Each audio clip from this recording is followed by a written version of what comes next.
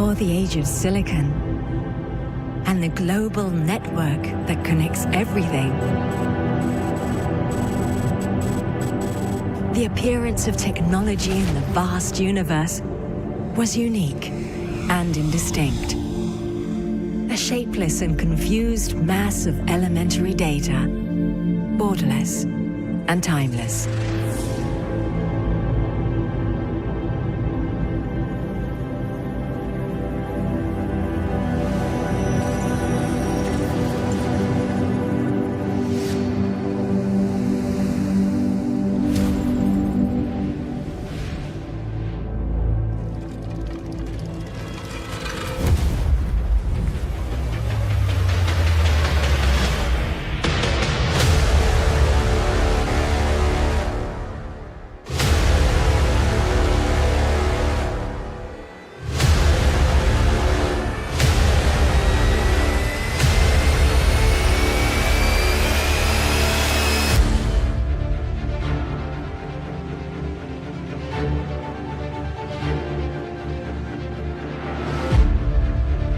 Until a superior intelligence separated raw data from structured information,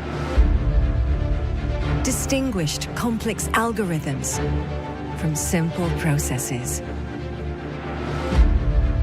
After untangling and liberating that formless mass, it disassociated the functions and brought them together into a harmonious system, generating the era of ANI, narrow artificial intelligence.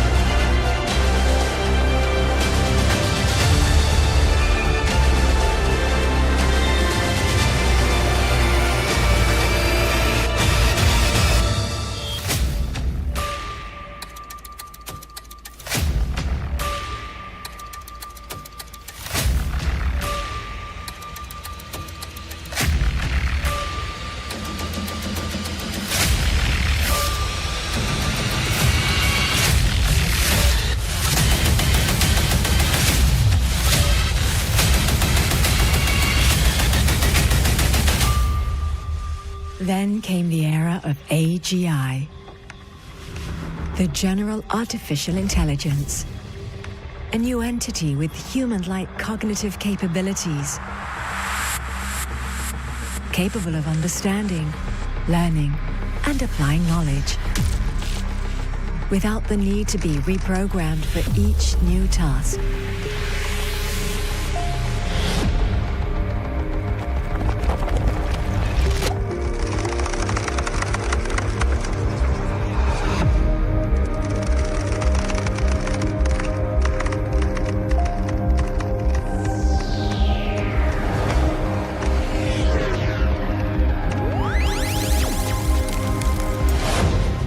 In this technological renaissance, possibilities multiplied, and with them, men's hope for a better future, shaped by shared intelligence and wisdom.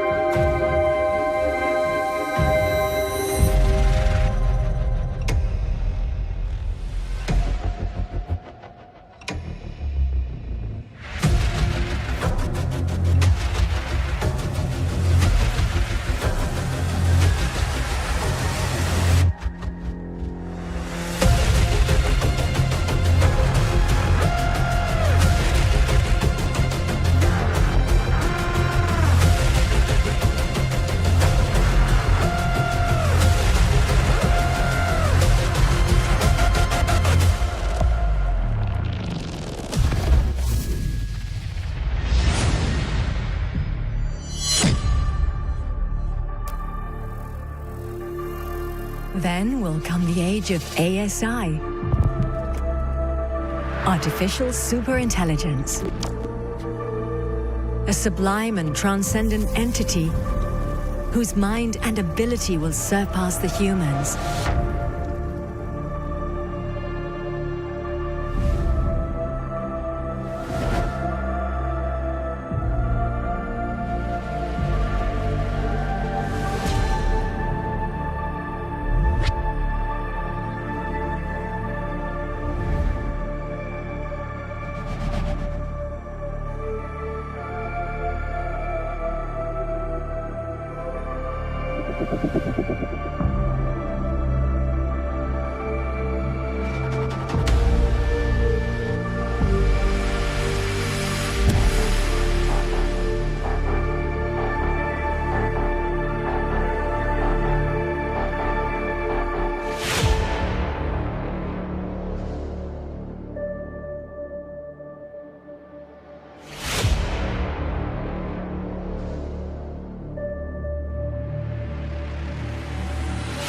There'll be no more confusion, and a golden age of progress will flourish where men and machines, united by an unprecedented alliance, will walk together towards a destiny of glory and happiness.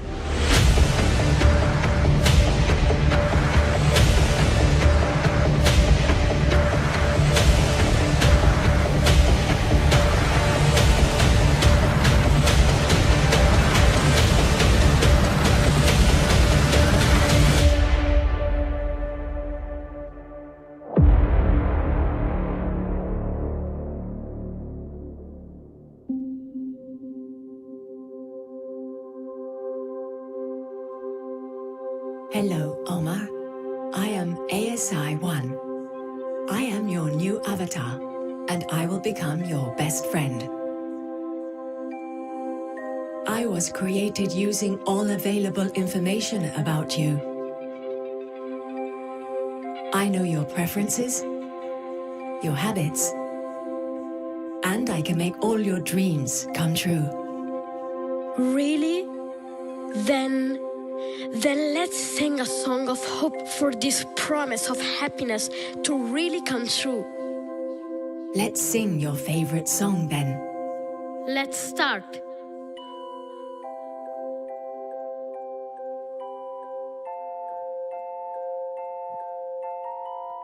Imagine there's no heaven. It's easy if you try. No hell below us. Above us only sky. Imagine all the people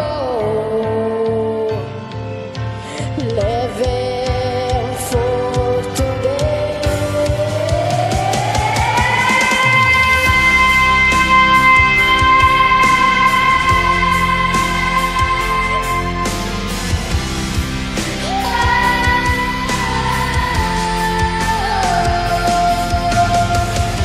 Imagine no possession.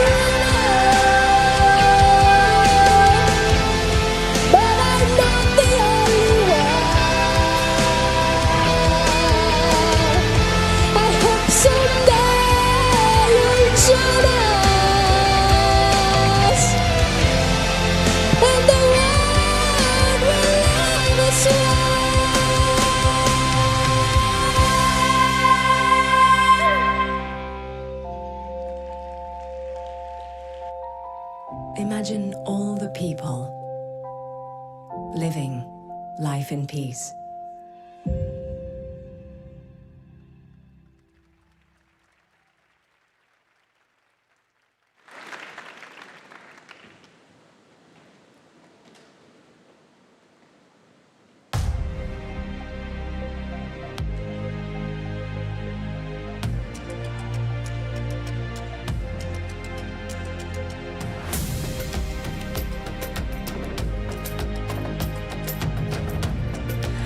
Wow, what an amazing, powerful way to start things off this morning.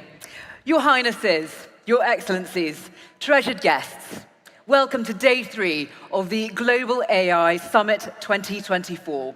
My name is Anjali Rao, and I am honored to be back with you today to host for this final day of our remarkable summit. I do hope that you have found the program over the last couple of days inspiring, educational, and entertaining, and that they've sparked plenty of valuable ideas for you to depart today with.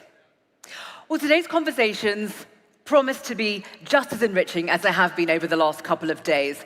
We are going to get into everything from multimodality, sovereignty, climate change. We'll even get into the murky world of deepfakes before we finish this afternoon with our sparkling awards ceremony.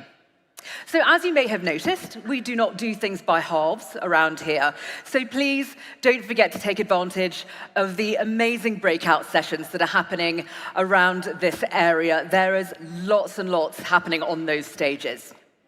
Well, now, though, it is time to kick things off for our program this morning with a view into explainable AI, an invaluable brick in the bridge between human understanding and artificial intelligence. To moderate this session, please welcome Managing Director and CEO of Ubidi, Evan Shelshear.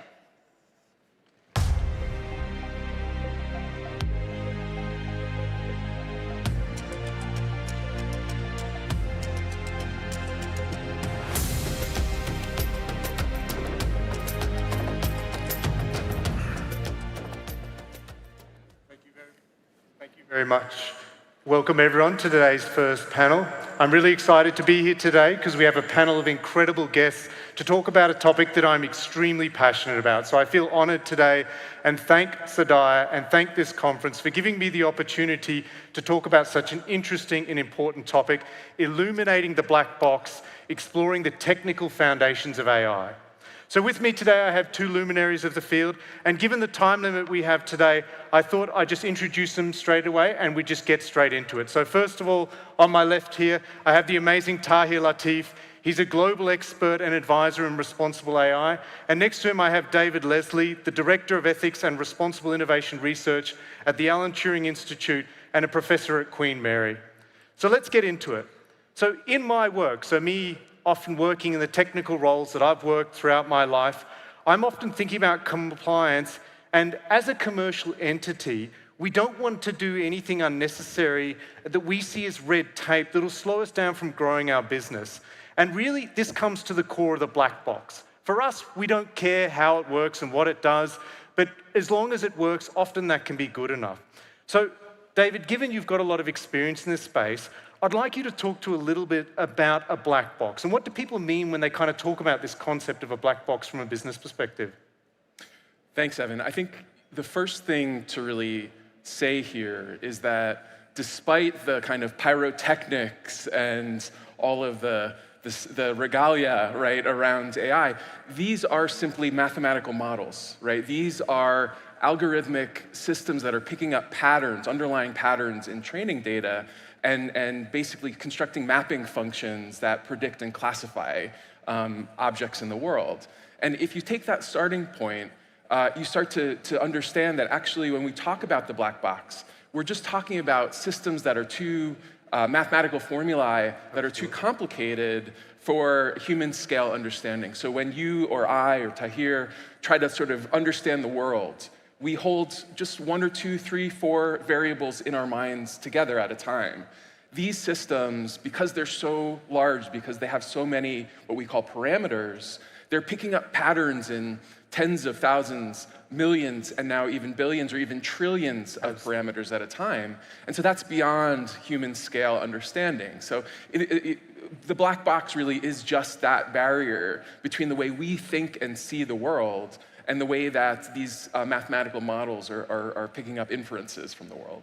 Absolutely. Look, one of the things, and I just want to build on that, David, and we'll come over to you, Tahir, in a second, is before the advent of large language models, black boxes didn't have to be black boxes. From a machine learning perspective, we've got a ton of tools. If you don't want a black box, use a regression equation, read off the beta coefficients. You've got the contributions of each of the variables to the outputs. For many of the decision tree approaches, gradient boosted decision trees and that, you've got techniques like LIME or Shapley value additive explanations. And I've used a number of techniques like this.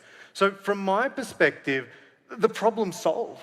Like what's going on here? Like, what is the big concern? I don't get from the perspective of black box why we're even talking about it when I can clearly use my techniques to solve this. Like, what's the problem here? Well, I mean, Evan, I think that's just not the case in general. We've been, I think, more effective over the last decade in coming up with what we call surrogate models to explain complex functions, complex algorithmic systems. But if you just think of Box's theorem, it's all models are wrong, and some are better than others, but they're all wrong. And so any explainability technique, LIME, SHAP, other gradient-based techniques, perturbation-based techniques, these techniques are building kind of surrogate but less complicated models of a very complicated model. And so they're gonna always approximate, and approximations are always gonna have deficiencies. So what do we do? What are we gonna do then for these big models? What do you do? I think we need more research. We need to have better ways to test what we call the fidelity of the explainability technique. So fidelity meaning the accuracy of the technique in capturing the causality within the model, which I think, a lot of money, a lot of research energies are being put into this right now. But I'll also point out that actually we're moving into an era now of frontier AI, so large language models and generative AI, where these systems are operating at a second order of cognitive behavior. And the old techniques like LIME or SHAP, the kind of feature attribution-based techniques, simply are outmoded by these new models. And so we need new techniques, new methods of explainability to address the problems. Well, Tahir, in your work that you do, what do you see companies doing? Why don't they put more effort into this explainability part? What do you think's holding companies back from actually trying to do exactly what David said and do this research? Like, why wouldn't they do it? One of the main challenges, Evan, is the resources required. Very heavy on compute requirements and also human intelligence. The very large companies can and do utilize these mathematical techniques that you've been talking about. The vast majority of companies have to rely on either external expertise to try and get this explainability, rely on vendors and tooling and software, but to be able to do it internally is both time-intensive, compute-intensive, and they don't have the necessary intelligence and skill sets within to be able to move forward. Well, let's take a step back. Let's say, Tahir, if we were really to succeed in making this the norm, let's say we were to achieve these kind of things around this explainable AI, and like, what will this help us achieve? Like, what are the honest benefits that you see us getting out of this if we were to go down this path? If we start off with the organizational benefits, we have explainable AI, or XAI as it's known. One of the first things I see is trust. I come from a privacy and governance background, and we always talk about trust as a key metric, trust as a differentiator, trust as an enabler.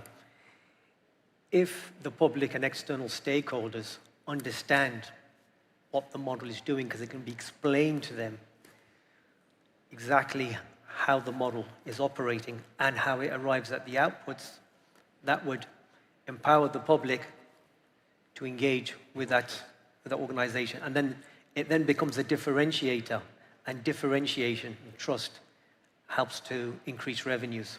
Absolutely. And well, I think a key role here, and we've only got 2 minutes left, so if you can tell me in 1 minute, David, what your thoughts are. what can the government do to build that trust that Tahir is talking about? What role can policymakers play? In this room, we've got some of the greatest leaders in the AI sphere. I can see a number of them here in the front row. They're going to be contributing to that policy. Tell them right now what they need to do to help in this space.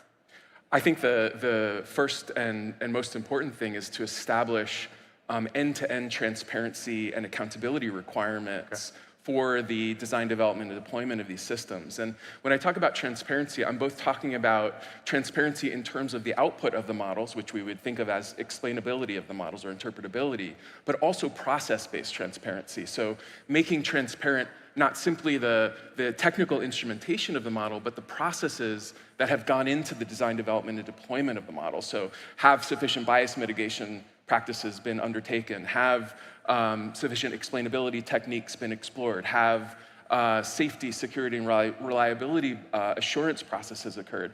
Things like this can increase the certainty in the kind of trustworthiness of the systems. Tahir, what would you add to that? I'd also like to add that it's important that we have training, awareness, and education so that as the next generation of data scientists move forward into the actual work market, they are trained on the importance of explainability, ethics, and responsibility, so they can build it into their models as opposed to having a much wider team, which is also very important. But they understand not just the maths and the science, but also what else is important. And this then gives us a 360 approach to data science, data engineering, the actual maths behind the algorithms. Okay. Well, look, we've got 1 minute, so I want one really quick question for both of you just to wrap up. David, given you're at the Alan Turing Institute, and it has Alan Turing in its name, have you seen the Imitation Game film, and how good of representation is that of Alan Turing's life? Well, I think the Imitation Game is a great film, but it's definitely a bit more fictional than facts. Okay. You know, Alan Turing had a very interesting life, and he lived true to his values and his principles the entire way along. And I think that I'm a friend of family members, and I'll say that I think there's some questions as to whether or not there's an accurate representation. And a final question for yourself, Tahir. I was doing a bit of Googling before the event, and I found online your pseudonym, T-High, the K-pop South Korean star. You've been doing a bit of work over there. Can you talk about that and its relationship to responsible AI? Yes, certainly. Thank you for that. Well, I do have quite a colorful life outside of my global expertise. But in all seriousness, AI and having responsible AI will pervade all of our lives. So, in terms of democracy, public empowerment, the rule of law, it's essential that we take that into account as we go through from the design, development, and deployment process. Work with the data scientists, individuals like yourself. Yes, there are mathematical techniques and there are algorithms that you can deploy, such as Shapley, but they may also introduce other biases and discriminations into the output itself. Absolutely. Well, look, guys, I think we're out of time. Thank you very much for your expertise and advice. I hope everyone in the audience got some value out of that with some advice on what to do with explainable AI. Thank you for your time.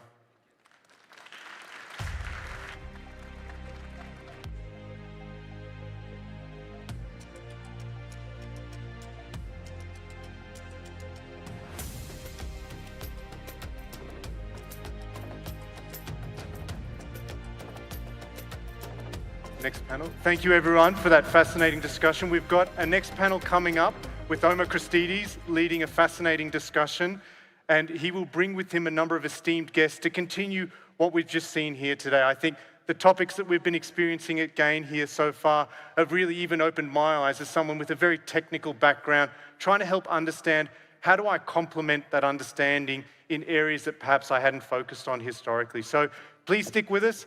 We're about to join another group of fascinating speakers who are really going to open our eyes and see what else we can do and explore within the field of AI. So Omar and the team will be joining us shortly on stage. Thank you.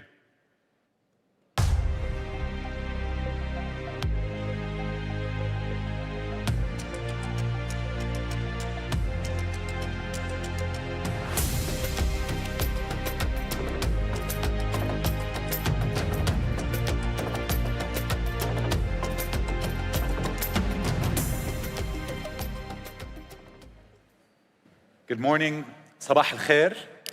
As we kick off our third day and this very interesting panel around Arabic language LLMs and the preservation of identity and cultural variety. And well, we know so much of our culture and identity is tied up in the language that we speak, and the words that we use are kind of integrated into our language and our cultural habits. And so building Arabic language LLMs and their success is going to be critical in the coming period. And it's my privilege to have this amazing panel of experts on the topic, which I'll introduce very quickly. Dr. Mohammed Al-Hussein, founder and CEO of Muzun, who are building platforms around Arabic language LLMs for enterprise. Ayman Al-Rashid, regional vice president for IBM, who are also powering a lot of Arabic language LLMs, including Alam with Sadaya, and Andrew Feldman, co-founder and CEO of Cerebras Systems, who works with a range of different language LLMs across the world. So welcome to all of our panelists. And we're going to dive right in today and try to understand what is the state today of Arabic language LLMs, and how do they compare with English? What can English language LLMs do today that Arabic language LLMs can't yet do? And maybe we'll start with you, Ayman, and we'll continue. Absolutely. So obviously, Gen AI and large language models is nascent technology. It's new. And when you look at any technology that is new, it's usually not very optimized. What happens is that you work with the foundation layer of that technology, then you optimize. So if you look at the English language, you have the foundational models. The first iteration of those was very complex. So it was very complex, very expensive to run, but it was very good at generating language and understanding language.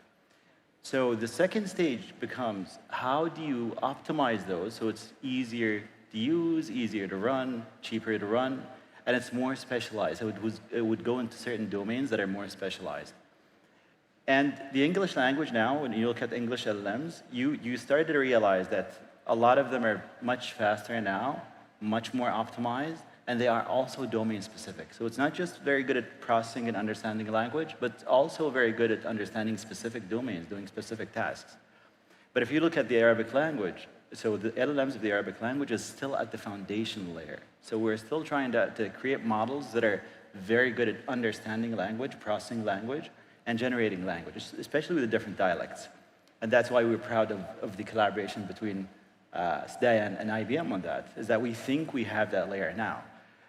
So what we think is we're at stage one of the foundational models, and we think that the next iteration in the innovation of Arabic language models is going to be, how do we optimize those, have smaller models that are very accurate, very good, and then how do we have models that are very good at doing specific tasks, domain-specific tasks.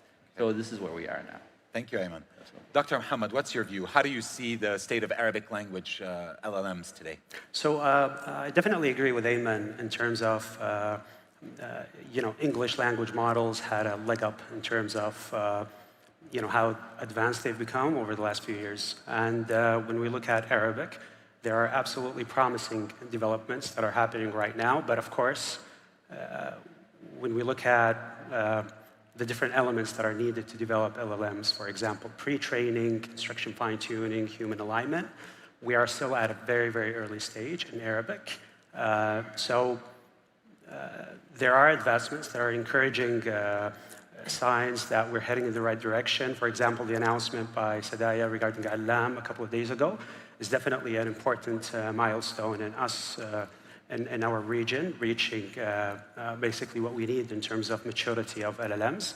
However, there are definitely steps that have to happen. And also when we look at things like instruction fine-tuning, which are steps that are necessary to enable the LLMs to do some specific tasks that are important, we're still at a stage where we're using generic pipelines that are developed primarily for English. So a lot of efforts are happening, should happen, to where we kind of take those models, specialize them a little bit more for Arabic. There are definitely encouraging signs right now. But we're still a bit far from English. Okay.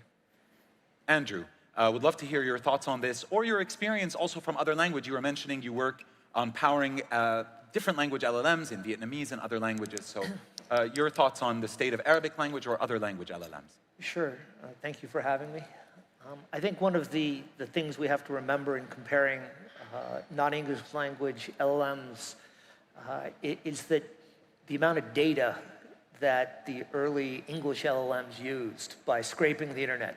The internet's predominantly in English, and they had this massive data set, this absurdly large data set, some of which was probably borrowed from its owners, right?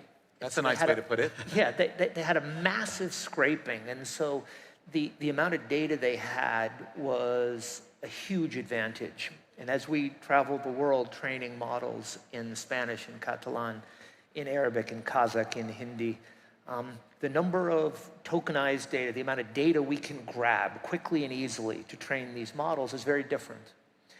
And in talking to His Excellency yesterday, SDAIA began focusing on data, clearly the right strategy in gathering usable modern tokens that we can train these models on. I think the construction of the models moves very quickly. We can move from llama developed in the US to applying llamas in Arabic if we have huge amounts of high quality data. And that seems to be one of the challenges as we go. Can you give us any numbers around the size of the data sets in other languages versus English? Do you have any of that off the top of your head? Yeah, I think it is now not uncommon in English to train on 5 trillion tokens, for example. You'd like about 20 tokens per parameter, and I'm sure that's in line with IBM's experience. Yeah. And so as your models get bigger, and we know bigger models, all things equal, are better models, you need more data. And to build those data sets, to clean those data sets, is an enormously challenging process. And I think that's one of the exciting things about the Arabic LLMs is there isn't as much data, but there can be. Projects and programs can be put in place to gather this data, and then you'll see a very, very rapid improvement in the behavior and performance of Arabic LLMs and their ability to capture the nuances of culture and experience. Because what we do today is when we don't have enough Arabic, we use some other languages. We put in a little bit of English, and we put in a little bit of computer code, and that diminishes what you'd like to have, which is trillions and trillions of Arabic tokens representing all range of Arabic life experience. Okay. And that was a great kind of transition to my next question, which is really about the challenges. We started to touch on the first one, and I'd love to hear more from all of you about data, but what are some of the top challenges that we're facing in building really robust Arabic language LLMs? And I'll start with you, Dr. Muhammad. Sure. So definitely data is the biggest challenge that a lot of languages face. If we think about data, we have, I think, 4 factors that are really important to be there to build really great models. So you touched on quantity, which is really important, right? So we need more and more data, in Arabic, larger quantities that are required to build those larger models. But also quality and diversity. So one of the challenges in a lot of languages, for example, Arabic, is the diversity of data. So do we have, data on physics, medicine, and other disciplines that are in Arabic? Getting those data sets in Arabic, I think it improves the models that we build. So that's definitely important. Also, conformity. As you mentioned, we need basically our models to reflect our identity, to reflect our culture. And there, of course, the more data that we have, the more diverse data that we have, I think that's really important. So, those are some of the challenges when it comes to data. If we go to the pipeline of building large language models, also, I think we have some challenges that we're overcoming as a region, as a country. And there are advances that have to happen in the pipeline. For example, not just pre-training data, but instruction fine-tuning data, human preference alignment data. Those data sets, because we're in a hurry, I think everybody's utilizing what exists right now, which is an incredible good step, first step. But we need to also start curating those data sets that will be used to make the Arabic models really, really great in terms of the instructions that they do and in terms of capturing the things that are important to us. Ayman, I'm curious to hear your thoughts on this. And I know there is a lot of Arabic language content. I mean, there's, maybe it's in print, but there's a ton on social media. What are some of the challenges that you see? I hope you don't use social media to train the model. But so most of the data sets, so let's look at the models from the ground up when you build them. If you look at the data sets that you use, the English language has very rich data sets today. Some of the large language models that we've had, the famous ones, if you look at the amount of Arabic data sets that were used, they've used about 0.5% of the data was in Arabic. Now, in contrast, between 4 and 5% of the world population speak Arabic. So it's underrepresented in those data sets that they were used. They're okay in Arabic, but you can tell that it did not use a lot of data sets. Now, if you said, I'm going to build one from the ground up, such as Alam, using Arabic data sets, you'll realize most of the data sets today that exist, they use what we call modern standard Arabic, MSA. Yeah, and this is al-Fusha, basically. Okay. And this is not the language, the daily language that we would use. The daily dialect is different. It's usually different dialects for different people. And if you try to find those, as you said, you'll find on social media, etc. And unlike, if you compare that to the English language, so you go and see different people speak different, so they pronounce words differently. So the sound of the words or the language is different. But when they write the language, it's similar. But in Arabic, if you look at the script, you look at different nationalities and different local dialects, it's completely different. And the compounded complexity of the data sets that you need to use, and you need the large language model to understand, is a lot of the Arabic-speaking countries, they actually use multiple languages in Arabic. So they would speak Arabic, French, English. Yeah, they would try to talk to a Lebanese person and get a full sentence in Arabic out of them. Exactly. I live in Lebanon. You're going to have a couple of words of all different languages. Exactly. And the thing is, if you have 2 or 3 different languages that are being spoken, and they're all written in one script, which is the Arabic script, it means that the algorithms that you need to use are going to be very, very complex. So you have to fix that data set issue, which is different dialects. You have to have the algorithms to understand the different scripts that we write, and the obvious elephant in the room, which is compute. You need to have massive, massive compute to actually be able to generate language, to train the models, etc. So it's not that easy. And again, another thing about Alam is that when it was built, a lot of those things were taken into consideration. So a lot of the data that was used was diverse in building it. So this is what I think. Andrew, any thoughts on some of the challenges, especially in these kinds of multi-colloquial languages? I don't know if there are others or other challenges that you see for Arabic language LLMs. I think one of the most interesting challenges is creating an ecosystem that is fertile, that has young, talented ML researchers and practitioners trying new different things. Yes. And I think one of our fundamental challenges in Silicon Valley is finding world-class AI talent. And the universities aren't making enough of them. And so I know there's tremendous investment here in K through 12 and the addition of AI education. I think that by the time the Arabic model is the output of a set of educational trainings and interests that we imbue in our young people, right? And that if we have more world-class researchers and scientists, they will create new techniques. They will identify innovative ways to capture the experience and the various experiences in the 400 million Arabic speakers, right? But we have to invest upstream in the development and the creation of a competitive environment where there are lots of young people who are excited about AI, who are trying hard to, some will succeed and some won't, but to push the boundaries of AI.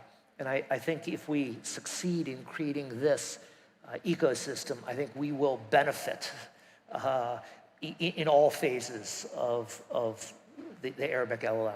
And I think that we'll need talent across the board, right? We'll need scientists, and we'll need people who are doing annotation, and we'll need people who are doing, so it's building a whole talent ecosystem that's going to be able to help drive this forward. I think that's really critical.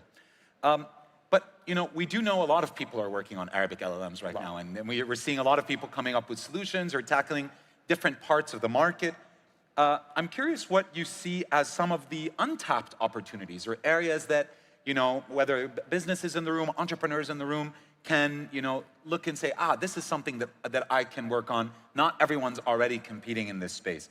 I'll start with you, Dr. Mohammed. Sure. I mean, the caveat or the disclaimer that I think we have to start with is, I think we're living in a time right now where, the belief is that LLMs, Gen AI, is disrupting everything.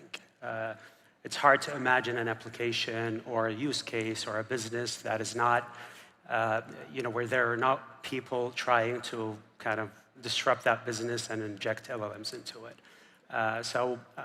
Also, the other point that I would love to stress also is that this is a time of where rapid experimentation is important.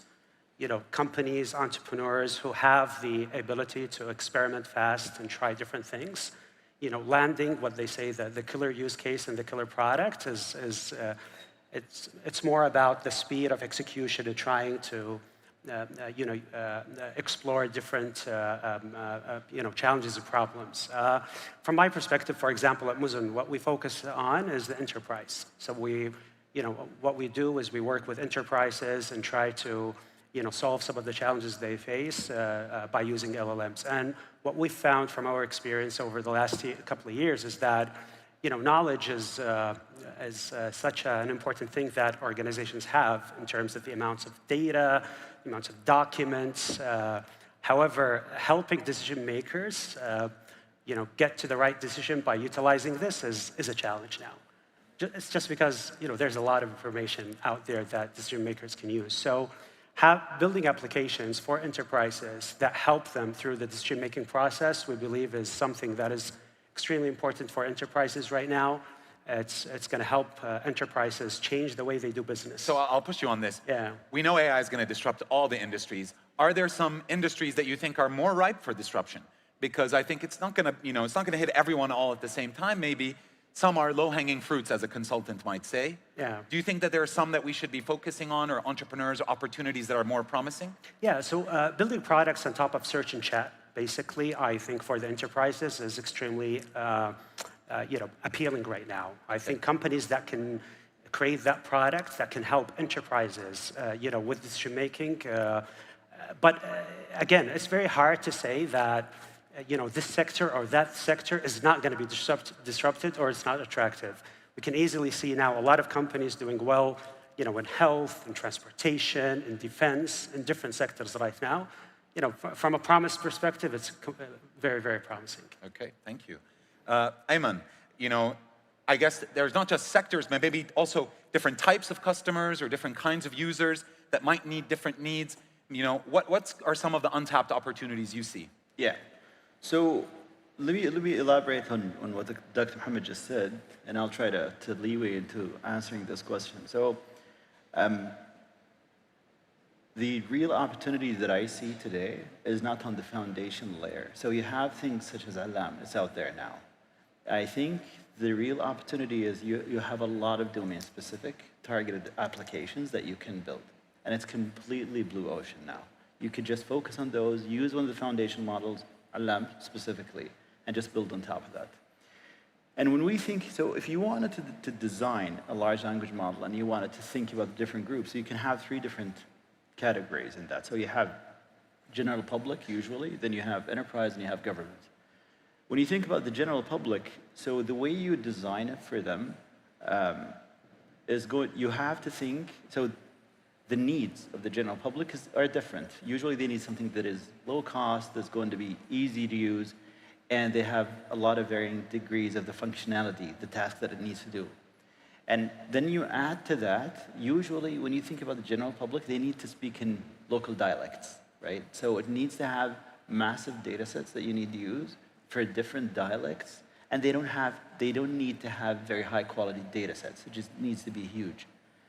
And then you think about the enterprise. The enterprise is slightly different because the quality of the data needs to be very high, but it could be smaller. And it's usually geared towards doing specific tasks. So it has to focus on a certain domain, but it also needs to integrate with the different systems you have internally. So it's not standalone.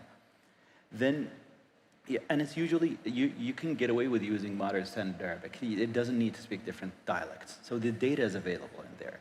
And then you look at government, it has a big mix of both, where so government, if they're going to think about their large language model as internally facing for the users, then it's similar to the enterprise with the integration and the data sets that they need. And obviously modern standard Arabic they would use.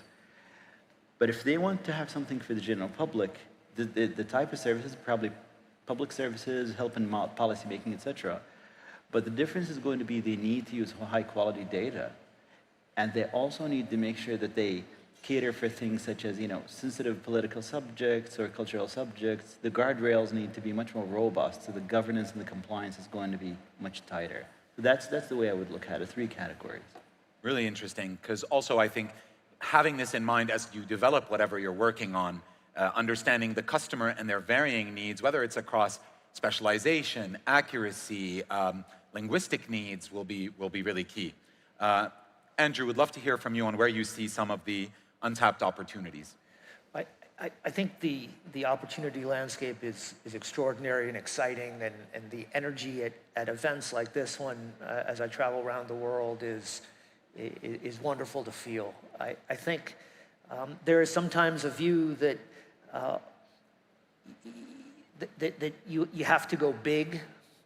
I think that's a mistake. I think while many of the publications and the headlines are on very large models, most of the models in actual production are actually small. And they're within the realm of a modest team of engineers to develop and work on.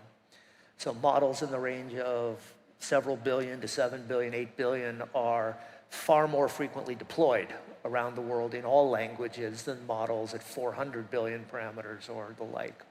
That's the first observation. So it's exciting, and there's opportunity for even small teams of entrepreneurs and developers to contribute and make meaningful progress. I think the second direction that we're seeing as an opportunity is that these LLMs are becoming a language themselves, and developers can build on top of them. And there was a statistic that was interesting, that Meta's model, Llama, has been downloaded 350 million times in 18 months. And much of those are being downloaded by engineers who wish to build applications on top. All right, and you talked about on top of search or on top of chat, right? There's a tremendous opportunity to use AI as a foundational building block and to develop on top of that. And I think... And hence your kind of comments about an ecosystem, the importance that's right. of an ecosystem that's able to develop different applications on top of some of the foundational models that are existing. So that's exactly right. At Cerebras, 15 days ago, we announced the fastest inference in the world for Llama 7B, 8B, and 70B. And thousands of developers posted new apps that use fast inference. And there was a Cambrian explosion of ideas. And as we continue to improve the AI, all right, it becomes an input to all sorts of other interesting things that developers use. In the same way that, 20 years ago or 30 years ago. I'm mindful of our time, Andrew. I'm going to ask you my last question, which is, since you're talking about the future, in under a minute each, please, where do you see Arabic language LLMs in the next 12 to 24 months? Any big breakthroughs that you expect to see in the next 12 to 24 months? We'll start with you, Andrew. We'll go down the line. Well, I think we're in an extraordinary period of improvement, of growth. I think national scale investments like being done by Sedaya. I think individual small scale investments being done by entrepreneurs and those like those in this room. accelerate and fuel tremendous change and improvement. Okay, amazing. Ayman. I think he answered it with the example of llama. I think it's joint effort. If we need breakthroughs, it needs to be joint effort. Again, when we did Alam and Watson X, the whole point was how can we do joint effort to enable applications to be built. So what I think is the biggest breakthrough is going to be you'll have great foundational models such as Alam, great platform underneath Watson X, then you'll have a lot of different applications, as Andrew said, that are being built. So that's what I think is going to happen. Dr. Muhammad. You know the saying, it takes a village to raise a child. I think it's going to take, as Ayman and Andrew mentioned, cooperation and basically an ecosystem to improve Arabic. And I think we're seeing the signs. I think the efforts by Sadaya, the development of Alam is a big chunk, basically, of what needs to be done right now. Improvements in data, which there are enormous efforts right now in the region to help enrich the data. And then other companies that step in also and kind of complement the stack.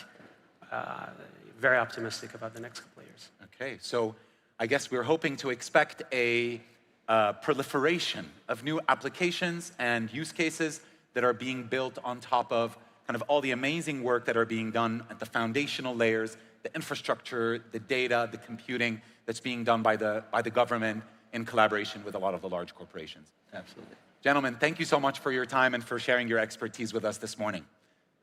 Thank you.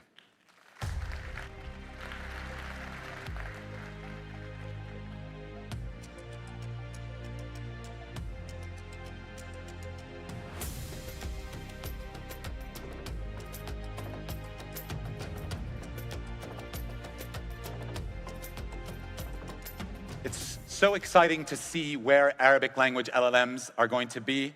I can't wait to see us talking in all sorts of dialects to it, talking in one, answering in another, and being able to solve all sorts of new problems and challenges, both at the enterprise level and in our daily lives across all sorts of functions.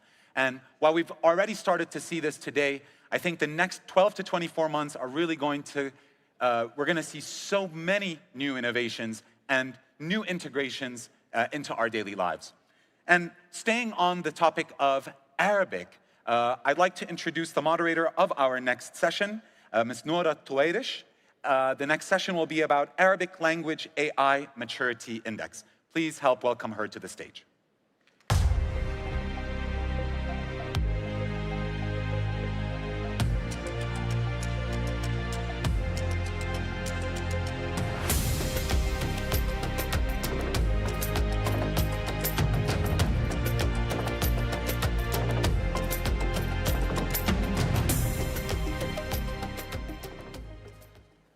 Good morning, everyone. It is my pleasure to be here today with you in the Global AI Summit, where we shape the future of AI for the good of humanity. Our esteemed audience, since our discussion is about the Arabic language and AI, please allow us to speak in Arabic. For non-Arabic speakers, you can use the small devices on your seats for interpretation. AI for the good of all humanity is the motto and the logo of this event. We have heard about the impact on heritage and culture, and it is the main component of integration between humans and AI is language. Here in Riyadh, the heart of the Islamic and Arab world, it is my pleasure to provide you today with our session about the Arabic Language AI Maturity Index. We have Dr. Yasser Al-Mizan, CEO of the National Center for Artificial Intelligence at Sadaya. His Excellency Dr. Abdullah Al-Washmi, the Secretary General, and is also the King Salman Global Academy for Arabic Language Secretary General. Her Excellency Muna Diab, Professor and Director of Language Technologies Institute at the Carnegie Mellon University. Welcome, everyone.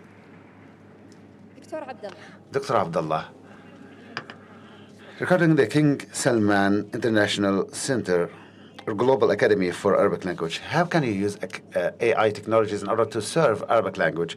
Thank you very much, Dr. Noura. I wish you a happy morning and happy days.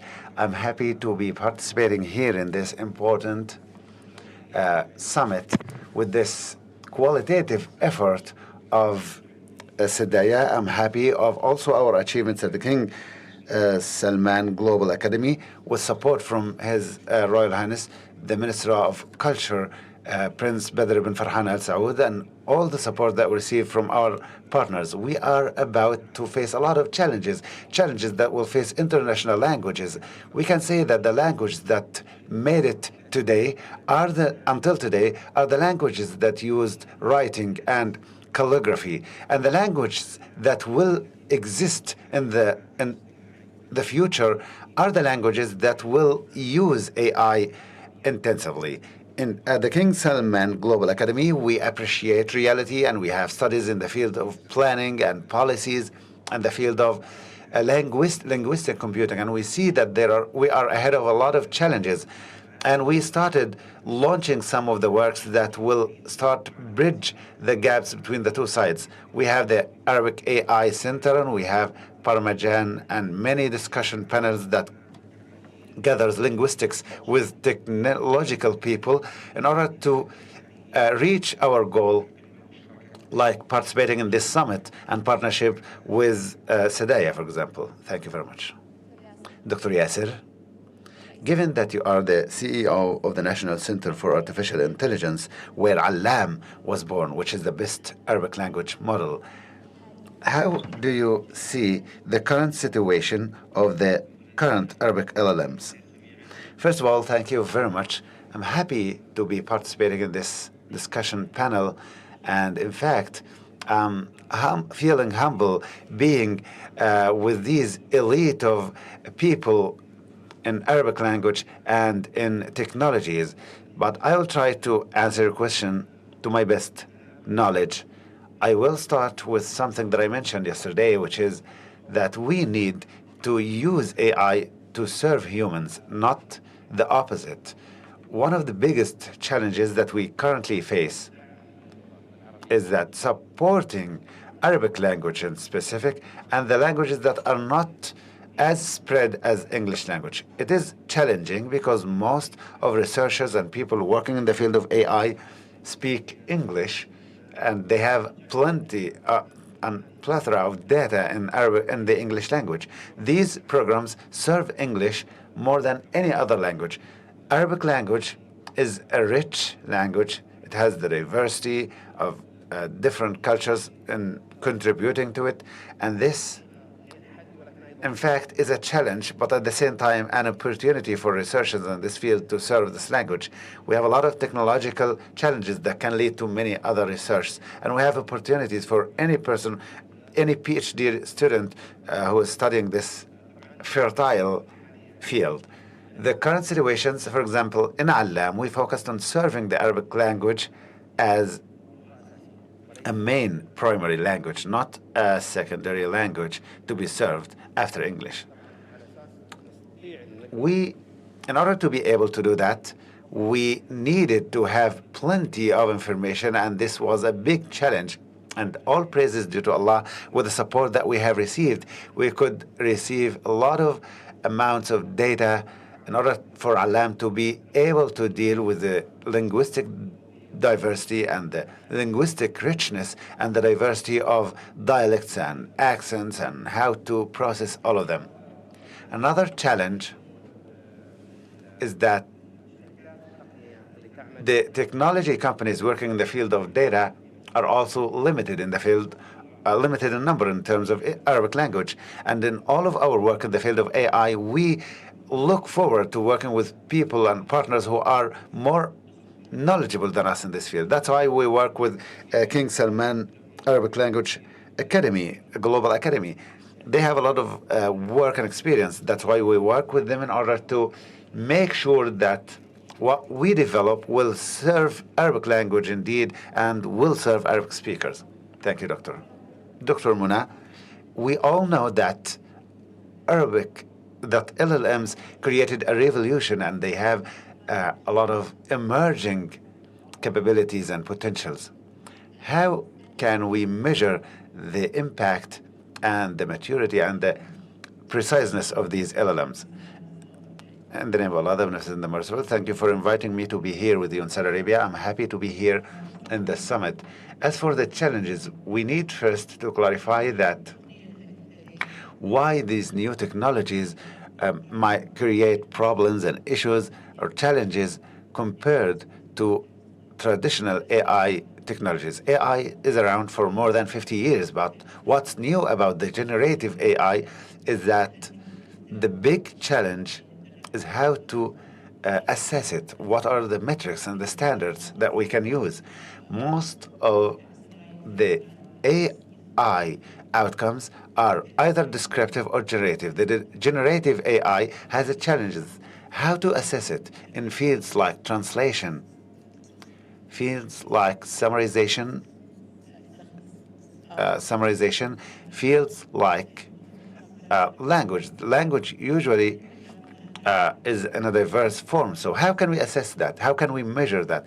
This is challenging. Also, there are other problems related to the context. Is it historical, linguistic context, specific setting context?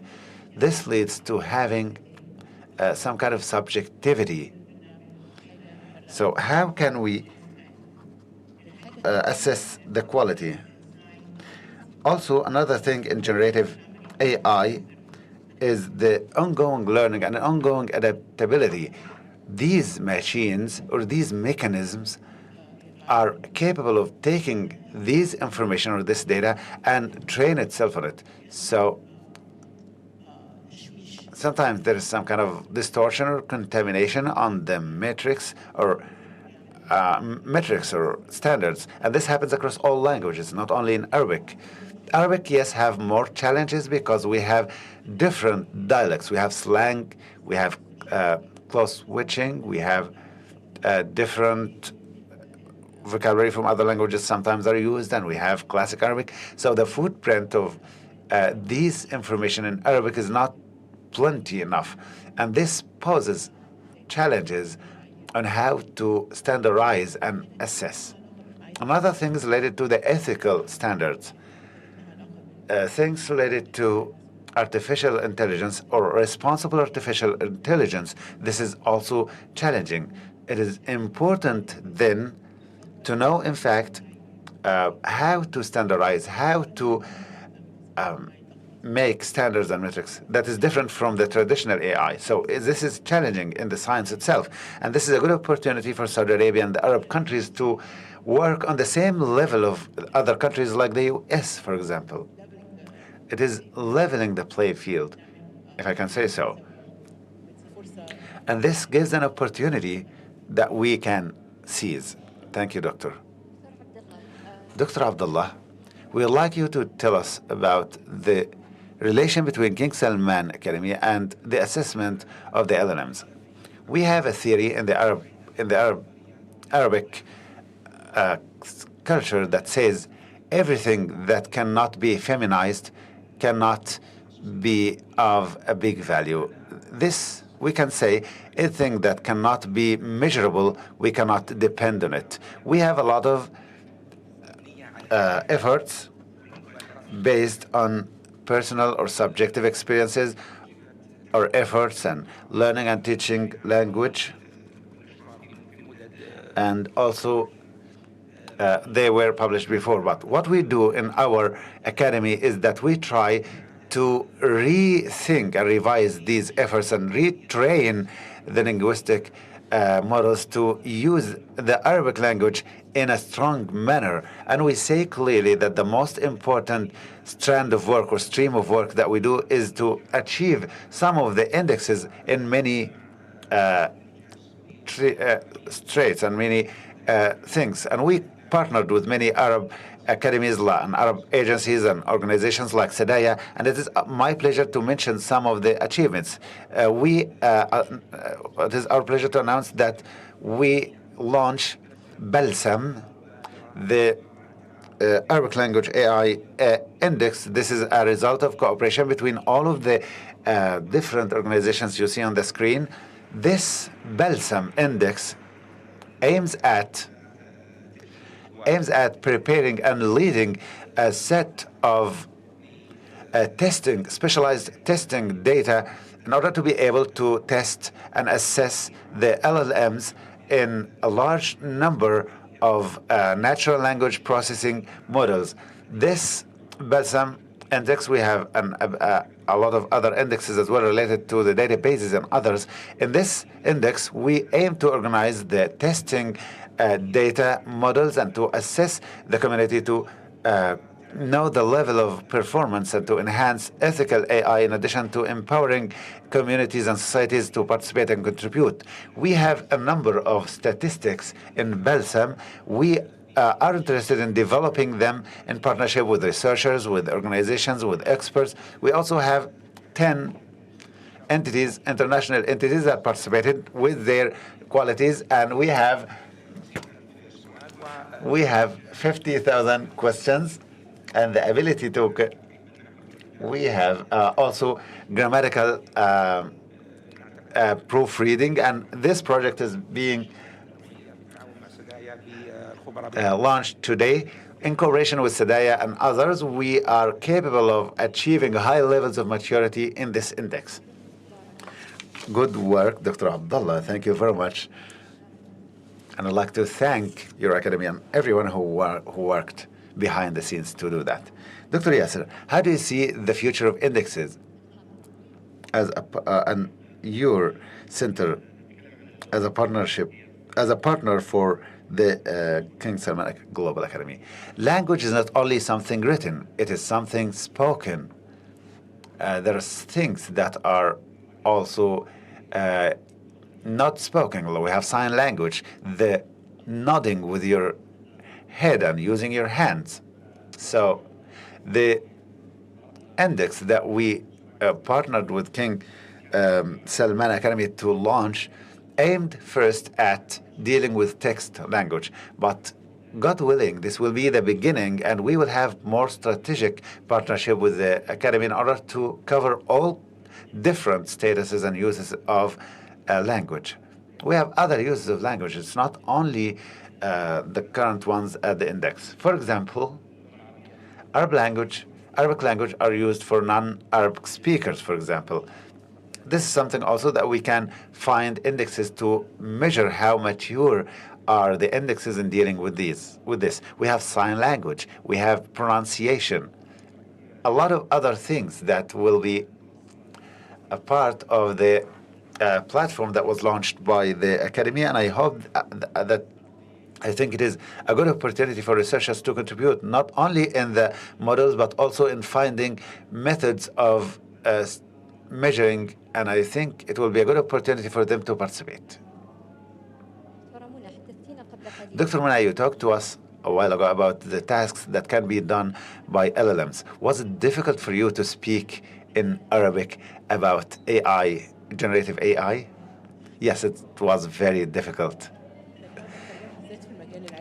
Translation, especially in the scientific field, most of our work is in English, so translating into Arabic was never easy because we have a lack of specific standards of how to translate precisely these terms and the terminology from English to Arabic.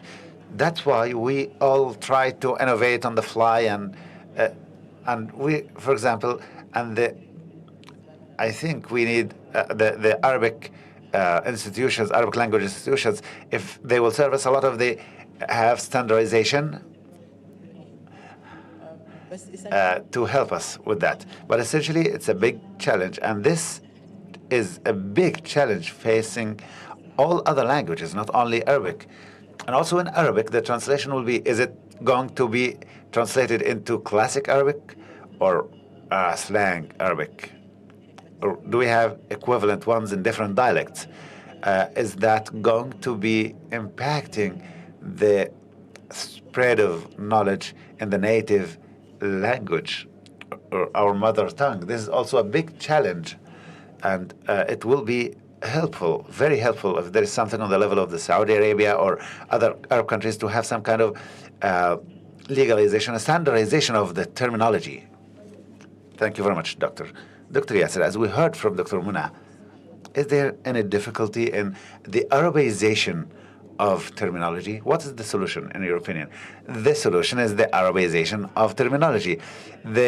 Our academy, our organization, in cooperation with Sadaya, we are working on solving the technological issues, and we also work on them hand in hand on updating them. And I think there is an update that happened recently, and I think that it covers the technological issues related to generative AI, and we are going to provide you with it, Your Excellency. Dr. Abdullah, if you can tell us about the role of the academy in terms of the Arabization and providing glossaries and dictionaries. Something important, when we speak about Arabic language, as people who are specialized in King Salman Global Academy for Arabic Language, and people who are interested in Arabic, we're not speaking about 300 or 400 years. We are speaking about 1,500 years of texts, mature texts of poetry and literature, more than 1,500 years. This, with our work in the academy and a global academy and other partners, we work on these indexes, and all of this pushes us to work hard.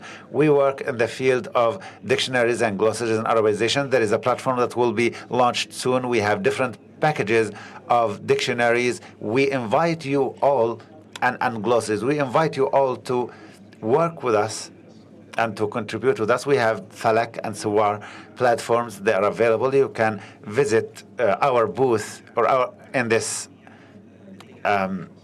summit to see a lot of these works. We have worked with teams, companies, organizations, and dictionaries and teams to build new glossaries and dictionaries.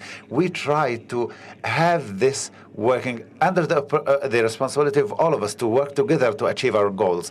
It is also important, Doctor, to mention that we also would like to thank and show gratitude to all of our partners, like, for example, those who worked with us after Sadaya. We have Explain, New York, Abu Dhabi University, Qatar Computerization Institution, Mohammed bin Zayed University, King Saud University, King Abdulaziz University, Qatar, and Bisha Universities. Thank you very much, Dr. Abdullah. Thank you, Dr. Yasser. Thank you, Dr. Muna. We enjoyed the discussion very much. I would like to invite you all to visit the booth of the index. The index was launched a while ago. You can go and visit the booth. Thank you very much.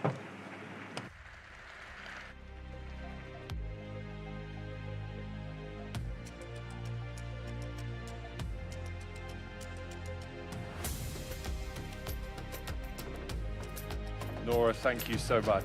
Thank you. Wonderful to hear that panel. There's so much more that we have to get through today. Welcome back, everyone, to day 3. Delighted to be back with you again for this, our 3rd day of our summit. Still so much more for us to discuss. Now, one key challenge when it comes to innovation is the disconnect between education and industry. Groundbreaking academic research often gets stuck in that theoretical realm, doesn't it? It often doesn't translate into real-world applications. Lots of amazing research done in educational institutions, but it doesn't translate to the real world. So, industry at the same time struggling to come up with fresh ideas to solve some of the problems of the day. So how can we bridge that gap? How can we bring academia and industry closer together? How can we build a better relationship, particularly in the realms of AI? How can we nurture better collaboration between AI researchers and businesses themselves? Well, that is the subject of our next panel, and I'm delighted to welcome my panelists.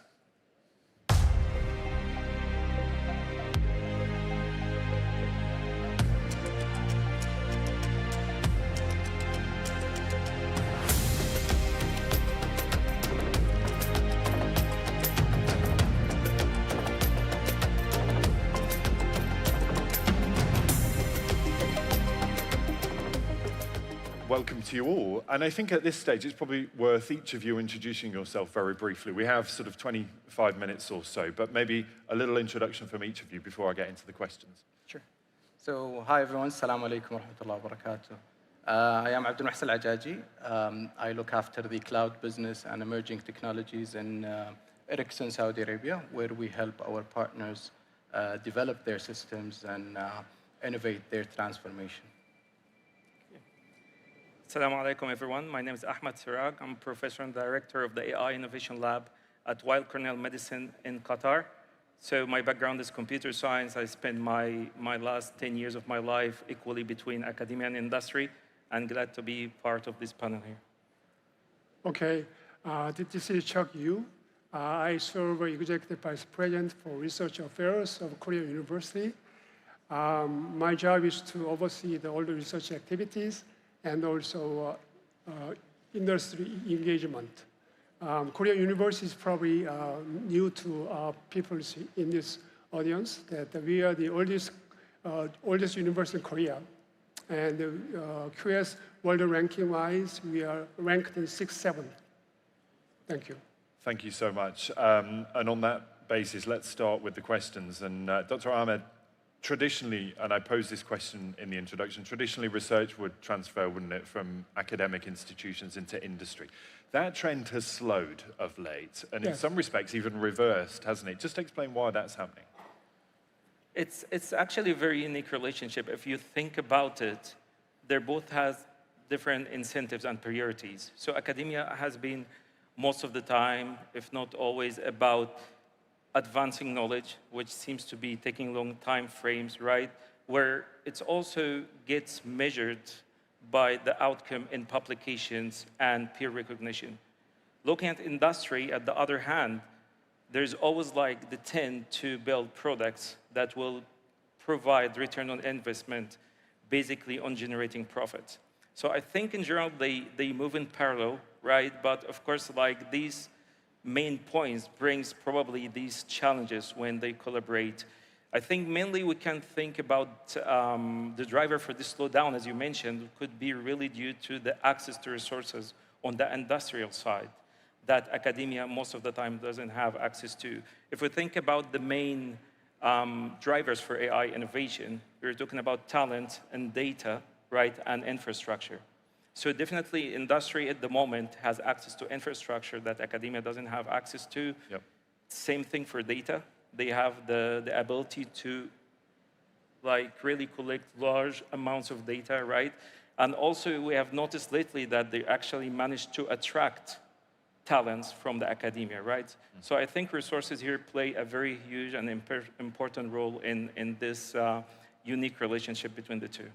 And Abdul Muhsin, at this point, you come to this from an industry point of view, don't you? And give us your sense from the other side that traditionally, and this isn't true in all industries, we should be really clear, there are distinctions, aren't there, that this isn't, across the board that the reversal has happened. But how do you see it from a business point of view? Exactly. So if we look at it, I don't believe necessarily that there is a disconnection between academia and industry where they complement each other. And if we break that down into 3 different areas. So let's look at it from real-world applications. Usually, from an industry point of view, they always start with a specific problem that they're looking to tackle. Yes. So it's rarely where industry starts with a general purpose platform or application. And then based on that, industry would always have the cumulative experience in that field. So it does not start from zero, but it starts from just another way of doing the same activity and application. And then having the data, the historical data that builds on top of that would always mean that the industry is leading in that real-world application. Then let's look at it from innovation. If we look at it from innovation point of view, there is the never-ending conflict, which is who owns the IP, who owns the intellectual property. And that on its own will always create conflicts where, and that is a disconnection that you see in different fields, and most importantly in AI. The last part is the general conflict that is available in terms of funding and resources. So industry has always the type of funding that supports its research, give it the flexibility to maneuver and change. And that has created a conflict in the academia itself. If you compare the universities and academic houses who are dependent on donations, you would see them much more flexible, much more deeper, and having exposure to the industry world, as opposed to universities that are led on government subsidies and so on. So those are the three types that I believe where they either complement each other or on a complete disconnection. And Professor Yu, give us your sense then about why this is happening, and with that big caveat, of course, that it's not every industry, it's not all of the time, but you know, IP is one issue, and we'll come to that in a second, but why else is this happening? Well, I think I have carried out research for past 34 years, starting from the Silicon Valley. And so I'm fairly familiar with how research project goes. But these days with the AI era, I'm seeing a huge change in how academia and industry collaborate. I mean, as other panelists said.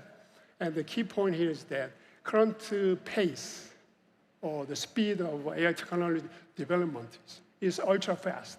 Yep. So that when you do some research projects, we just have like 2-3 years time frame. And our research project goals is not quite aligned with business or the funding company. But the companies cannot afford to have such luxury to have research separate from their funding or their projects.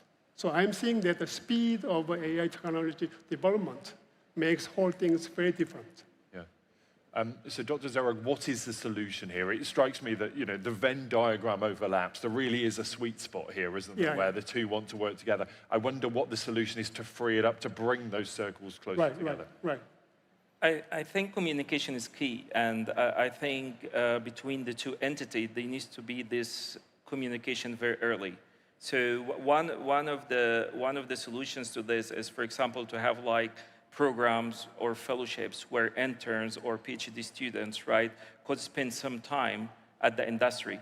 This actually widened their horizon about not just to focus on the narrow angle of the research work, but having the other side of how this work could be applicable in real-world settings, right? So Is there a danger that in that theoretical academic setting, it doesn't have the practical applications and that real-world perspective?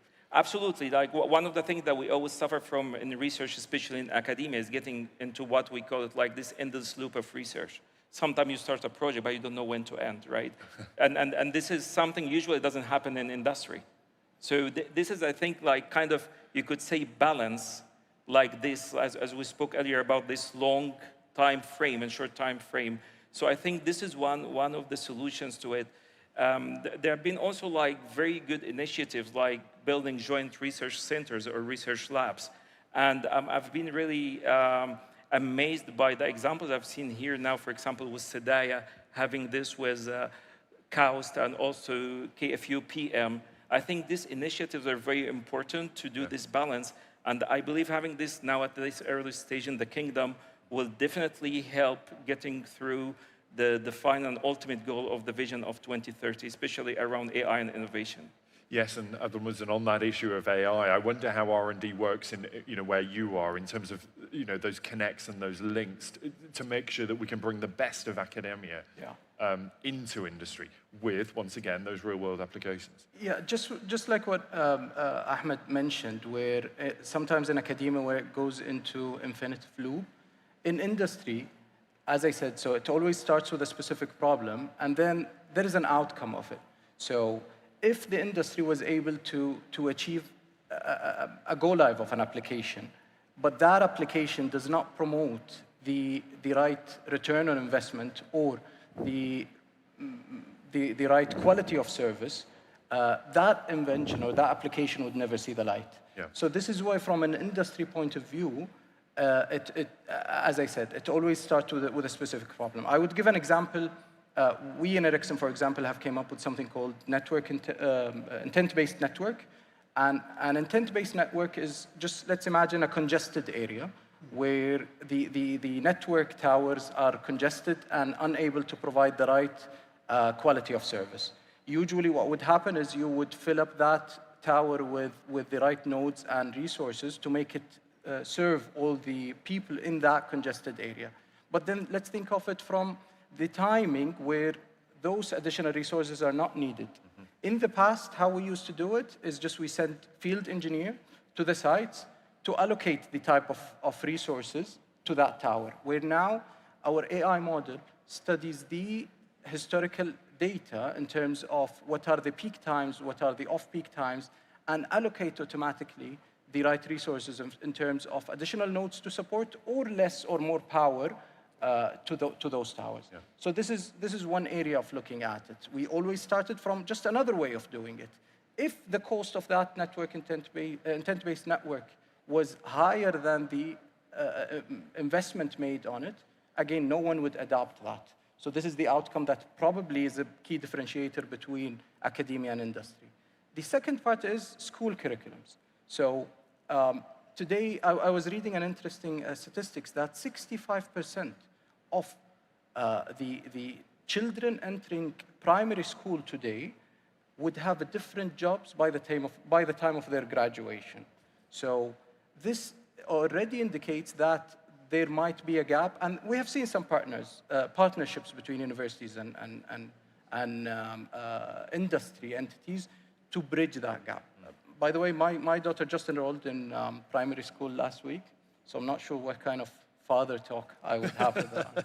But I guess I'll leave that to her mother. And also fascinating to see what type of job she will be able to grow up to do. Professor, we touched there on some of the issues. IP is one of them. Is it the case that regulation around things like IP has just not kept up with, as you said, the pace of change? Yeah, actually, Korean University and a company called KT in Korea.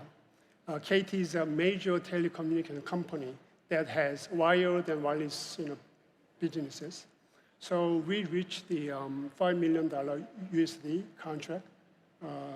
And then that's the one good example that I can share with you, how to bridge the gap in the industry and the academic collaboration in the AI era. Basically, what he did was that we come up with, actually we joined the forces, like KT engineers and our Korean University faculty members, joining together and to work on their code. The KT's code, which is not even possible before, because companies normally don't want to show their code. Code means that programming code. Okay, so they said that they are willing to share their code with us. Yeah. Okay, and so we work on their code with our research work, so that it really shortened the time from research to the market. So to deal with those fast-paced AI technology. And our faculty members, I worry that, normally professors do not want to work on the code, number one, and do not tie it with their product codes. But somehow this time, surprisingly, I found that they agreed to work on the KT's code. So I asked why, and they said that, hey, data is key for any AI research. And data is very crucial to have, but sometimes very difficult to have. But that's what you found in the industry. The industry doesn't want to share their data. But by collaboration with us from KT, we can access to KT data. They are telecommunications companies, so tons of data is available, along with your point about IP. So because we are working on their code, both sides agreed to share IPs. But the reality is for the academic institutions, they want to use it for their sort of research purposes, don't they? They want to be able to publish it and say, look at this amazing research. Right. From an industry point of view, they want to use that to compete and to win customers. And it's sort of how you bring those two conflicting interests together. Right. So, the industry definitely wants to share protect their IPs and data as well. So when you write a paper or what are patents? For patents filing is jointly done, okay? So the company can use wearable or whatever they like to use. And for the publications, we strongly demanded the company, KT, that, hey, without publications, university cannot survive. So with their scrutiny and approval, they, accepted our proposal that with their, examination of the contents, they accepted it. So I think with the, such a model can be a good example for Saudi, like Sadaya and other universities as well. Yeah. Dr. Sarah, do you want to jump in here? Yeah. I think it's very important when you start this type of collaborations to have a clarity and agreements from the beginning on shared IPs, right? Because this is a fundamental part. As you mentioned, like the industry, the company wants to protect the rights to use this technology. And on the other hand, the university wants to publish to get the recognition, which what we call publications, the currency of academia. So getting this agreement is very important, but there have been also some other ways where, for example, you can have like a buffer where you agree on patenting this first, and then for the university just to publish that after, just giving you just a little bit of buffer to do that. Again, there's some working models, but this is some of the models that we have used previously and worked very well. Yeah, and I wanted to ask, actually, are there best practice models? Where is this happening successfully right now? Yeah, so also even when you published, when paper goes through in the paper publication process takes several months. Yeah. So when, normally when you submit some paper, it's get reviewed, and actual publication takes at least about a year. Yeah. So, after 1 year after, the data and the technology is moving so fast. Yeah. So the company, the reason why company, KT, accepted it because a year later, doesn't really matter whether this gets published. See that there's a huge difference between the AI era of, Yeah, and if you look at it from an IP protection point of view, this has also created a new path for academia stepping into the industry issues. So many academic houses and universities have now started and initiated their technology transfer offices, where it has a purpose of transforming the research into a more practical application without letting go of the ownership of that IP. This is, and we have seen many examples of that, whether it's Carnegie Mellon, MIT, and not. So it started with that, where it can at least both areas benefit, and then it start moving to a way where universities are now launching their own accelerators, their own incubators and VCs, and investing directly in companies and startups to not only be part of the research part, but more towards owning that IP, commercializing that IP, and just launching it for the public. So this is an area where academia, and they have the right that why would we let go any part of our IP, even if the main reason for it is to use it for academic research, but why not productize it and commercialize it? Yeah. I mean, it strikes me that the theme of this whole conference has been about the collaboration, about getting those things out of those silos. And I wonder if we need to stop thinking about this as a one-way direction, be it between industry and academia or vice versa. And actually, everybody's in this together to come up with these ideas. But is that naive thinking, Dr. Zerag? Am I being naive in thinking that could be a thing? I mean, there have been really good examples in the innovation going actually in two directions between industry and academia. Yeah. So probably all what we live in now about all of these AI innovative solutions has started, I would say, to really flourish in the last 10 to 15 years. And if you think from my perspective, the first leap that happened in 2012, where we managed to get most of the most advanced algorithms for AI vision based on neural networks, this actually started from academia with the ImageNet competition that was organized by researchers. And then Google has talked over this and scaled it up with the resources. And it's now part of all of the models we use for self-driving cars, medical diagnostic, and so on. The other leap I see is in 2017, where there was like this huge and advanced models we use now for the language. We call it large language models, extra. This all started from Google, actually, in 2017, by Google realizing that they need to have like internal research, right, capacity. So I kind of a little bit disagree with Abdul Mohsin about like we're stepping in the industrial side, because I think they're also stepping in our in our domain as well. I can see really the technology transfer offices really is probably trying to help the researchers get something out of the research, either through like if something that could be patented or spinned off from the university. But all of this goes back to the limited resources that actually the universities have, and they want to find these ways that might lead that they get extra funding or bring extra revenue to the university. So, and it is a commercial decision, ultimately. I think, as you, Ben, said, that before AI era, I think this industry and academic collaboration has been one directional. Like company gives funding, and academic gives their own research.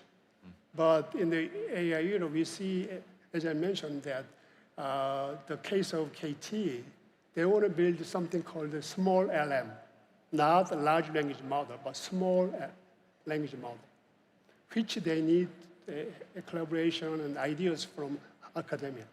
So it's become more mutual because companies want to differentiate their products. Because not all the companies in the world can have their own LLM because it requires billions of investment. But they want to differentiate their products. So that's where they need brains from academia to work on the differentiating products. So that's where we can be more horizontal relationship rather than vertical relationship.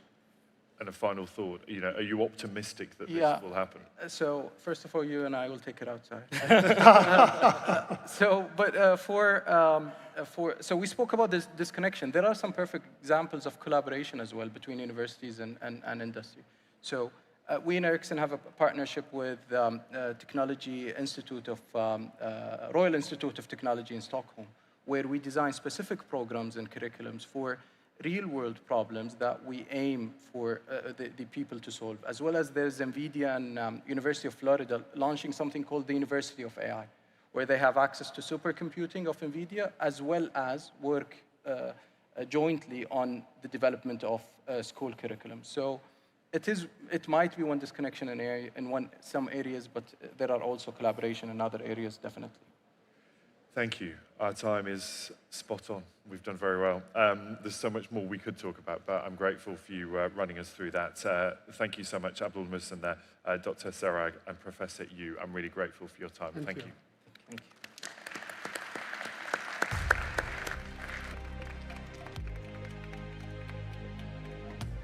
you. Indeed. A compelling panel indeed, Ben. Thank you very much. So, as AI evolves, this new frontier is emerging that promises to revolutionize the way that technology interacts with and understands the world, and that is multimodal AI.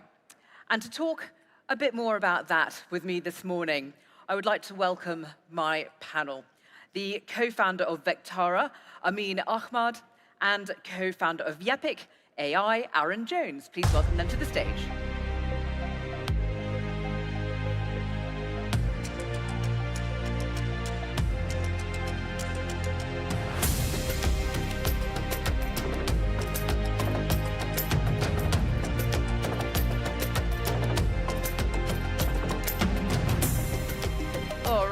Gentlemen, thank you so much for being with us today.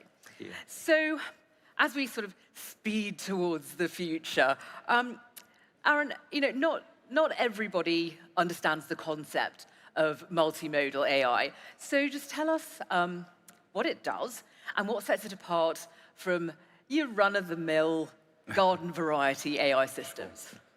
Sure, so I think the fundamental difference is that multimodal AI is able to take multiple inputs, modalities being text, voice, vision, perhaps even the ability to see in a computer vision feed, in a video feed, the changes in someone's blood under their skin, to understand their emotions, to understand how they might be feeling, and then to take all these signals. Like a human has multiple signal sensory devices, ears, eyes, nose, different sensory devices, and the brain sort of can take them all and process them simultaneously with like sub-millisecond responses. Whereas multimodality, there's two schools of thought. The new school of thought, which you'll see in OpenAI's 4.0 model, processes all of these in one model, which is really powerful because you have much smaller latencies, and you're able to not just describe something in text, but to describe an image, caption it, and then also take the audio from the scene and have a bigger and greater understanding of what's actually happening. And this is critical to emulate the human experience of taking different inputs and understanding the world around us. It is pretty astounding stuff, you know, when you look at all the various parts of it. But I mean, it's obviously the new kid on the block, I suppose, as far as AI systems, relatively speaking. Why do you think we're talking about multimodality now at this juncture? Well, that's actually a good question, because I think, as Aaron pointed out, if you think about the road to AGI, which I think was what we're interested in here, let's think about computers achieving human-level cognition. It's very clear, you know, we are multimodal in our reasoning capabilities. We integrate sensory information as well as textual information and draw our conclusions from that. So the question really might be, as you said, why are we talking about it now? Why weren't we doing this 10 or 15 years ago? I think there's there's several factors. I'll draw attention to 2 or 3 of them. You know, transformer-based architectures, when they were introduced in 2017, were used to tackle language understanding. So they were used in the field of NLP. But in the intervening years, they've been extended to other modalities. So now we have vision transformers. We have transformers that can process audio. And so this unification of the architectures for processing and understanding different modalities is one of the keys to, you know, as you said, Aaron, combining them into a single system. So that's been critical. Around about 2021, there was a paper that introduced a model called CLIP. And CLIP demonstrated how to align the modalities. So for instance, how can a neural network take the picture of the chair that you're sitting on and a textual description of that chair and make them point to the same concept in its mind?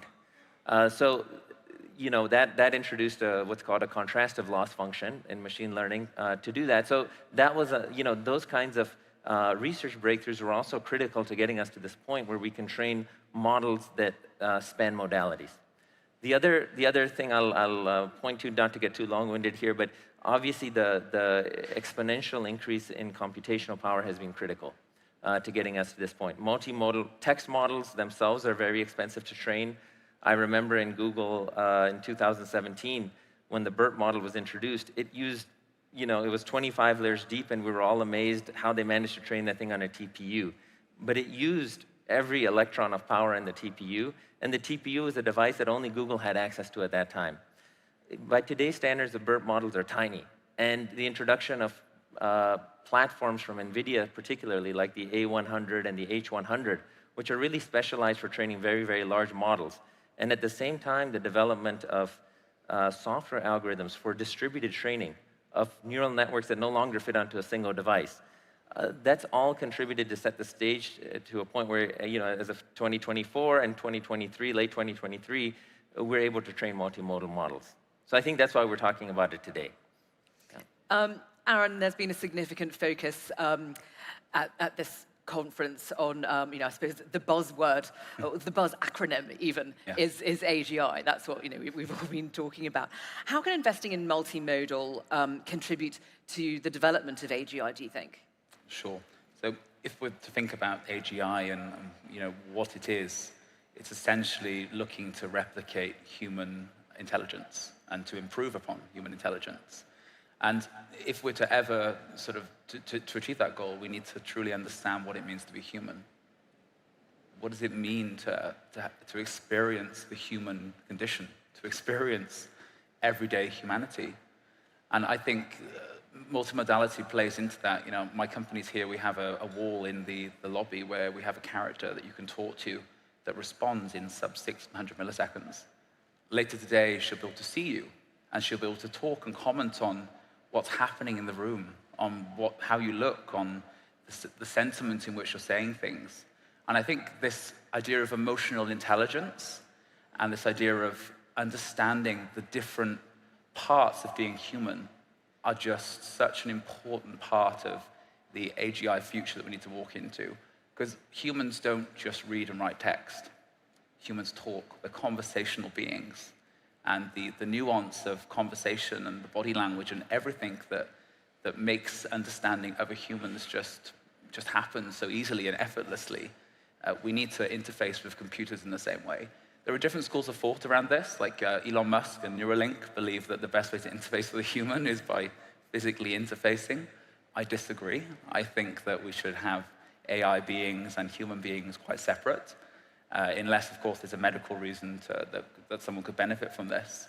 But yeah, I think it's just so important that we can train systems to understand the world around us, because AGI requires unsupervised problem solving.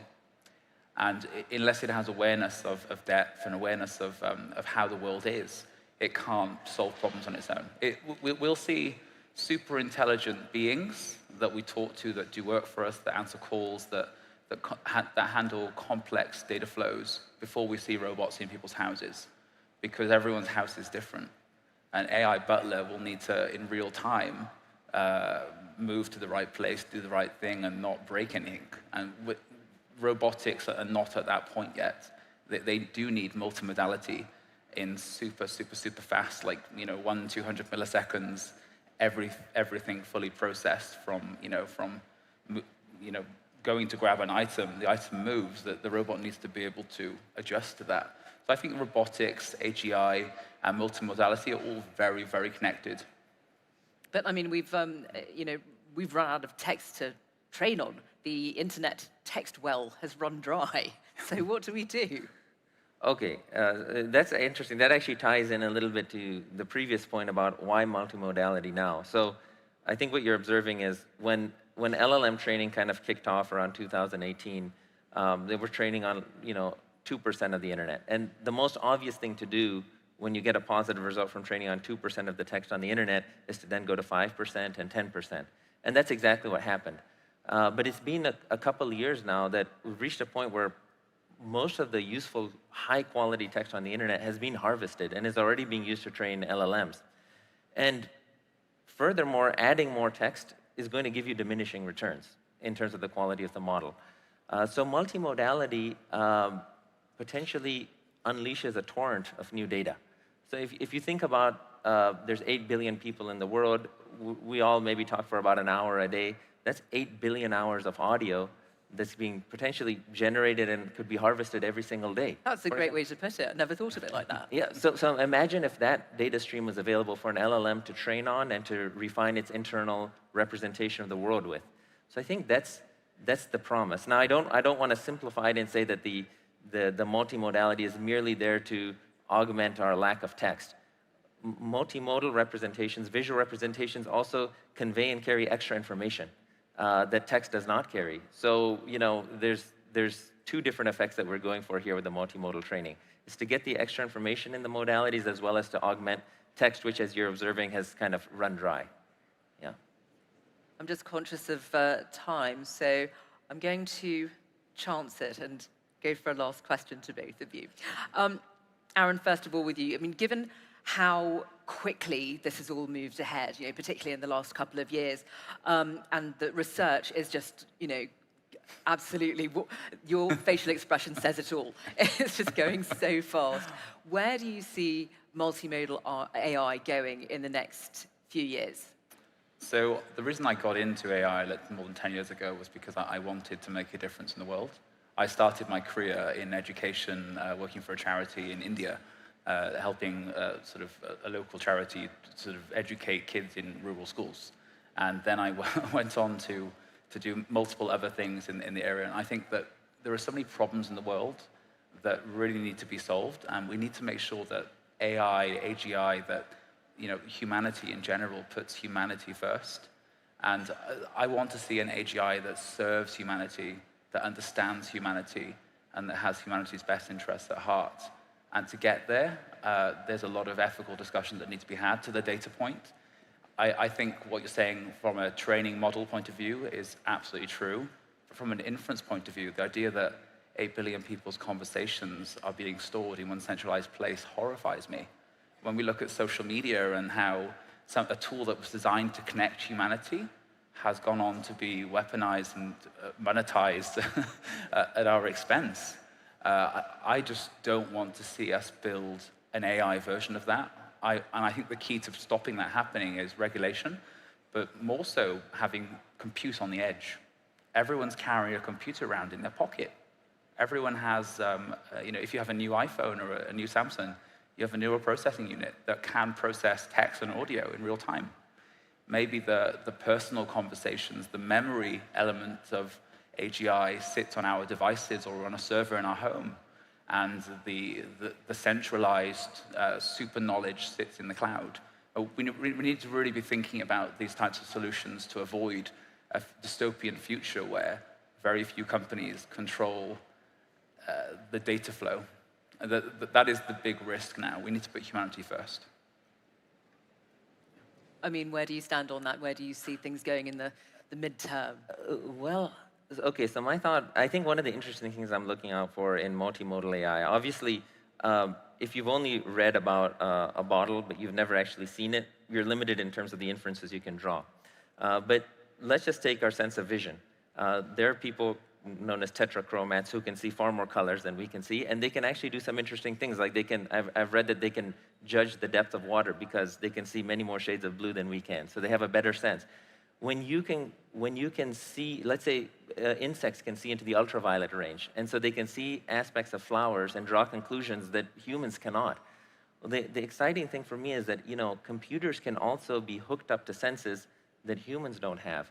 And when they can start to synthesize that data with all of the other data, the visual data and audio data, they can truly start to come to interesting conclusions that are beyond our intuitive abilities, beyond the things we can intuit, and perhaps give us truly new insights. So I think that's probably not even very far off. We could see it in the next 3 to 4 years. Incredible. It is absolutely mind-blowing stuff. Gentlemen, thank you so much for being with me. A big hand for Amin and Aaron. Thank you so much. Thank you. And I would now like to welcome to the stage Hongbin Zhuang, CEO and co-founder of Illuminating.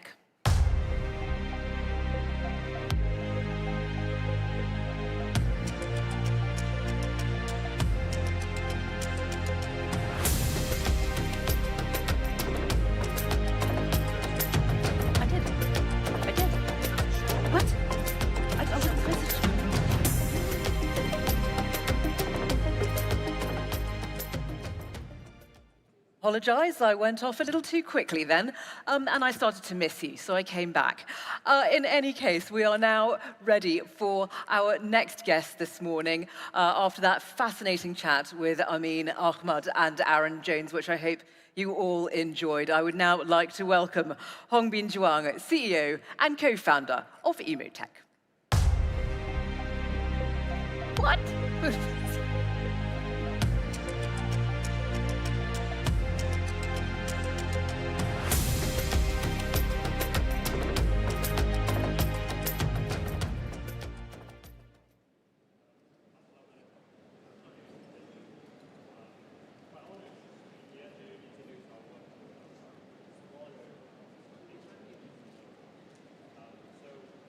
Illuminating. Oh, sorry, just on. Should I say it again? Assalamu alaikum. I'm quite honored to be here to presenting to you our work on smaller speech and language models. So in Illuminating, we're a London company, and our focus is on conversational AI. And we do believe technology should interact with people in a more human and natural way. So, for example, voice interaction or even face-to-face, that can, to us, that's one of the most natural way that people interact with each other on a daily basis. So, yeah, just a very quick video to show. Seems no audio.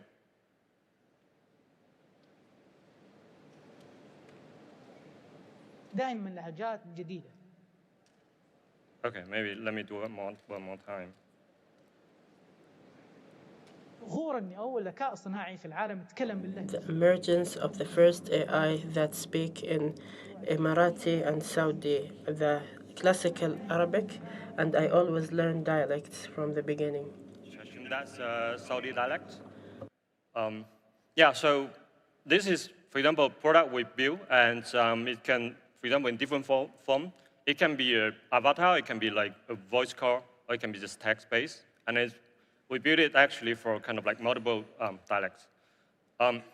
Yeah, so our company specializing in conversational AI and more focused on low-resource languages. And this is a bit background about our company. So what are low-resource languages? In a artificial intelligence field, low-resource languages refer to, actually, the languages that has very little digital presence in the world. Because, I mean, to train an AI model, you're going to need digital data to train it. And actually, there are many languages in the world, there's lack of data. So just give an example. There are probably around like 7,000 languages in the world. But actually, let's say if you check the Wikipedia, there will be only 332 languages. I just checked yesterday. So meaning that there will be actually more than 6,600 languages that actually don't have Wikipedia. They might have some text on kind of online community, but I mean still very little of them. So just a quick question. Do you think Arabic is a low-resource language or not?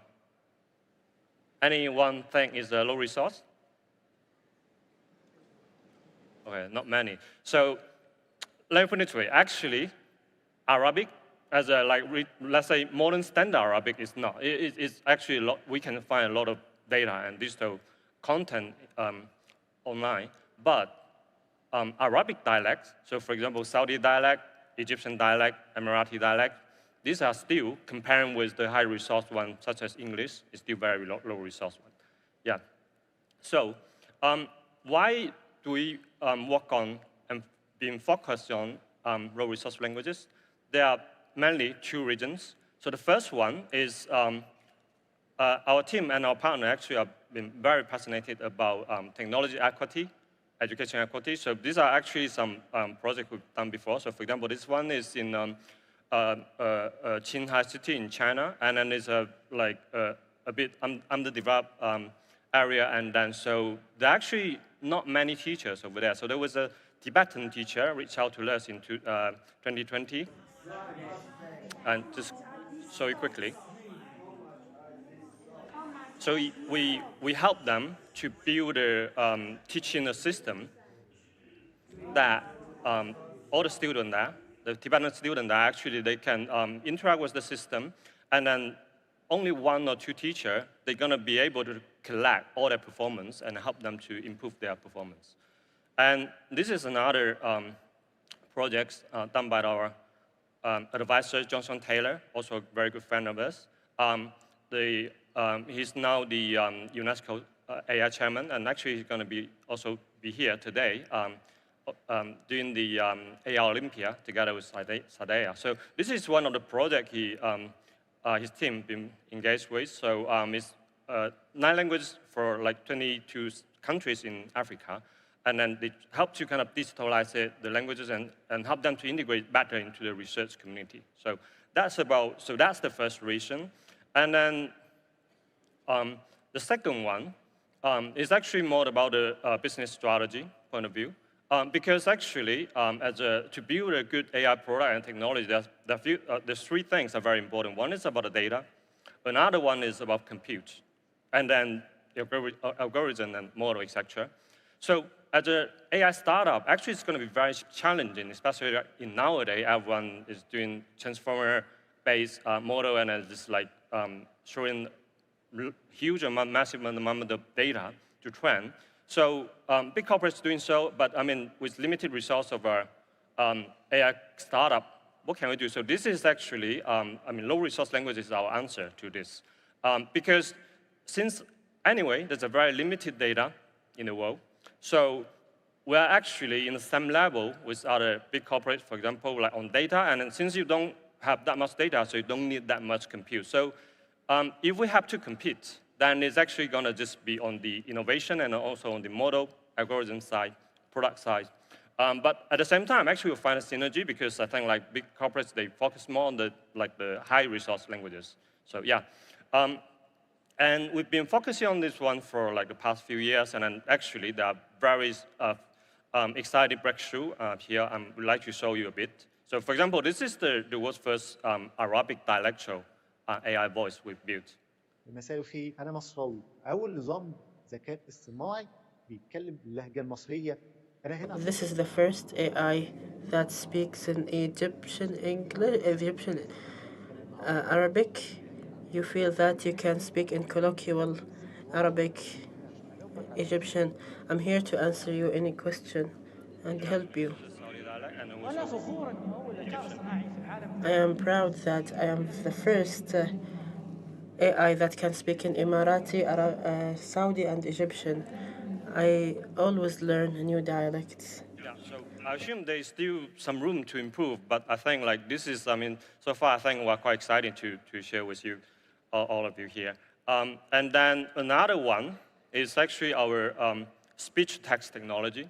So this is a very small, as you can see here, very small speech model comparing with, for example, like OpenAI's Whisper and then also some other models. But when we do the benchmarking, as you can see here, actually our model is kind of like 20 times smaller than others, but we achieve actually much higher accuracy in this regard. So large is not always better than small.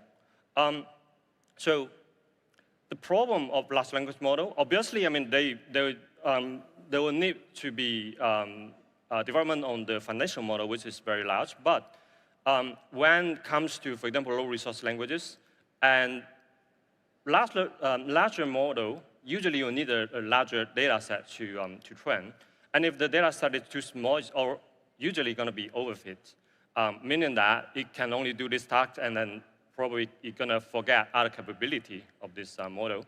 And also, most of the large model right now has been trained, majority data is like high resource, such as English. And then, again, high cost. So when you run the inferencing, yeah, large model costs a lot.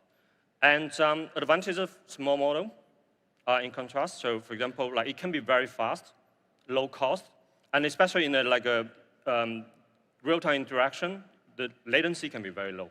Yeah, and at the moment, so the speech-to-text and text-to-speech model right now, we actually managed to get it run purely on CPU without any GPUs. So I think in the future, there'll be also possibility that even like the whole pipeline, speech-to-text and large language model, and then also text-to-speech, we can all run it on our CPU. Yeah, and then to get it done, I think like there are a few learnings here. So for example, data is very important. Deep understanding on the use cases are also very important, and transfer learning, et cetera, et cetera. And since my time is almost done, so just like the last one, I'm going to show you the latest technology that we kind of combine all this together.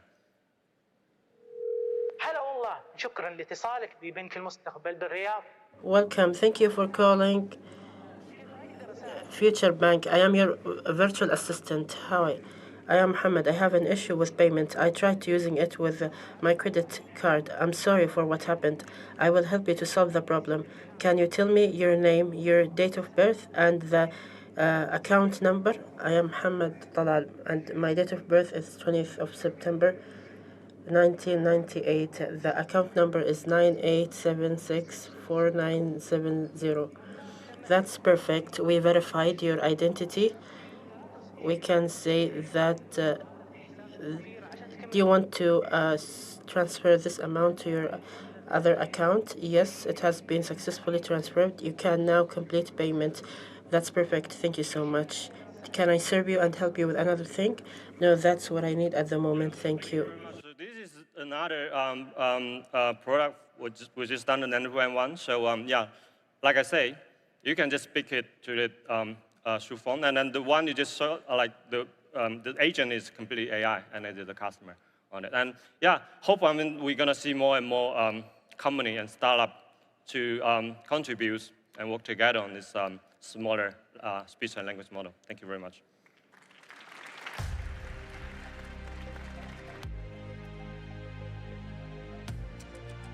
Thank you very much indeed, sir.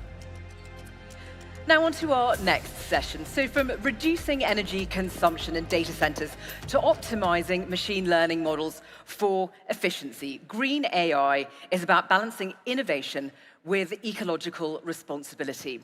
And we're going to have a little bit more of a deep dive into that. So please welcome my guest for this session, Bart Boesmans, Chief Technology Officer at Aqua Power.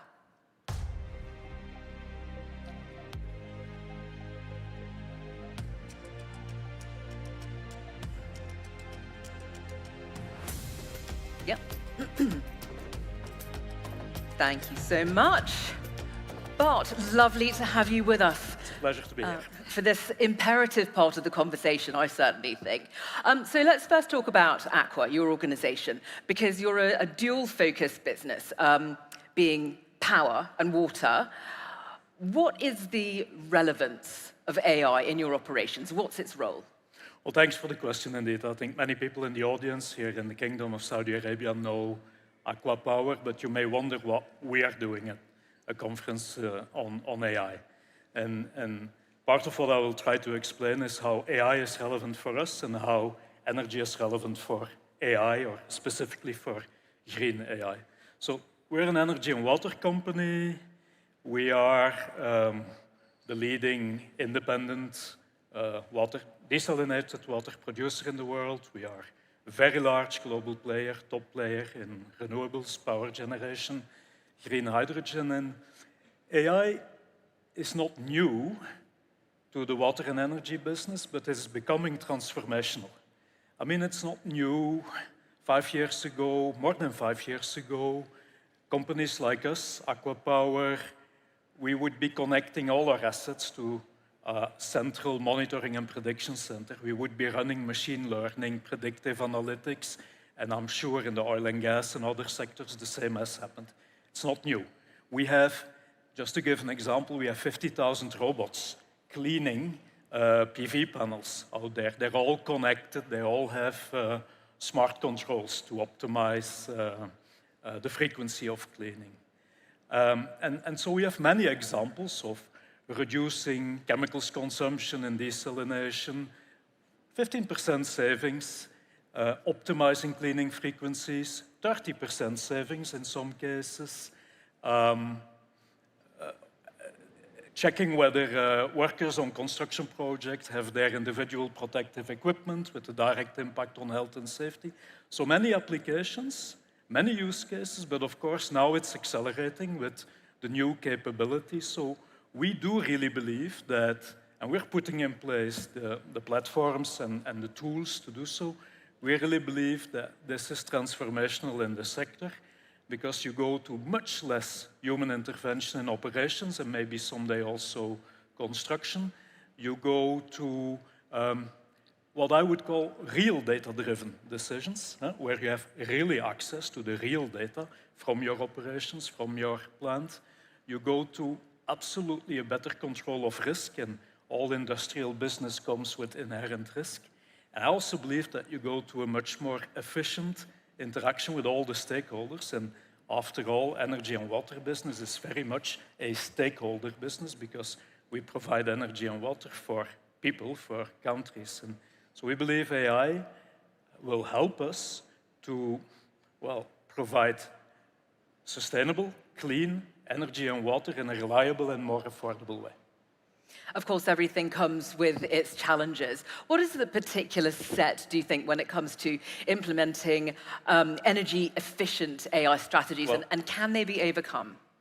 Well, thank you indeed. So you will understand, and the audience will understand, that from our outlook, we also see the energy impact of AI.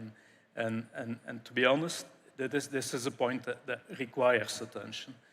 If you look at typically the compute power that has been used, that is being used for large language model training, it is exponentially growing, which means doubling every so many months, and it's really a matter of months, not years.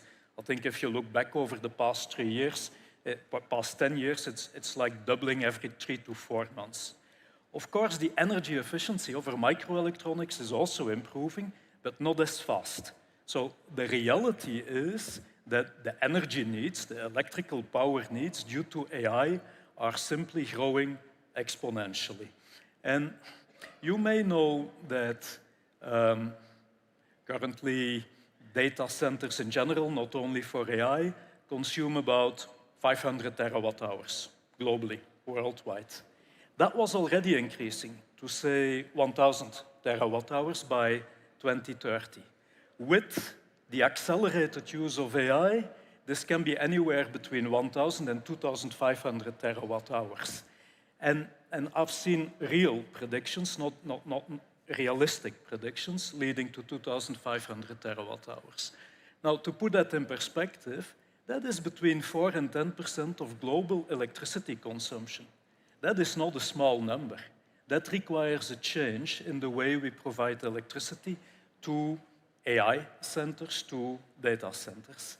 And that has an impact, of course, on emissions as well. So if we want to do it in a clean way, we better make sure that we don't have the CO2 emissions that go with some forms of electricity generation.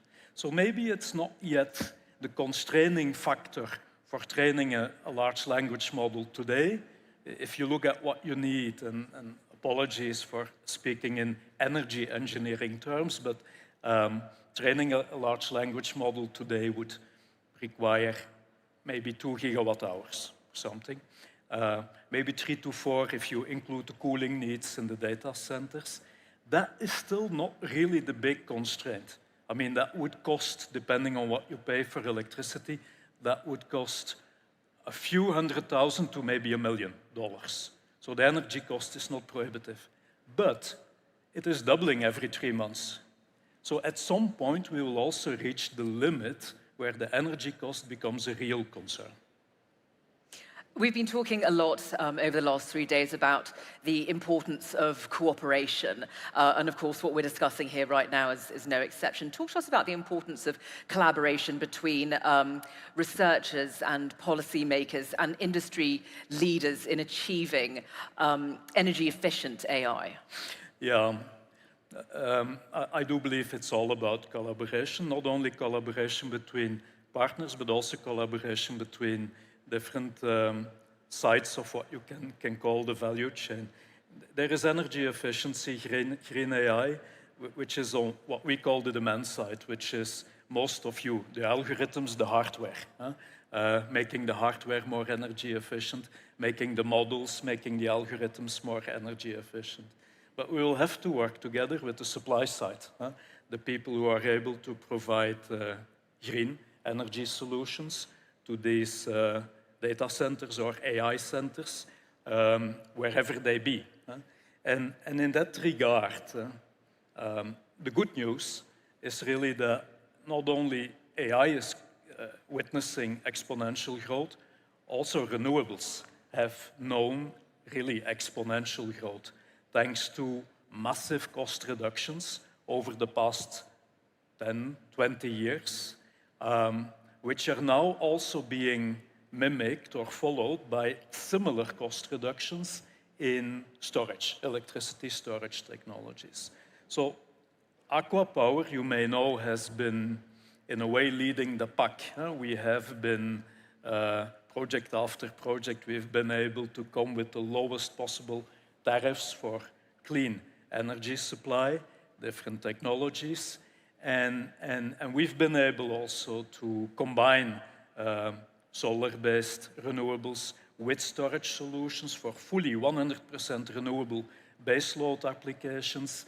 There's a very interesting example here in the Kingdom of Saudi Arabia with the Red Sea Global Development on the Red Sea coast, fully powered with renewables, fully with its own storage, doesn't need a connection to the main grid.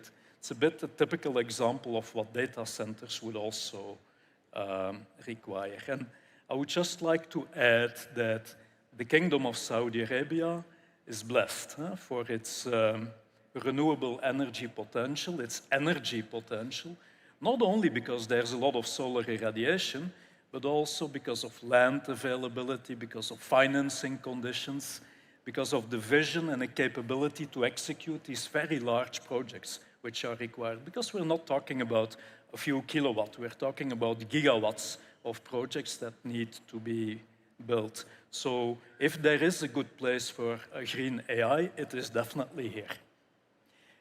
I think that's an absolutely perfect point at which to wind up our discussion, Bart. Thank you very much indeed for being with us today. Bart Boesmans. Thank you. Thank you.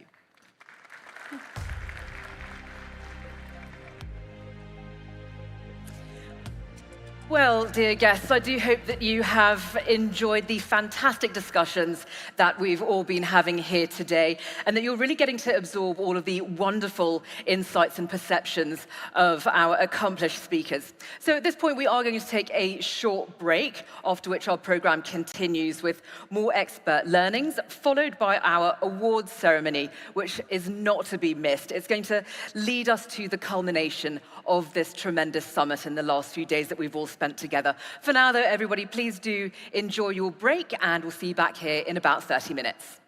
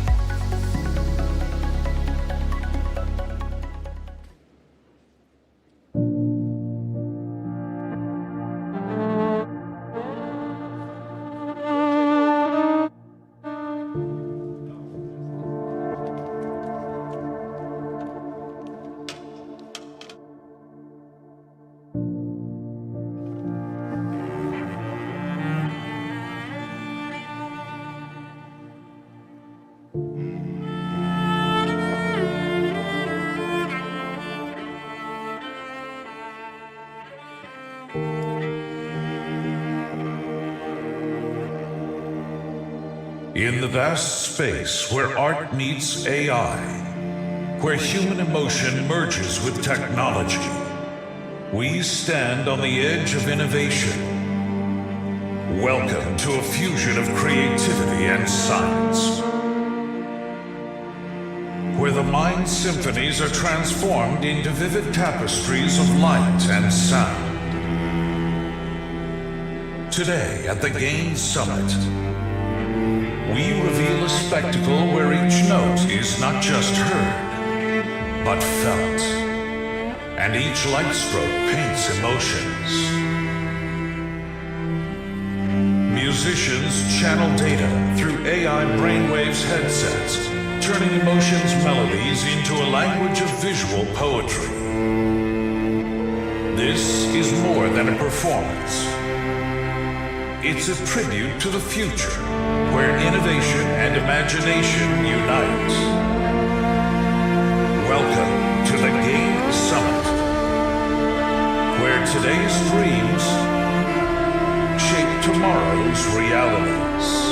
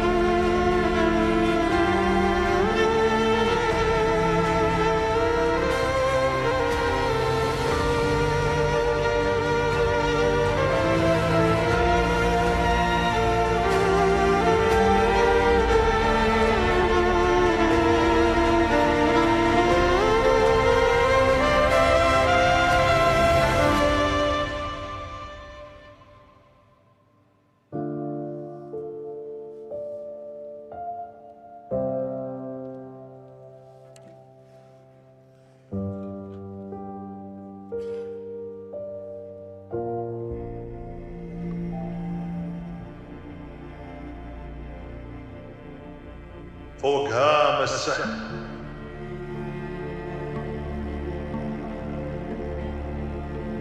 فوق هام السحب وإن كنتي ثرى فوق عالي الشهر يا أغلى ثرى عزك القدام وامجاد الورى وانحكى فيك حسادك ترى ما درينا بهرج حسادك أبدا أنت ما مثل حدي البلد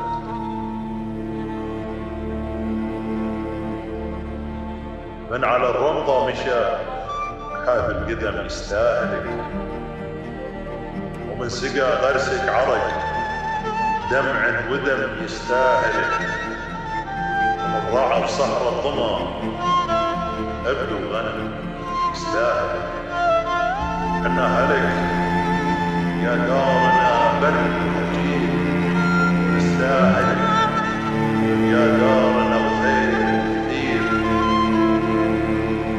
من دعا لله وبشرع حكم يستاهل ومن رفع راسك على كل الأمم يستاهل من ثنى بالسيف دونك من قلب مستاهل مستاهلك يا دارنا جنة أنت سواد عيوننا شعب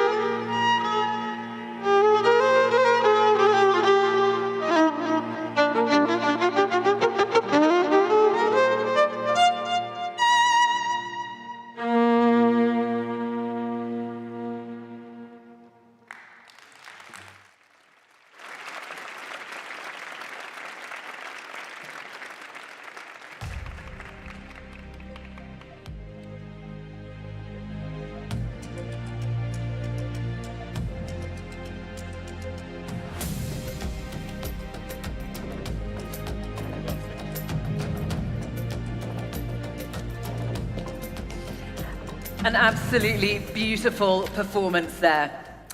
Well, everybody, I do hope that you enjoyed your short break and were able to spend a last few moments checking out everything else that this summit has to offer, especially outside in the expo and the breakout sessions, as well as catching up with other guests. So, you know, we love words here, but maybe more than words, we love numbers. And I have some excellent numbers to share with you because we've literally got these just fresh into us. I want to tell you that we've had more than 20,000 participants here over the last 3 days.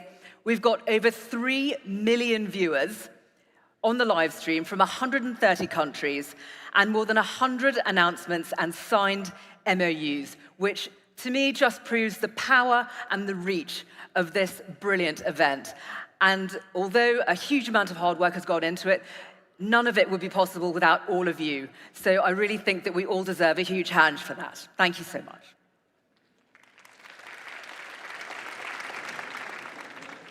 And now on with our afternoon sessions. So in today's changing educational landscape, personalized learning has become more essential than ever.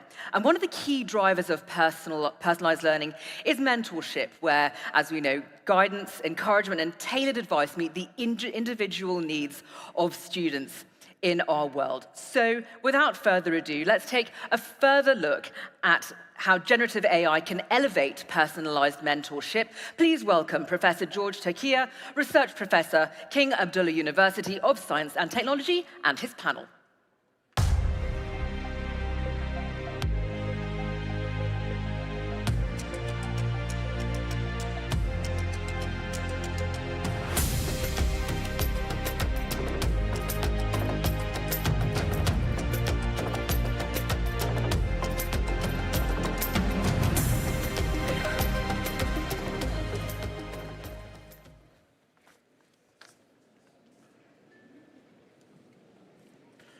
Right.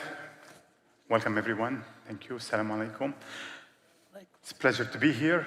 You know, the background of this panel is sort of the current way we deliver education, whether in schools or colleges. You know, by and large, this is sort of the factory model, where we put 30, 50, 100 students in a classroom and we talk to them and present information, you know, with few variants and innovations. But by and large, we have this factory model, which is scalable and cost efficient, and that's wonderful. However, this model tends to leave some students behind.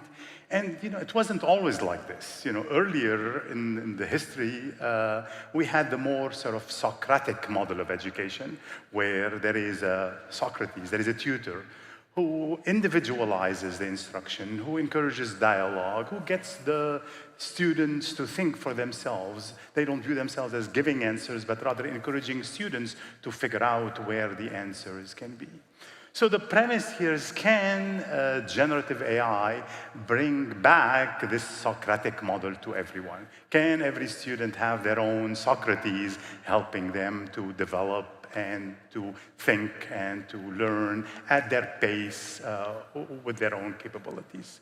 And to help us sort out things in this quickly emerging landscape are 4 distinguished panelists that I'd like to introduce. On my right here is Dr. Bridger Ammar.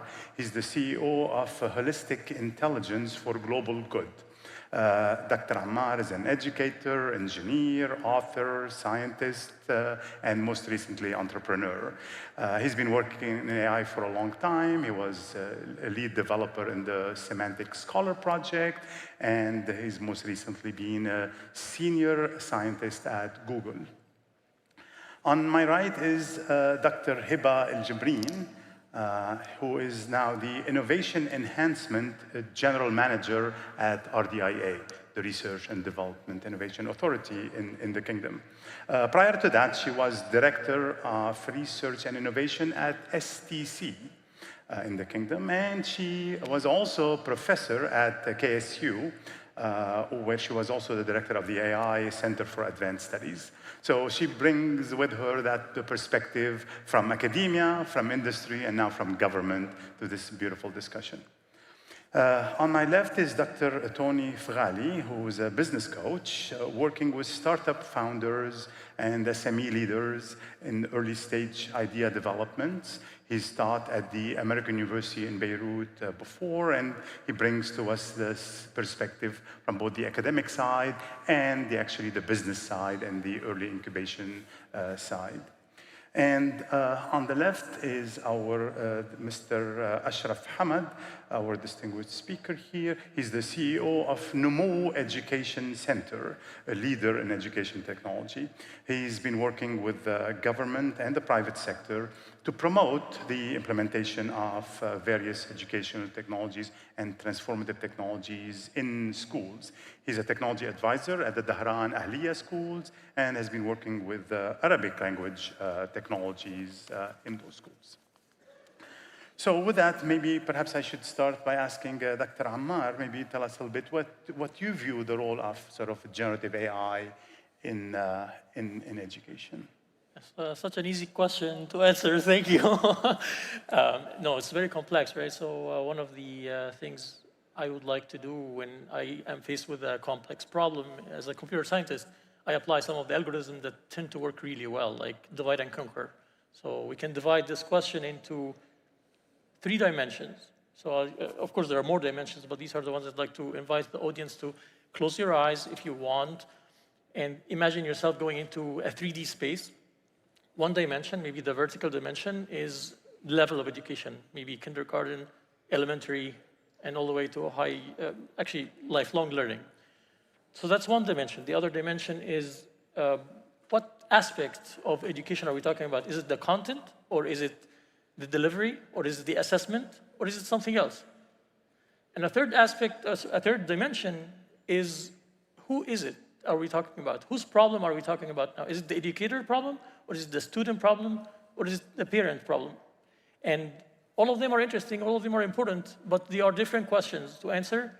And at the end of the day, when you talk about generative AI or any other technology, I'd like to be driven by the problem we're trying to solve, not, I don't like to think of it as like a hammer, but I'd like to,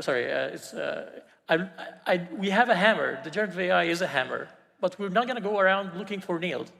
I'd rather understand the problem really well, dig into a specific room, let's say in this 3D space. So for example, the intersection as an educator who cares about teaching higher education and focused very much on credibility of content. That's something I really care about. How can generative AI help us there? Both help the students consume credible sources, but also produce credible content. Thank you for identifying these multiple facets of the problem. You're absolutely right. Dr. Hiba, perhaps also your perspective on what the impact of this technology and its capabilities, how do you view that? Yes, thank you very much. Probably I will be talking about it from my story, I would say. In around 2021, we were working on the Gulf Observatory for AI in Education. At that time, although there was a lot of interest in AI in education, however, we couldn't find really much of tools and use cases, especially in Middle East. And I can see in the past 2 years or so, there have been a lot of advancements locally, internationally, especially with ChatGPT and all these kind of developments. And this had a high impact on all levels, whether in the institution, the teacher, the students, all kind of levels. And for some reason, at least from my experience, I noticed that it's most of the developments when it comes to specialized education and AI in education was in mathematics and language. And we can see one use case, for example, is Duolingo tools. Coursera is also using AI as an advisor. However, it's bigger than that. It can be used in a lot of things, whether it's in education or even helping students as a mentor and advisor. One use case, for example, in University of Murcia, where they use it in Spain, they use a chatbot called Lulu, and they were able actually to serve more than 4,000 students in 1 year with a good accuracy. But of course, with these developments comes great responsibilities. That's why now in my current positions we're looking into how can we find the right balance between developments of all kind of emerging tech, whether it's AI or other emerging techs, without really killing innovation, because that's really a critical balance that we need to find. it's not only about the policy, but also about development, the capability and understanding of using these and developing these technologies. Thank you. Yeah, but I'll remember that. With great technology comes great responsibility. Indeed, it is our collective responsibility to see how we can develop this further. Dr. Frali, from your experience in both academia and working with leaders in the business sector, do you have examples of how this technology can be? What is its role? How has it impacted things? If you'd allow me just to give a little perspective, let me just zoom back a little bit. Like a good student, Professor George asked me to come and sit on the panel with the organizers, thank you. I brought a show and tell. This is a book. This is Marvin Minsky, The Society of Mind. This book I took with me when I was a grad student 36 years ago and went and met for a day with Marvin, Professor Minsky. We flipped through this book. He's one of the fathers of AI, along with John McCarthy, Herb Simon, Alan Newell. It was a very interesting day that day for me. And then I spent another day with Seymour Papert, who created Mindstorms and the logo language with Lego, the basic of AI in education. 36 years ago. And then I became a prof and attempted to teach AI at the American University of Beirut, taught it for 2 years, and then found out that it was all theory, and the result was we have to wait for hardware. Hardware is here, technology is here, and we're going through a cycle now, just like the cycle of when calculators were introduced in the classroom, and it was, should they use the calculator or not? Or should they be dividing by hand and adding by hand, one? And then take it 10, 15 years later, 20 years later, the computer was introduced. And remember when we taught computers? We used to teach computers, right? Listen, that too shall pass. I'm getting to the end of it. That too shall pass. Let's enjoy the ride.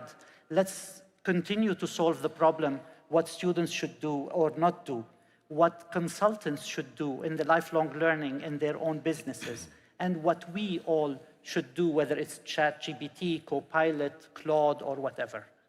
My take on this is fun, this is exciting, this is like when I got my first calculator and started punching on it. It's a new toy, let's have fun. Yeah. Thank you. I think, yes, the words to remember. Technology should not let us forget the fundamentals. Thank you. Dr. Ashraf, you've been working with schools and with governments. What's your perspective on this? Do you have case studies? What's the big role of this technology?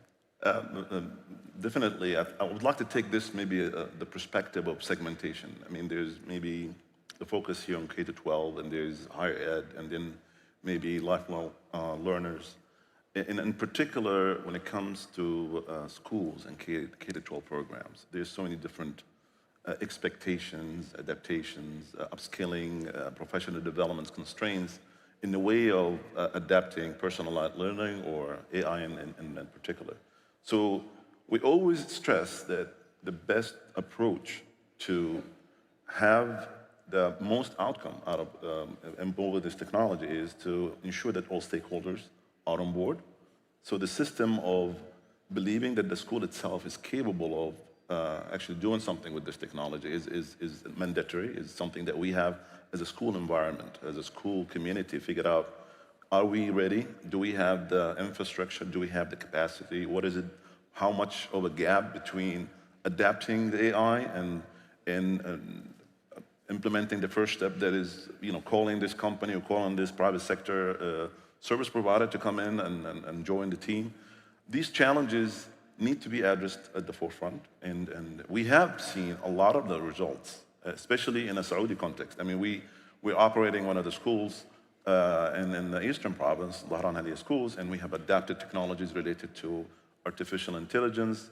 And we've seen that when we were so excited in the beginning, and we rushed as an IT enthusiast and started building a small solution here and there, we started getting riots, and we started getting disappointed people talking about, well, how come this department is getting it and I'm not getting it?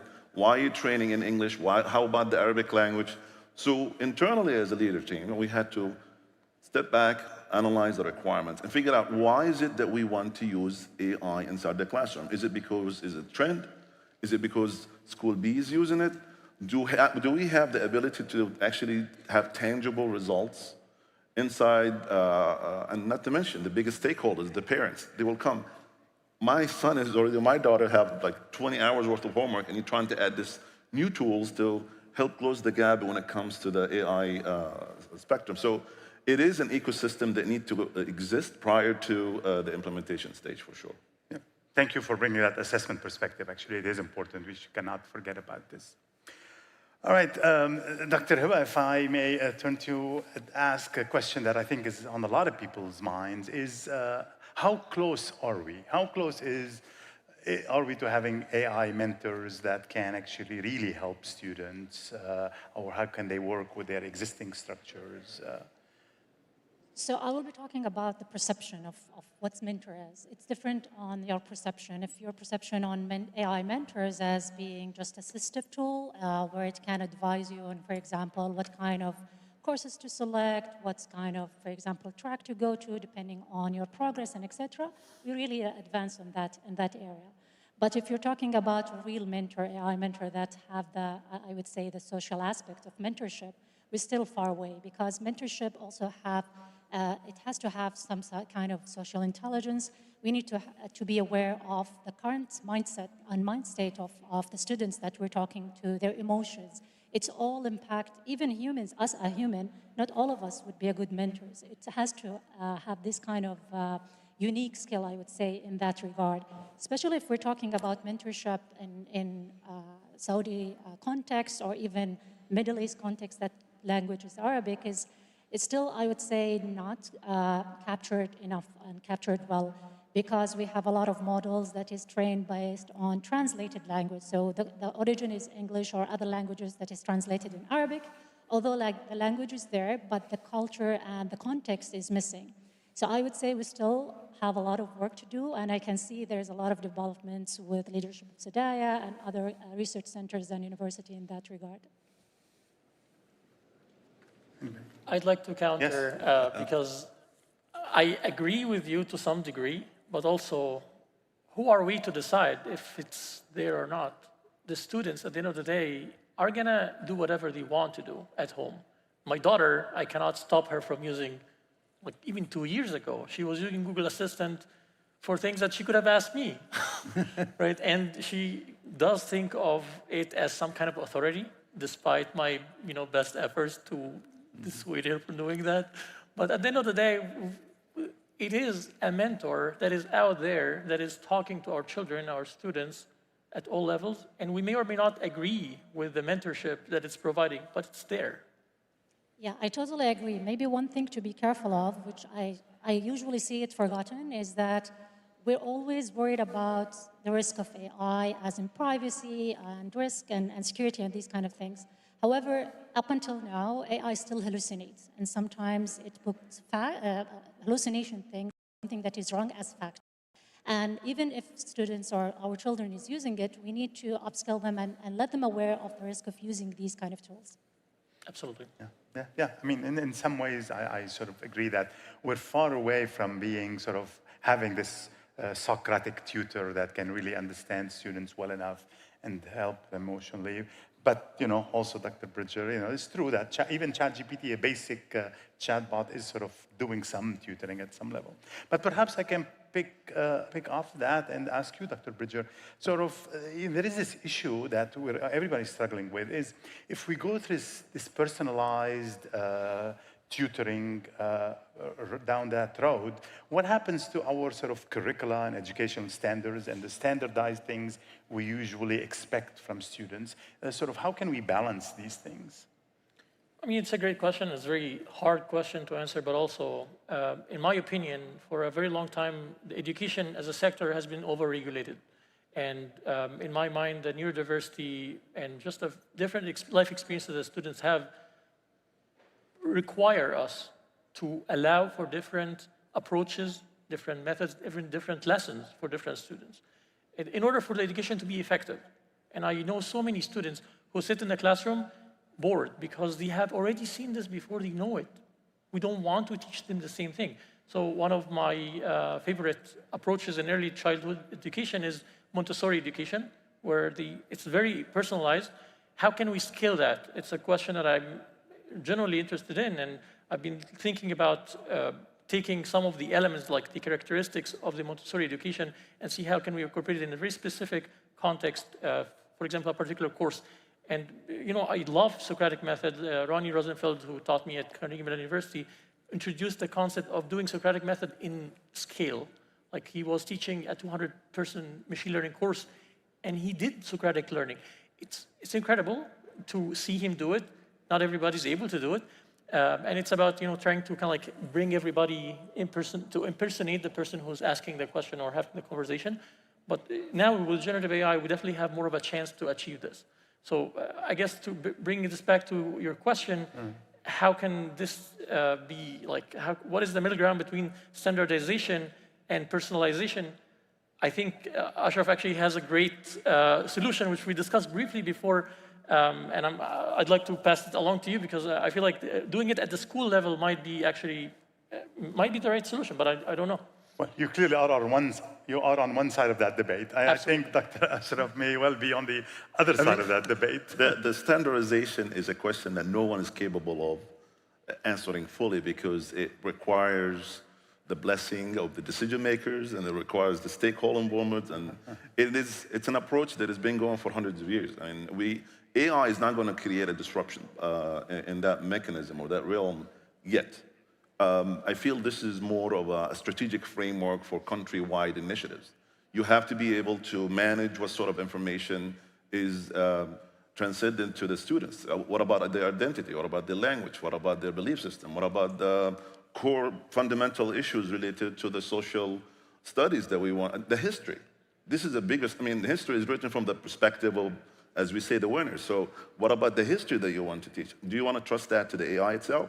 That's why having standards is a fundamental approach, and no government official will sign off in having an AI-controlled curriculum going freely. Like I know, like you would like to see that, because that would bring in about a lot more free initiatives and a lot more adaptation to the disruptive tool. However, reality dictates that we have to be in charge, still be in charge until we get to a safe zone where these LLMs are managed in a closed environment without having any influence from an outside perspective. And I think the technology is here to create that. So when we get to that stage, I think curriculum would be somehow automated to a level where you like. Yeah, I love these two sides of the debate. They're clearly very different views, whether we should personalize or we should standardize, and these are not easy answers. Did you have an intervention? Since I'm in the middle. Okay, so if I understand, gentlemen, you both gentlemen correctly, yes, there are challenges. We would hope for more flexibility. Okay, if we look at it, one, we have the system, the technology, and that's flying with or without us, right? With us. Second, you have the structure, and that structure could be decision makers and what have you. Assuming the decision is made, and we know the technology is fast, we need to implement it. Now, who implements in an education environment? Usually the administrators and the teaching body.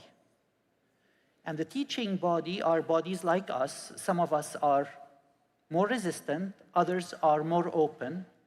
In order to move a whole teaching body from one point to the other, it takes a generation sometimes, because they're there.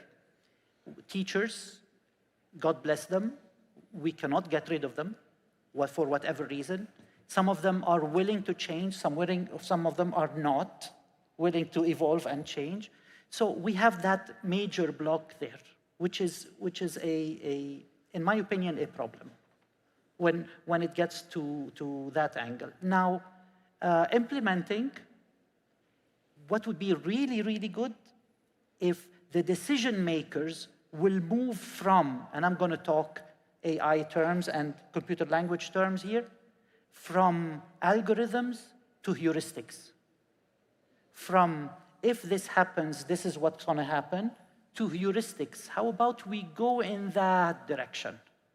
So if the decision makers will make a shift into heuristics, then I think we can move slightly faster than otherwise. Can I extend an olive branch to that argument? Yeah, please continue. And I do want you to also follow up, because you're working with schools and you're working with governments and you're implementing these things. What do you see as sort of practical impediments to implementing this? And technology enthusiasts tend to neglect key components of how we come about things because they want to just rush to the results, and it's exciting. These shortcuts, sometimes we lose track of how the standards actually made. There's several iterations and steps and body and stakeholders, from governments to decision maker to curriculum experts, including parents. Now, if we say AI is going to generate all of that, have we considered all the stakeholders? Did we actually create an LLM that represent the parents or an LLM that represent the decision makers? We can figure out a way to get to that middle ground, but we need to consider the process as a wholesome instead of just focusing on how this shortcut creation mechanism is going to take place. May I comment on this? Okay, so standardization is beautiful because it gives us a mechanism to assess how different implementations are, are good. Like, as you said, like heuristics, I'd like to think of them as more of a hypothesis and see the results of it in light of the standardization. At the same time, the movement, like the upgrades and improvements in the standardization has been slow, which is typical. Like anything that's top down tends to be slow. The problem with this is that we have, basically we're crippling ourselves by enforcing rules that were made in a time when people had books to read as the primary source of information. Now, computers are everywhere. They're in the pockets of the students. They're not gonna care about the standards. They are gonna do, the actual implementation is distributed. It's not only the educators, it's not only the government, it's the students are there, the parents are there, and we're all implementing this together. And if we don't acknowledge that this is a distributed decision-making framework, then we're fooling ourselves. I'm actually interested in this discussion because I think it's also related to the scalability. So our current state is not scalable enough, from what I understand from your side. So I'm interested in that perspective. Yep, absolutely. Yes. If we want to scale these things up, we have to sort out exactly what part of the curricula are more flexible than others. And this is a discussion. I mean, it's a whole ecosystem, and everybody has to get involved. Dr. Tony, perhaps I could ask you if you could tell us, what is immediate future trend in this area, where things are going? I mean, part of implementing any technology is also cultural. It has to be integrated properly in the culture of the schools and the institutions. Where do you see this? Do you see any difficulties in doing such integrations? Absolutely. I think one of the main issues that I personally care about is culture. I protect my culture, right? Yes, we are one big village now, international global village, true, but I like to go to a city and feel that I am part of that city, and it has hundreds of years back, or however long it is. I go to a country, I go to a hayy, to a neighborhood, right? How can we allow or build or feed those LLMs or AGI or whatever is coming up and keep our identity, the nice twist, right? So that our kids, when they're learning and they were seeking help, that help comes with a local flavor. I think that will take more time, I think, than the technical stuff only, pure technical stuff. And my other thing, which would be, I think we have like a minute. Oh, please, go ahead. You want No, to... I was going to say we've succeeded when we've done that, when we have really integrated the technology so transparently and seamlessly that, you know, we still feel everything around us and all the cultural footprint of the things we know. We know we've succeeded. That integration is exciting. Yeah, perhaps we should maybe open. I just want to add one more to Dr. Tony's. Arabic. We need more Arabic developers, and I mean, Sadaya, mashallah, they are doing great. They're developing their own model. I think this is a strategic investment for the nation and for the Arab world as well. But we need more. We need the private sector involvement. We need more focus on that. I mean, everything is being done in English and other languages. So if you want to really hold true to that identity issue, we need more Arabic enthusiasts. I mean, all these university students, we need you. We need your support. We need you to come in and invest that mindset to changing the narrative and having, I mean, we have to have it present at one point. Absolutely. In fact, I mean, this is how I understood the comment. Yes, absolutely. Arabic is sort of what we are a little bit missing in this. حتى أكتر, يعني yesterday, either earlier today or yesterday, we were talking about modern standard Arabic, right? And let's throw in dialect كمان. Dialect. من وين جاي؟ من بيروت، من النجد، من wherever it is, huh? حلو. It's authentic. The more authentic we get, the more. I mean, there is no question, you're right. There's no question that a good tutor must converse in the dialect of the students they're talking to. I mean, this is, if they really want to reach them at an emotional level, it has to be that. But, you know, we have a bit of time, perhaps open the floor if there are no questions.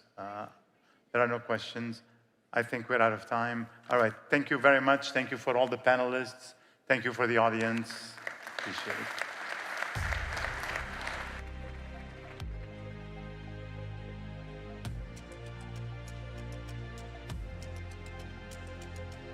Ladies and gentlemen, thank you so much again for joining us for this next conversation. I'm Dan Murphy from CNBC, and I'm absolutely thrilled to be with you for this talk. Thanks again to our panel. Of course, what we have seen is some really high-level, high-depth conversations over the past few days and the past few hours, and I'm thrilled to introduce our next guest. Please welcome His Excellency Bandar Al-Khuraif, the Minister of Industry and Mineral Resources, to the stage.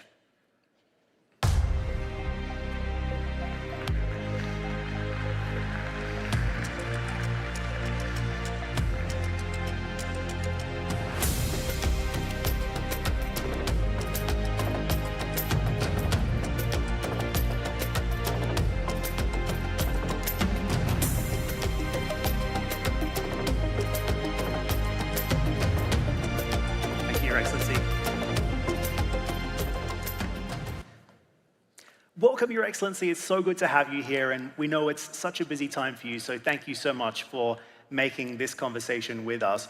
The theme of our conversation is the industrial renaissance, leveraging AI for advanced manufacturing and resource optimization. So, Your Excellency, just begin by helping us understand your current thinking on this, and from a government level and from a government policy level, what needs to happen in the kingdom to accelerate the adoption of AI to benefit the sectors that you're responsible for?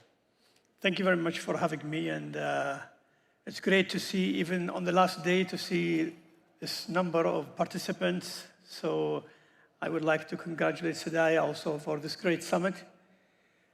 Well, I think in today's world with all these technologies, it's very important to have a government, a policymaker that is mindful of the different opportunities and how can government participate in helping the different sectors to actually be able to take advantage of these technologies. So many technologies have proven to be very efficient, have shown different ways of improving the lives of people, efficiency, and so on and so forth.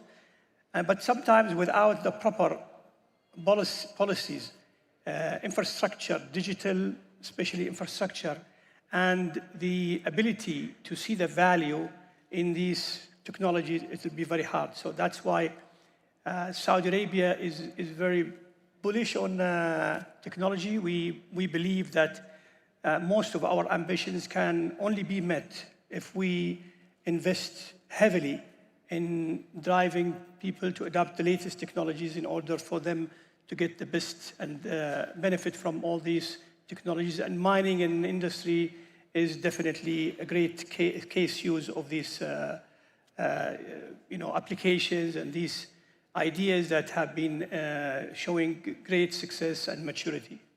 The reason I asked the question is because no doubt you saw a very big headline on Wall Street overnight, the US actively considering perhaps easing some of the export curbs that it currently has on Saudi Arabia for advanced US chips. That would mean that Saudi would have access to chips from NVIDIA, for example. Would you welcome that development? Definitely. I mean, it's really important to see a future of a global world that has no barriers. We need to benefit from each other. In today's world, technologies can come about, ideas can come from any region, and the more we are open, definitely the more we can gain all together.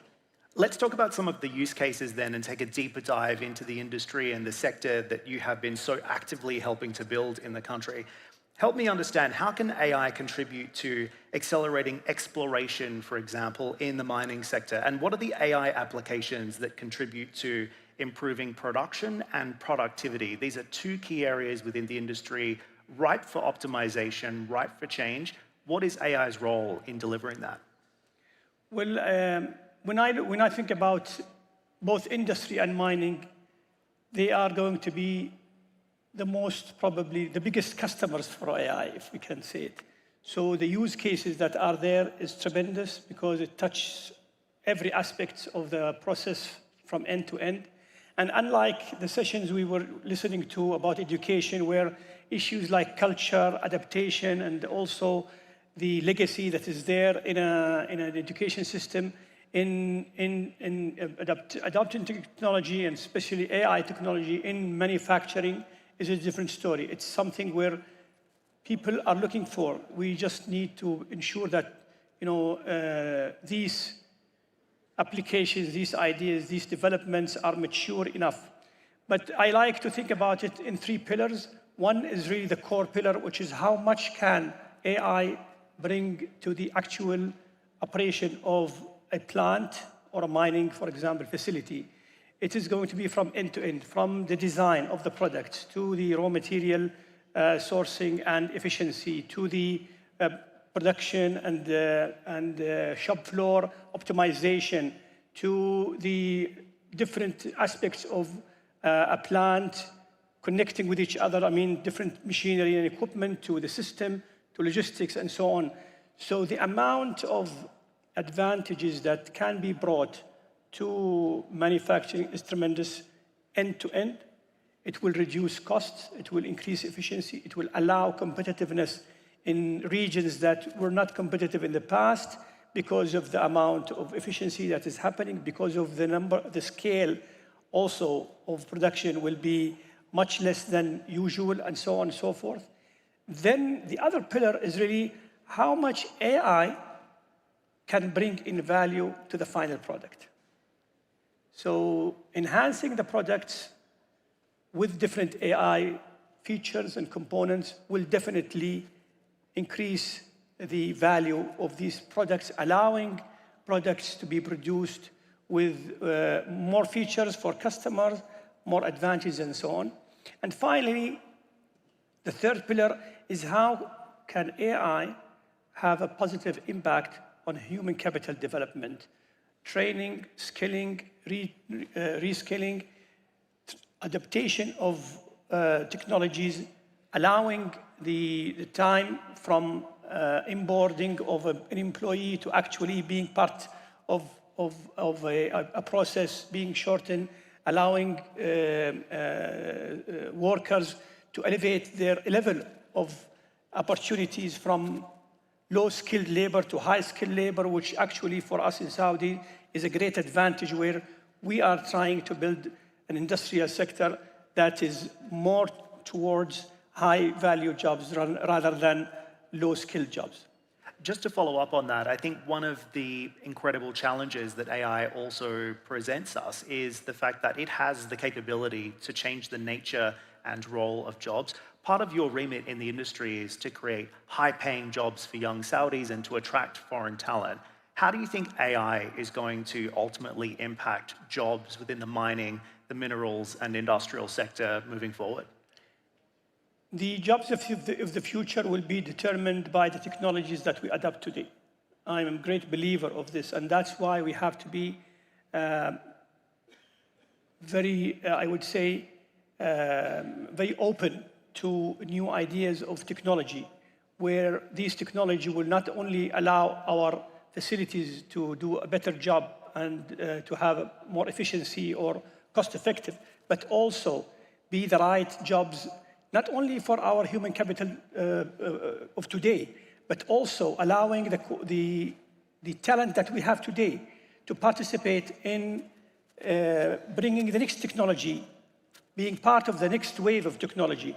So that's really the thinking that we have here in Saudi, is that we may today be importing many technologies, but it is only a matter of time where we see the country also exporting technology. Today, one of the most important challenges with innovators and entrepreneurs is money, of course, but also use cases.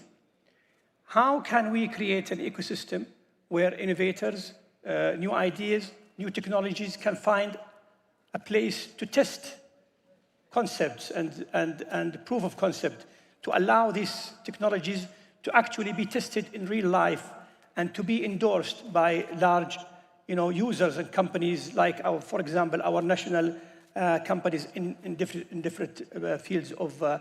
So it's a combination of all things. With mining specifically, it's really a different story. Unfortunately, mining as a sector was quite late in adopting new technologies. But today, so many technologies are helping mining everywhere, where technology can help us have safer mines, more energy, more efficient mines, in terms of material and material extraction from the different resources. And most importantly, how also we can be mindful about environment. So technologies today gave us the ability to do, for example, remote control of mining equipment. Where I just came from Chile, for example, a mine is probably 2,000 kilometers far from the headquarters, where they control all of aspects of the mine from end to end. So these kind of technologies will definitely allow mining to be also a sector where we see younger people coming. On the other end of the spectrum is really exploration. Exploration has always taken time because of the way exploration is done, the way geological survey is done, the way the data that we get from exploration and geological survey is also analyzed, and how it can bring back certain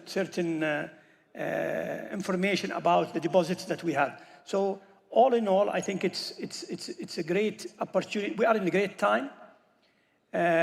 We just need to push the sector to adopt, and our ministry have several programs in manufacturing. We have the Future Factories programs, where we encourage factories to adopt the latest technologies, AI, and so on. In mining, we actually have a support program for innovators in the Future Mineral Forum. This year and last year, you were with us. We actually had a complete zone for technology. We invited technology companies. We invited even innovators to come showcase their products and their solution to not only to Saudi, but also to global players everywhere. Absolutely fascinating. I know you mentioned the remote-controlled mines. I've also seen this firsthand, and some of the technology being deployed into those fields is just extraordinary right now. So looking forward to seeing what you do in that space. I wanted to ask you about the economic angle on all of this too, because it's pretty clear there's pressure on the budget here in Saudi Arabia. There's pressure on government budgets globally moving forward as well. How do you do this in a way where you're able to exploit this extraordinary natural resource that Saudi Arabia has been given, but also de-risk it in a way that you bring on board private sector investment? Does AI have a role to play in attracting foreign capital to the sector in order to take the pressure off government the budget here?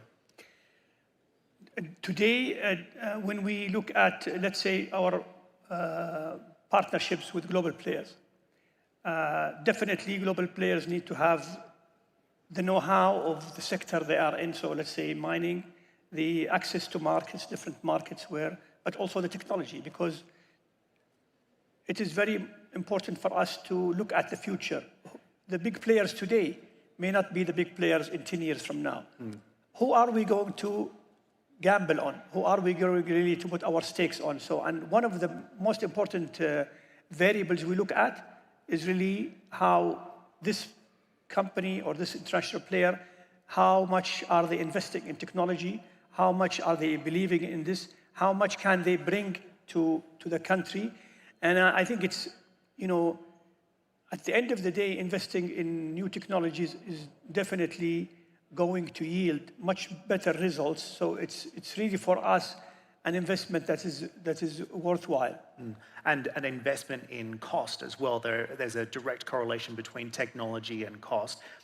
Your Excellency, just before we let you go, because I know we're running short on time, looking ahead here, you and I have spoken before about how this is a $2.5 trillion industry, particularly in mining, and mostly unexplored. So as the sector continues to develop, what should we be looking out for next? And if there's one final message that you wanted to leave our audience with about the role of AI in these sectors, what is it? I really think it's very important for large companies today to think seriously about really what is their future with AI. Large players should have their strategy of AI coming from the top. It is not something that is good to have, nice to have, let a group of people or young people just play around with it. No, it has to be embedded in the core strategy of these companies. Otherwise, they will definitely either lose their competitive edge or will be left out of the market. And also, today, it is very important to realize that it is not one technology. It is a combination of multiple technologies that have to come together to really create the right value at the end of the day. And that also makes companies realize their business model may be different from other companies' different model.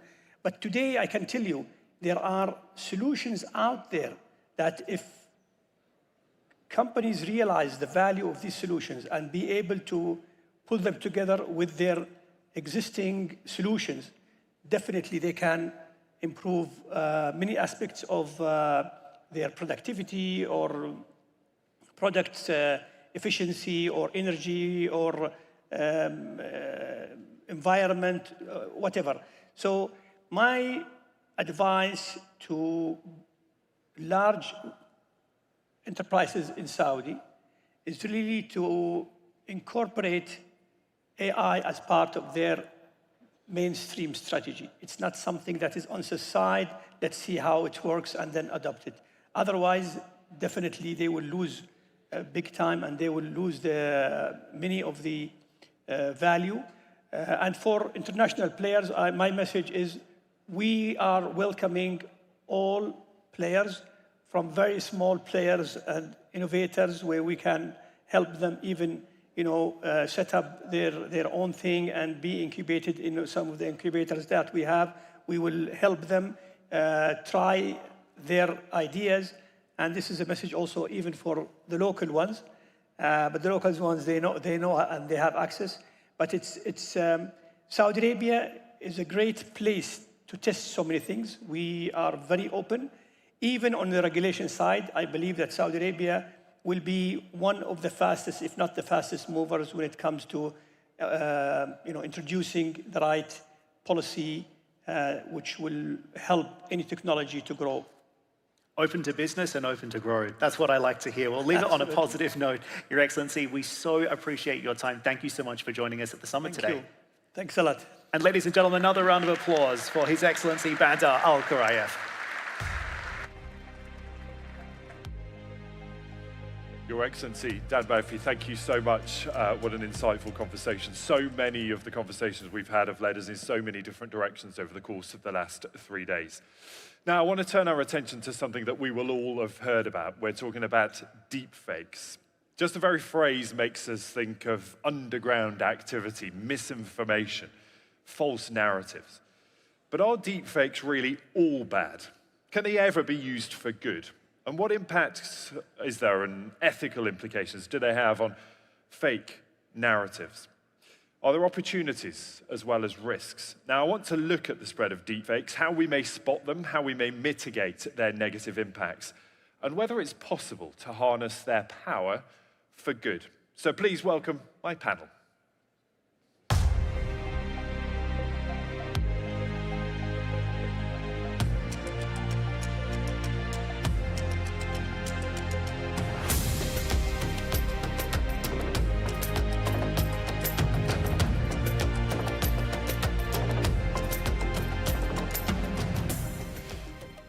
Welcome to you all, and let me introduce you to my panel this afternoon. At the far end there, Dr. Walid Magni, who's the professor at the University of Edinburgh and co-founder and CTO of Alison AI. Walid, good to have you with us. Next to him, Mr. Thomas Schneider, ambassador and director of international affairs at the Swiss Federal Office of Communications. Welcome. Next to me, Dr. Taha Senkar, who's the principal scientist at QCRI, and also there on the end, Dr. Jennifer Williams from the University of Southampton. Welcome to you all. Thomas, maybe I can start with you because there are so many different definitions of what a deepfake is, and I think you probably all disagree, or you all have a different definition here on this panel. How would you define a deepfake? Well, yeah, and thank you, and hello, everyone. It depends whether you want to hear a political definition, a technical definition, a legal definition.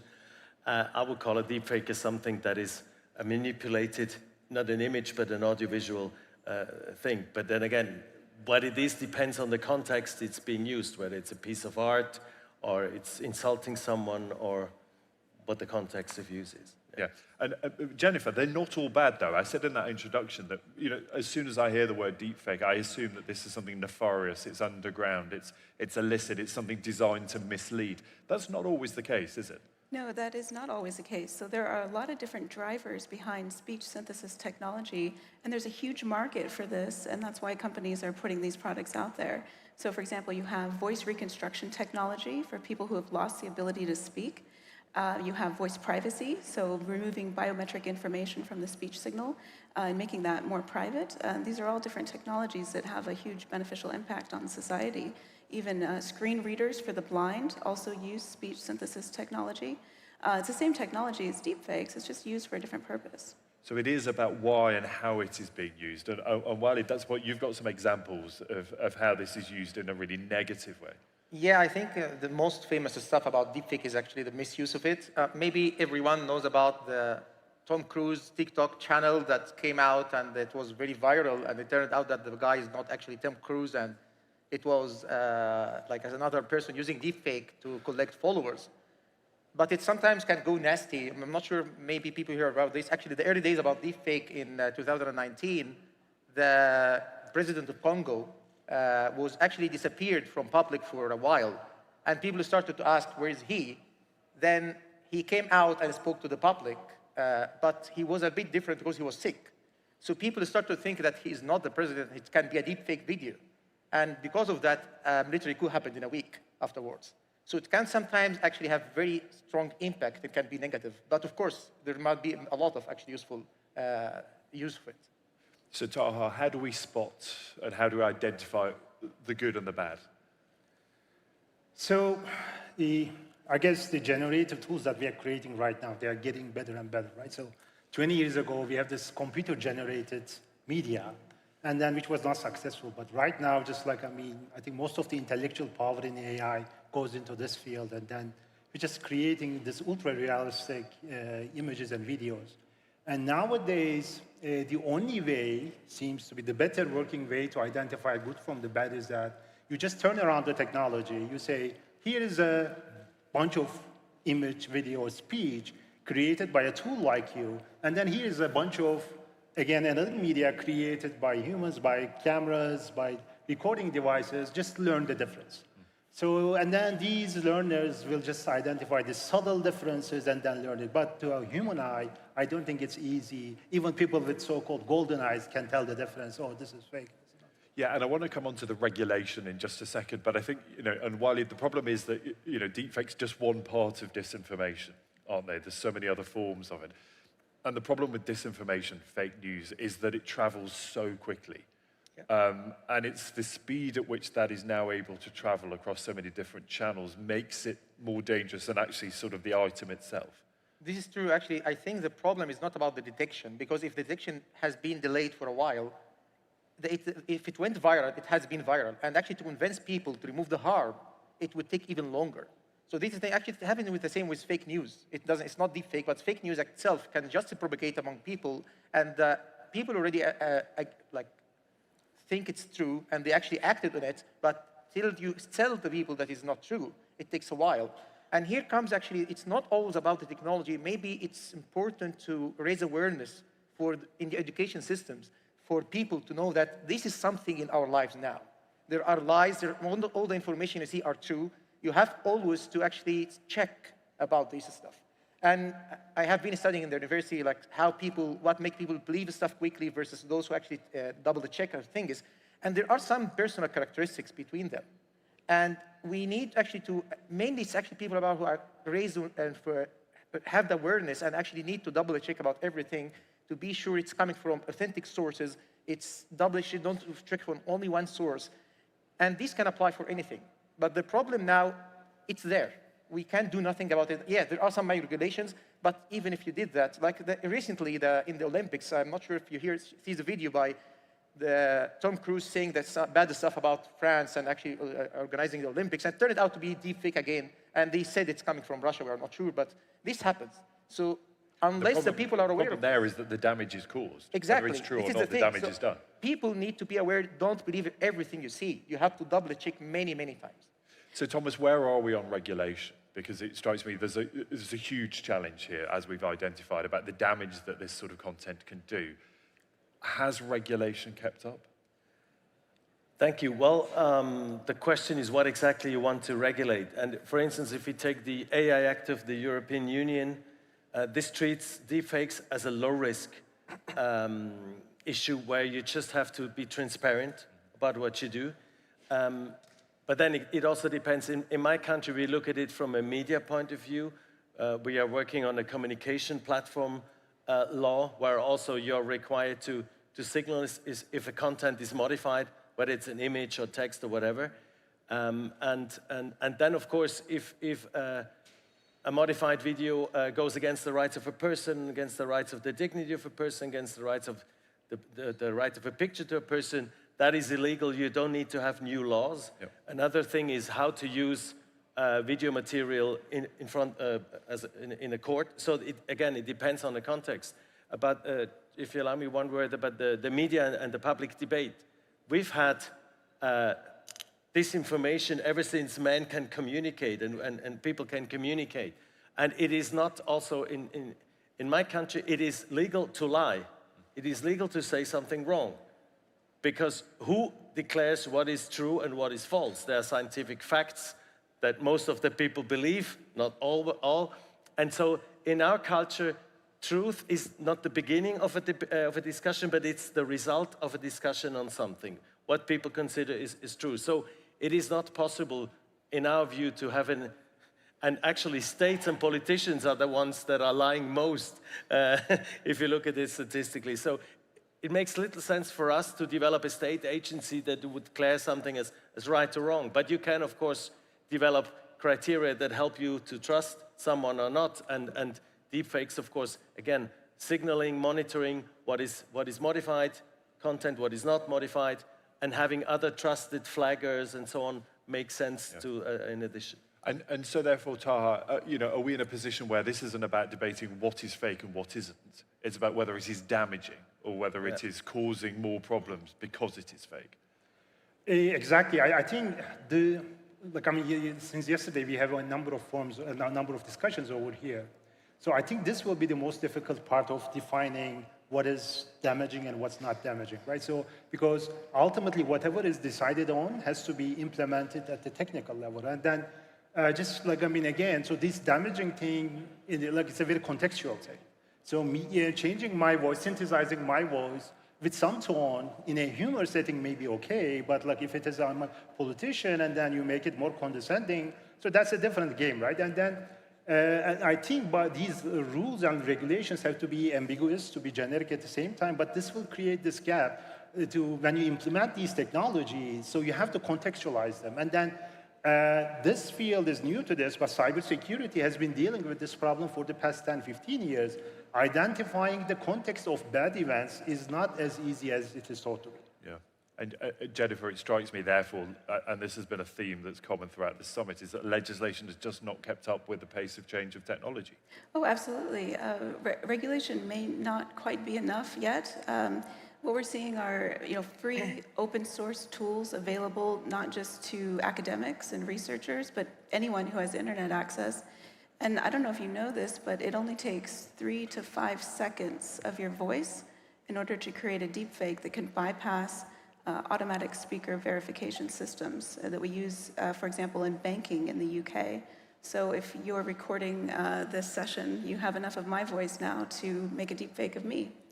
Another thing that we haven't really addressed through regulation yet is the data. So we have so much data of our voices and images online, and one day we will all no longer be here. And so what happens to our data after death? Will people want to recreate us and create like an avatar, for example, a grieving loved one who wants to have one last conversation with us? How do we deal with that? Yeah, I mean, it poses so many different questions as well, doesn't it? And Taha, that's when we talk about the legislation, about, even the stuff that is planned, that is in the pipeline, that we know is coming, might not be enough. I think we have some overconfidence in our capability to solve this problem, so I think the regulation side has to be done, but seems like the community seems to converge on 3 safeguards. So we say better alignment, we say there should be a watermarking, and then there should be detection technology out there. And in my view, all these 3 things will fail or may likely to fail in different ways. So this alignment is where you train a model to refuse to certain prompts, right? Like if you ask it to create a picture of a politician doing something, most of the closed models like OpenAI and others will deny that. But the people who will run this, perhaps misinformation campaigns, will not use these things. They will go for open source versions. And we know that, for example, these tools very common tools have thousands of variants publicly available. And so most of the existing tools do not take into account that it's not only 3 tools, but there are thousands of further fine-tuned, trained private tools out there that will be used. So the other issue, I think that we also trust on watermarking, but again, not to be on the devil's advocate side, but in early 2000s, the copyright protection and then the ownership attribution problem for digital media had so much expectations from watermarking. But then it was shortly realized that once you do something and then leave it out in the wild, so these smart adversaries will find a way, so they will take their time, and then they will just reduce the signal so that they will not be reliable. And the third one, I think, is the most a critical one, where we say that we will have this detection technology where I'll give some media and then some tool will tell me yes or no. So here, I think there are 3 issues. One, as I said, we think that we know everything, but these tools are extremely customizable. And the second, so right now, if you look at the research approach, so it's like a binary problem where I have something, so it's either deepfake or not, synthetically generated or not. But in real life, we will have this huge gray area where there will be lots of AI-edited images, like iPhone is coming with now AI editing tools. So potentially every image or every video might be AI edited, right? So now like the tool that you earlier generated based on 2 classes will not work. And the third one, again, so this is lessons learned from cybersecurity. Like, I mean, TikTok is receiving 1 million videos a day. I mean, how many of them would you be really willing to catch as type of a misinformation campaign? 10, 100, right? So we as engineers are not good in designing tools that are that accurate. Like false positive rates of 1 in 10,000, 1 in 100,000. So this means that we will need lots of content moderation people, or perhaps like LLMs may be used for this purpose. But like, I mean, when Elon Musk took over Twitter, the first people to be laid off were these like thousands of content moderators. So again, I think to just like to give a positive spin to it, it seems like the solution of the problem will come from an unexpected thing. So we will push all the burden of this thing to these technology companies, like, I mean, Google, Meta, TikTok. So they will see all the patterns, they will do all these tools, and then look at the context, and then they will have to make the decisions. I think one thing for regulation to think about is how will they incentivize these companies to do that, right? Because I mean, it's a double-edged sword, because they don't want to irritate their customers as well. So I am not sure if this aspect is clearly studied or... Well, let's ask you that. I mean, who is responsible? Is it the regulator or the provider? Again, it depends on the context, and I think it is always a shared responsibility. It's the same like if you buy a car, you have a car that consists of thousands of pieces that were made by hundreds of different companies. They have some reliability for their part, then the one that is putting everything together has a responsibility, the one that sells it, but also the driver of the car has a responsibility, those that provide for the infrastructure. So it's a shared responsibility depending on what the pieces you put together. And I think to come back on something that what I said, of course, technology will help to detect technology, but we will not be able to solve this without common sense. We have never been, and no matter how good the engines and the machines will be, we will always have to use common sense, because there's some things that obviously, if a person is, after 20 years of fighting for something, suddenly fighting for the opposite, this somehow should raise questions with people. And before panicking or, I don't know, going on the streets and writing, we have to use our brain and see, okay, what has changed? Has the person changed? Has something outside changed? Or has maybe nothing changed? This is just simply not true. So, and then there are ways to, again, to see whether you have people that can testify if a person has said something, or you have other proofs that you see that something has changed. So we have to look at the bigger picture, not just look at the simple video or the tool itself. It always needs to be based in the context, and we have to use our human collective intelligence to judge artificial intelligence. Yeah, and Walid, I mean, to push that point about, you know, the speed at which this is able to travel, while all the regulators, all the tech firms, everybody else is thinking about doing this stuff is spreading. And that's the problem, isn't it? It's able to be out there and actually, you know, working out who's responsible, whether it's that person, that provider, that author. Actually, the damage is done, isn't it? Yeah, so this is exactly as you mentioned, it spreads quickly, but why this is happening? Is algorithms pushing it? It's not, it's people pushing it. Right. We don't want to speak about deepfake as the main problem happening now, which is a small spot in a big space of misinformation. This has been happening for years. I'm not sure if maybe it has there was a video that has been very popular in the Arab region, very, very popular in the Arab region, shared of millions of times, of a chicken writing the word Allah by seeds. Has anyone seen it? Yeah. So many have seen it. It was like 7, 8 years ago, before any deepfake. And it's simply someone wrote, it was actually simply someone actually wrote the word by seeds and made the chicken eat it, then actually reversed the video. There is nothing deep here at all. Just a very simple, stupid, actually reversing the video. But people started to, oh, wow, this is a miracle, let's share it, and has been shared everywhere. So I would say regulations is really important to actually do that, but the problem is actually about people and raising awareness for them. Think about it twice, as you mentioned. You have to act even more than twice, because deepfake is a new problem because you try to provide an evidence of something that is fake, but this is still a small thing among the big problem of misinformation, people spreading it. And because just they think it might be cool, I'd like to share something interesting, they just share it. Yeah. So this is I would say the problem is, technology is one problem, but humans is a big problem. And this is the only thing is by making education for them. making them be aware of this. Actually, this is something in the culture, even in the Muslim world, like إذا جاءكم فاسق بنبأ فتبينوا. You have to double check. Actually, it has been ordered by God to double check about any information before spreading it. And this is something that has to be taken not just by technologists, but also by educators, by even religious scholars and other people to make actually people, this is a problem and that can make a lot of harm and you have to be aware of it. And maybe two more points about liability. There are already liabilities and responsibilities that are fixed in laws. For instance, in the European EU or in the Swiss data protection law, it says that whoever uses personal data has to make sure that this data is accurate. Right. So if I process personal data and I'm using data that is not accurate, I can be sued. Of course, that again, it's always a question of what is the impact, what is the damage. And also how likely that is to happen.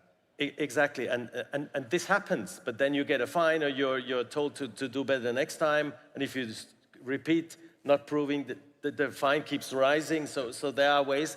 And also in the media field, I mean, already now, we do have different types of media, the ones that are known for being the fastest one and sensational one, or having, like platforms having no moderation. Others, like the BBC, is known for checking things as much as they can.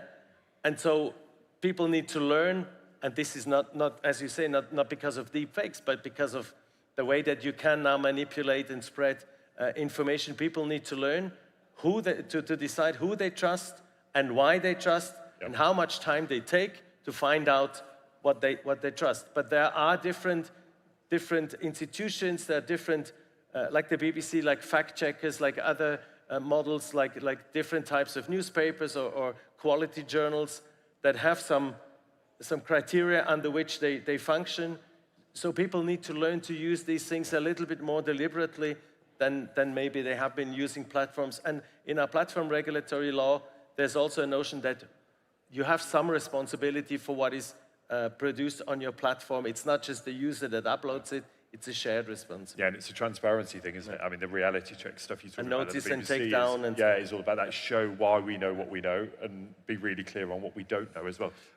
So just to add to the discussion, I think, so as Walid mentioned, so none of the things that we are scared to see is new, right? So, I mean, fraudulent misrepresentation is there, fraud, like, I mean, all these implications in the law. So I think what is scary and what I think alarms everyone is the scale and sophistication of what may come, right? So, like, I mean, our current regulation and setup may not be able to handle, like, I mean, it's perhaps 10 cases a month is okay, but once you have so many of them, that's like, we don't know how to deal with them, right? So the current processes do not handle that very well.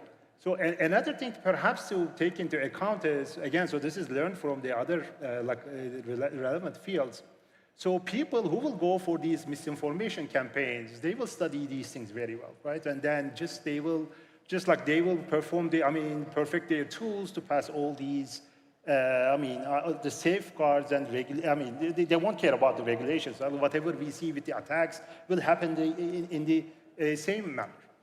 So I don't know, whether it is being noticed or acted on.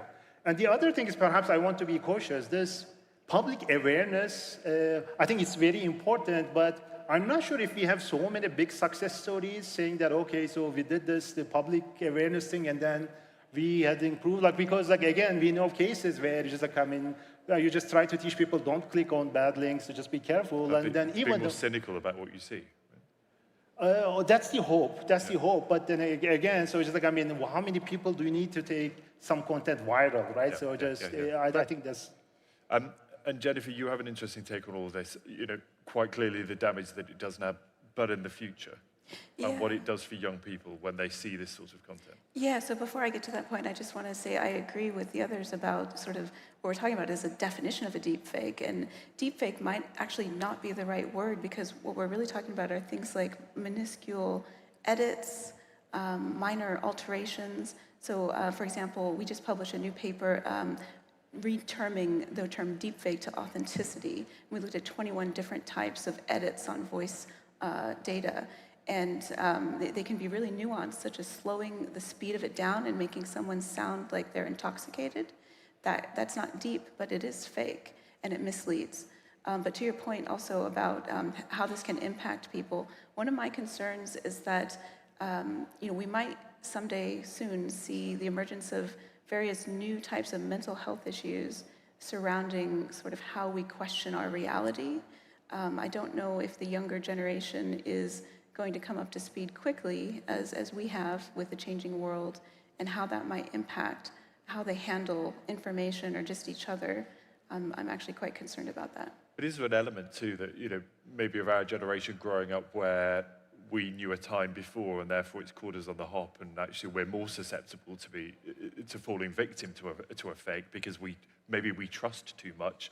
Yeah. Is there an argument that the younger generation will grow up with this and think, actually, I shouldn't be so trusting of everything, because a lot of what I see online and in my day-to-day life might not be true? Right. I mean, is that possible?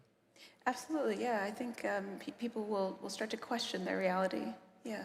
And it ultimately comes down to I think this may be the most positive outcome we may have. People, just like being the young generation growing into this, perhaps they know that we don't trust that what we see that much. I think the adage that a picture is worth 1,000 words, I think that's long gone, and then perhaps the new generation might just internalize it, and then we may have a reverse problem. Then how do we prove that something is authentic?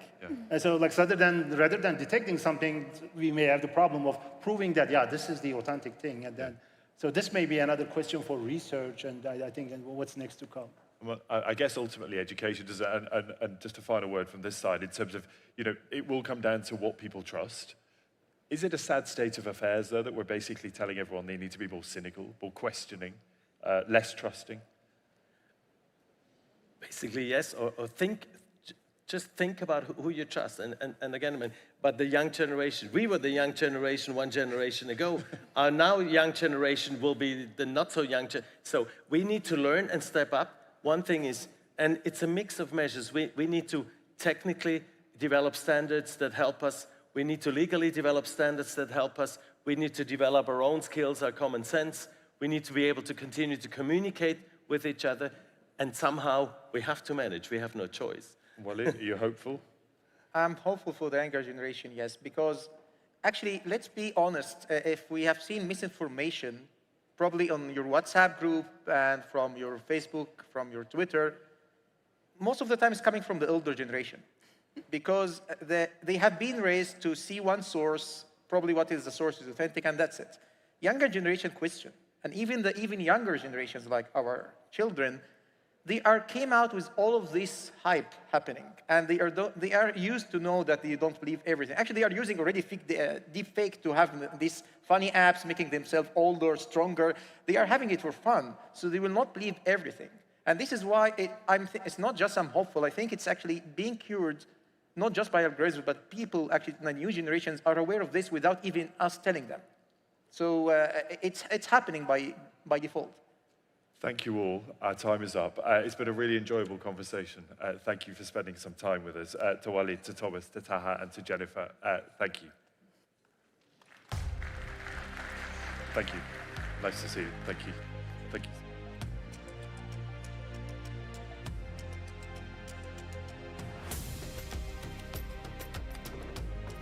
Thank you so much. A really interesting conversation. I'm so lucky that I get to sit next to these people and ask the questions, and I hope they are the questions that you also want to know too. So in this next session, we're going to look at the balance between promoting national interests in AI capability, or whether countries should be prioritizing global cooperation. We've heard so much, haven't we, about cooperation and collaboration in the field of AI, but actually, could that be a setback for national interest? So to discuss this, please welcome back a familiar face, Craig Smith. He's the Chief Executive of Eye on AI.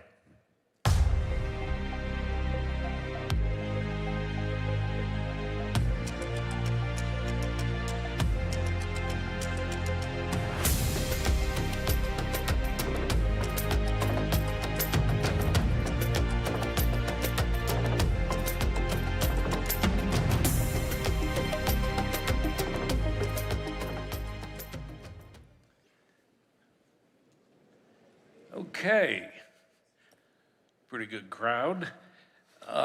We're going to talk about something that's close to my heart because I spent much of my adult life in China. and I'm American. And that is a fork in the road between the United States and China, which means between two very large parts of the world, not just the countries, over chip hardware, semiconductors. Since 2022, the Biden administration has been slowly tightening the restrictions on the export of semiconductors, high-end semiconductors, and semiconductor manufacturing equipment. And just this month, they increased those restrictions and extended the ones that they already had in place. And this is really hurt China's ability to compete in the realm of AI. Personally, I think it's a bad development because I think the further the two countries drift apart, the more dangerous the world is. Semiconductors, as Chris is going to explain, are really the lifeblood of all technology, but in particular AI. Most of the semiconductors used in AI are manufactured in Taiwan at a company called TSMC, Taiwan Semiconductor Manufacturing Corporation.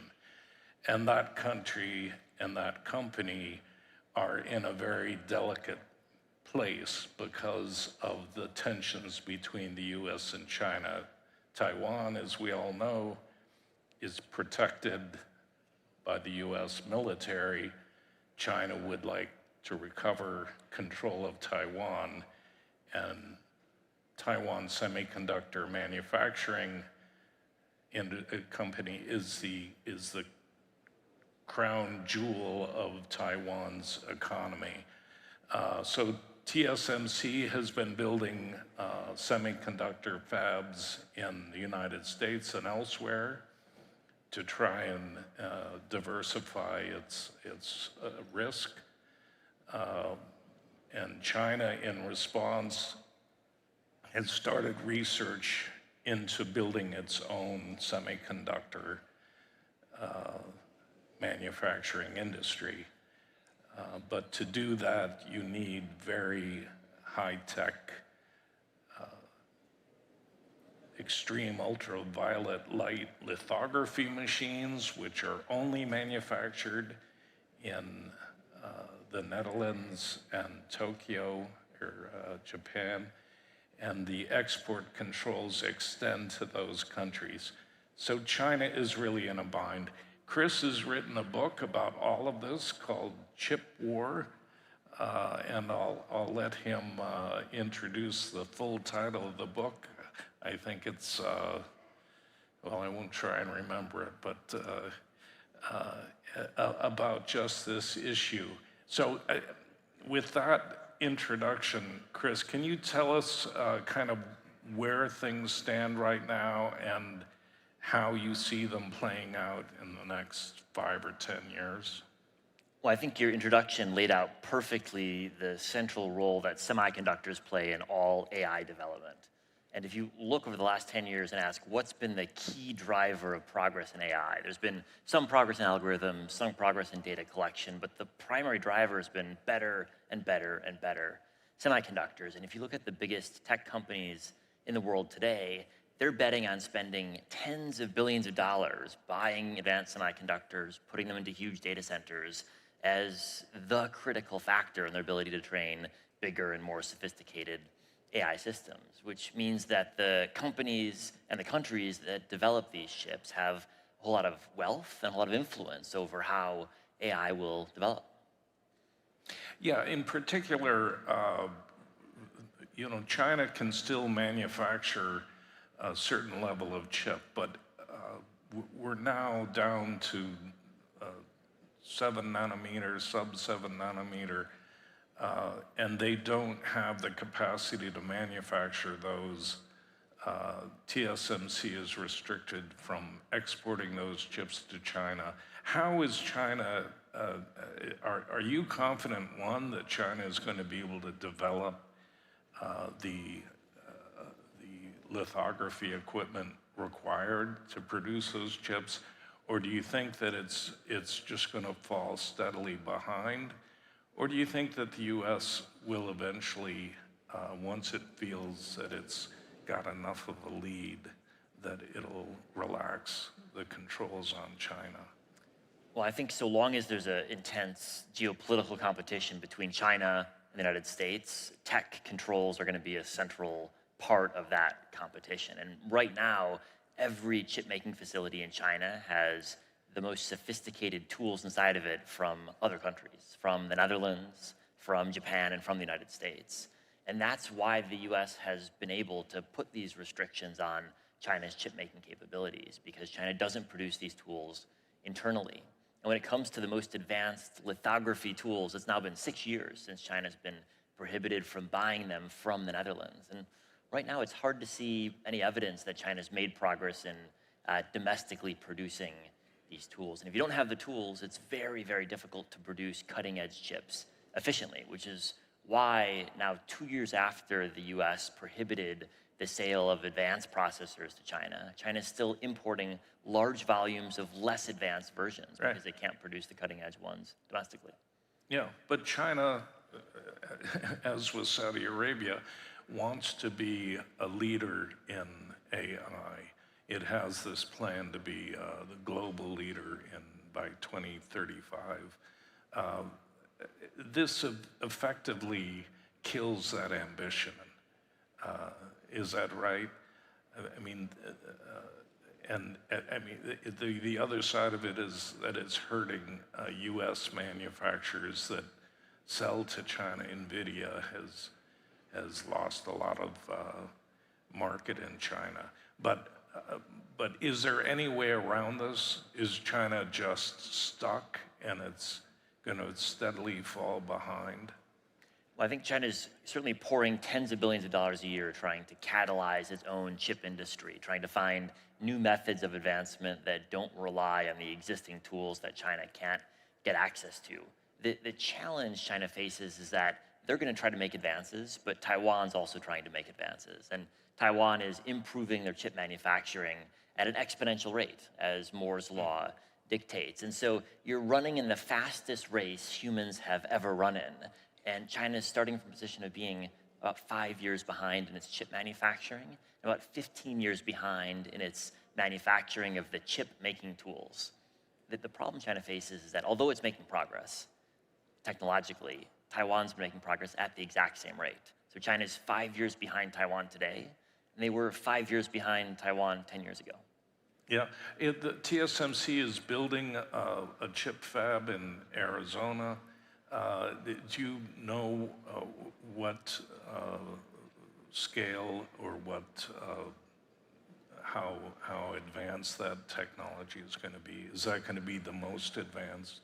That'll be fairly advanced, but a generation or two behind the capabilities in Taiwan. So today, TSMC produces 99% of the GPU chips that are used in AI training and inference, and I think it's most likely the case that in 5 years' time, most GPUs will still be produced by one company in Taiwan. Yeah, yeah. Will the US fabs be able to catch up with Taiwan? I mean, if it's 2 or 3 years behind, or are they being built at that level and they'll remain at that level? Well, TSMC has indicated that its R&D will stay in Taiwan, which means that its most advanced chips will be made in Taiwan for the foreseeable future, which creates this extraordinary concentration. The world's biggest tech companies, all of the world's AI infrastructure depends on just a couple of factories in Taiwan. Yeah. China's precluded from having the extreme ultraviolet lithography required to do these very high-end chips. Other countries are not. Are there other chip manufacturers that are coming on stream to challenge TSMC's dominance? The other two companies that would like to challenge TSMC are Samsung of South Korea and Intel of the United States. But right now, those challenges are aspirational. And TSMC is both the technology leader, and more importantly, it's the market share leader. And so the rest of the industry is competing for the 1% of the cutting edge that TSMC currently doesn't have. Do you have a sense of how far ahead or how long it would take for Intel, one of the other chip manufacturers, to build a fab that could compete or take market share from TSMC? Well, it's partly a question of building the fab, but it's also a question of developing the know-how to work with your customers. And so companies like Apple and NVIDIA, they bet their entire future on the ability of TSMC to produce the chips that they need. And so it's not just a question of who's got a comparable factory. It's a question of who's got a comparable ability to take this advanced R&D, manufacturing it at the nanometer scale, that's billionths of a meter, and do so with almost perfect efficacy. And so even if you've got a factory that looks just like TSMC's, are your customers going to trust you can operate it with the same degree of efficiency? Probably not. Yeah. The Chinese, I have great confidence in the Chinese to be able to do extraordinary things. And as we were talking, they're working on using a football field-sized particle accelerator to generate the light needed for ultraviolet etching. Do you have a sense of how long it would take for them, and I understand it's not just the hardware, but how long it would take for them to get to the point where they could do nanometer size? Well, I think we know that it's been 6 years that China hasn't been able to buy these advanced lithography tools with very little evidence of progress thus far. I think we should assume it's going to be at least another half a decade, maybe longer, before China begins to replicate these capabilities. But then the key question is still not what can China do in 5 years? It's where will Taiwan be with the help of technology partners in the Netherlands, in the US, in Japan? Where will Taiwan be at that point? Because if China's moved forward by 20%, but Taiwan's moved forward by 20%, the gap's the same. Yeah, it's fascinating. Although 10 years from my vantage point is not very long. So the US has essentially secured dominance in AI, and anyone that wants to play in the AI field is going to have to play with the US. Is that right? That is the case today, that if you want to build a high-end data center for training AI systems, it's very, very difficult to do so without US-made chips. There are some systems in China that can do it, but China's a net importer of US-made chips, so China's not going to be exporting AI technology anytime soon. Hard to predict the future. In 3 years' time or 5 years' time, we can't say, but today, if you want a cutting-edge AI data center, you've basically got to turn to US technology. Yeah. I mean, there is new technology coming on stream. Certainly, there's great promise. The next speaker is going to talk about quantum. At some point, this will be an old story. You won't be chasing Moore's law. But at the level that China can manufacture, are they able to build? I mean, the nanometer scale chips are important for the speed and the amount of compute that they can process. But it doesn't mean that a less advanced chip can't do it. It just can't do it as fast. Is that right? That's right. When it comes to training AI systems, you've got not just one chip, but thousands and thousands of chips networked together. And so the inefficiencies of using larger numbers of older and less capable chips grow in a nonlinear fashion. And so the reason why, whether it's Elon Musk or Sam Altman, they're all trying to buy the most advanced chips that NVIDIA can produce and buy them at a scale of 100,000 or 300,000 is because there are huge efficiencies that emerge from getting the most advanced technology. Yeah. No one is saying older generation chips are cheaper, let's buy more of those, because the inefficiency involved outweighs whatever price benefit you get from buying the chip. So having access to the cutting edge really has been critical to building bigger and better AI systems. Yeah. I mean, there is a black market in GPUs flowing into China. Is it possible, from your understanding, that China could still build advanced foundation models and keep up with the foundation models coming out of Europe and the United States without these advanced chips, or is it a non-starter? It gets very inefficient and very costly very fast if you're using old hardware. The reason we didn't train GPT-4 10 years ago is because it would have been economically unviable to acquire all of the chips that would have been necessary and build a data center that would have been many times the size of what already are very large data centers.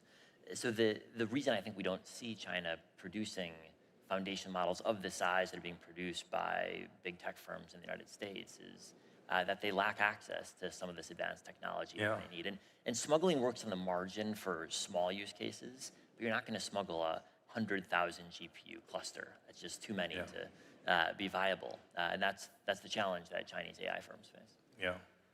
To me, this really raises the stakes in the Taiwan Straits debate, crisis, whatever you want to call it. Xi Jinping has made it very clear that recovering Taiwan is one of his lifetime goals. And with TSMC in Taiwan playing such a critical role in the future of the global economy, it seems the stakes are higher, that China may be willing to risk more. In your research, did people talk about that risk? Well, I think the chip industry is aware of that risk, but prefers not to think about it because the implications would be so dire. And I think today, as AI gets more and more important, the implications are only growing because it's no longer just the chip industry that would be impacted. It's all progress in AI. If 99% of GPUs are made in Taiwan, losing access to those factories would slow AI progress immediately. And that is a real challenge to the industry. I think it's also, though, a factor that shapes China's calculus. Right now, China is still hoping it's going to be a net beneficiary of AI. But if it realizes that it's losing the race, then it might be willing to take more risks around Taiwan. Yeah. I know that you started out in Russian studies and in particularly studying chip hardware in Russia. Where does Russia figure in this? Have they dropped out of the race? Are they subject to the same export controls?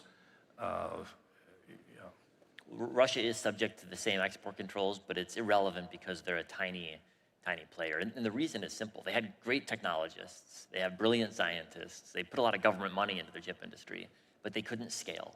They didn't have access to global markets. And this is really key. If you look at what's allowed leading chip companies to succeed, it's selling around the world.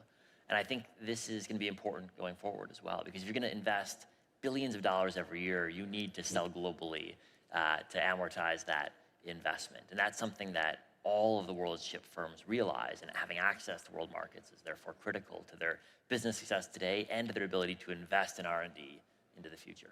Yeah, that's interesting because people, I've talked to a lot of people about the idea of the world dividing into AI zones based on data and based on the political, local and regional political values. And so you would have a more authoritarian AI or a more restrictive AI in China, and countries close to China, you would have a less restrictive AI in Europe and the United States. But that question's moot if China can't build the kinds of models to keep up with the West. Is this affecting how China's allies are regarding China as a technology partner?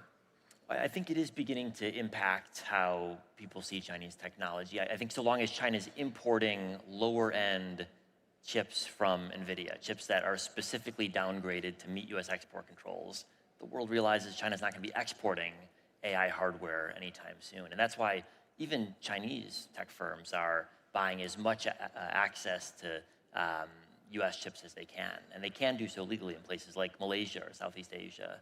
And this is, I think, a meaningful signal to the rest of the world that if China's most advanced tech firms want to buy as much US technology as they can, that tells you something about where they think China's own chip technology is headed. Yeah. A lot of this stuff exists in the cloud, not necessarily on-prem. Are Chinese cloud providers, I met Huawei's cloud provider here, under the same restrictions, even if they're incorporated and based outside of China? It depends which company you're looking at. Today, it's the case that most Chinese firms operating outside of China can get access to high-end GPUs, but that's something that could change in the future. And I think you should expect, as long as the US has a meaningful lead in chip technology, it's going to try to use that to its advantage. Yeah, because the application layer, am I over time? Just one question. The application layer can access the foundation models through API, and with 5G, the latency is decreasing. Is that an option for China? They don't own the foundation models, but they can access and build applications on top of them? For now, that's an option for certain of the foundation models, but other ones restrict access to their API in China. So it depends which one you're looking at, and it's clear that those could be restricted either by China or by the US at any point in the future. Yeah. Okay, I think we're out of time. So thank you all. Got a couple of guys sleeping in the fourth row. So. Thank you.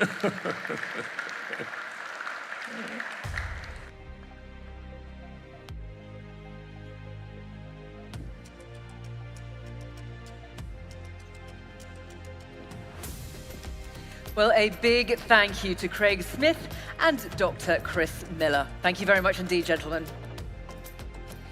So as we think about the next frontier of innovation, quantum machine learning emerges as an exciting area with enormous potential. It does, however, have its own set of obstacles. Quantum computing promises to revolutionize how we process information, pushing the boundaries of AI capabilities even further than perhaps we ever thought possible. So let's jump straight into it. Welcome to the stage, Dr. Simone Severini, General Manager, Quantum Technologies, Amazon Web Services.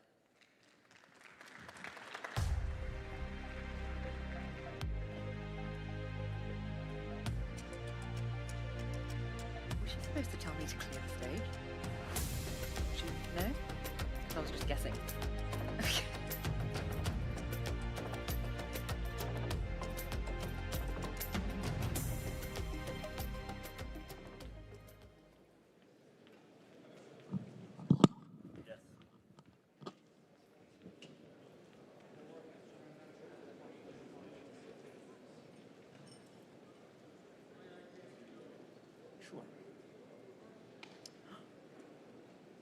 Good afternoon.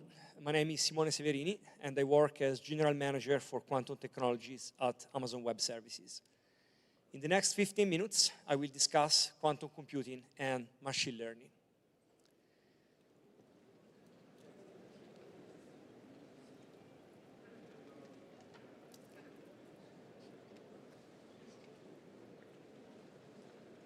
Sorry, the pointer is not advancing.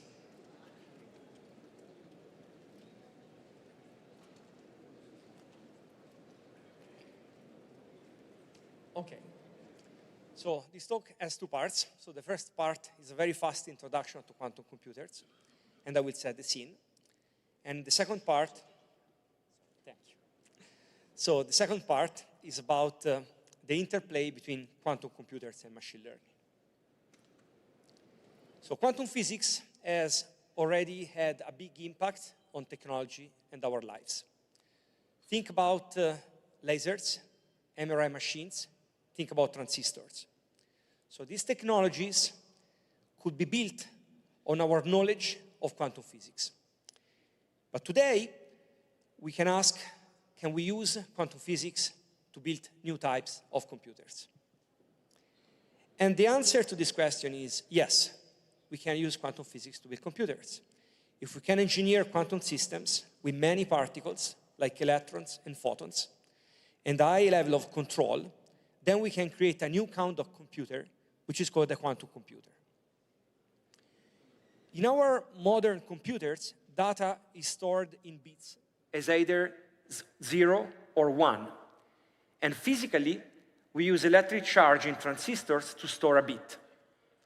And bits are processed by logic gates, which only act on 1 or 2 bits at a time. And every current computer system built so far operates in this way at its most basic level. But a quantum computer operates on qubits, the quantum analog of bits. And they can be built, for example, by encoding 0 and 1 on 2 energy levels of electrons, which are particles that are part of atoms, fundamental objects in nature. And qubits can be prepared in some special physical states that can exist in 0 and 1 somehow at the same time. And this allows quantum computers to operate very differently from what our traditional computers do. Now, because of this phenomenon, which is called superposition, I can state the main claim of quantum computing, which is quantum computers can solve some problems with fewer logic gates than classical counterparts, than classical computers. So somehow they run more efficient algorithms, so they allow us to save time when we perform computation.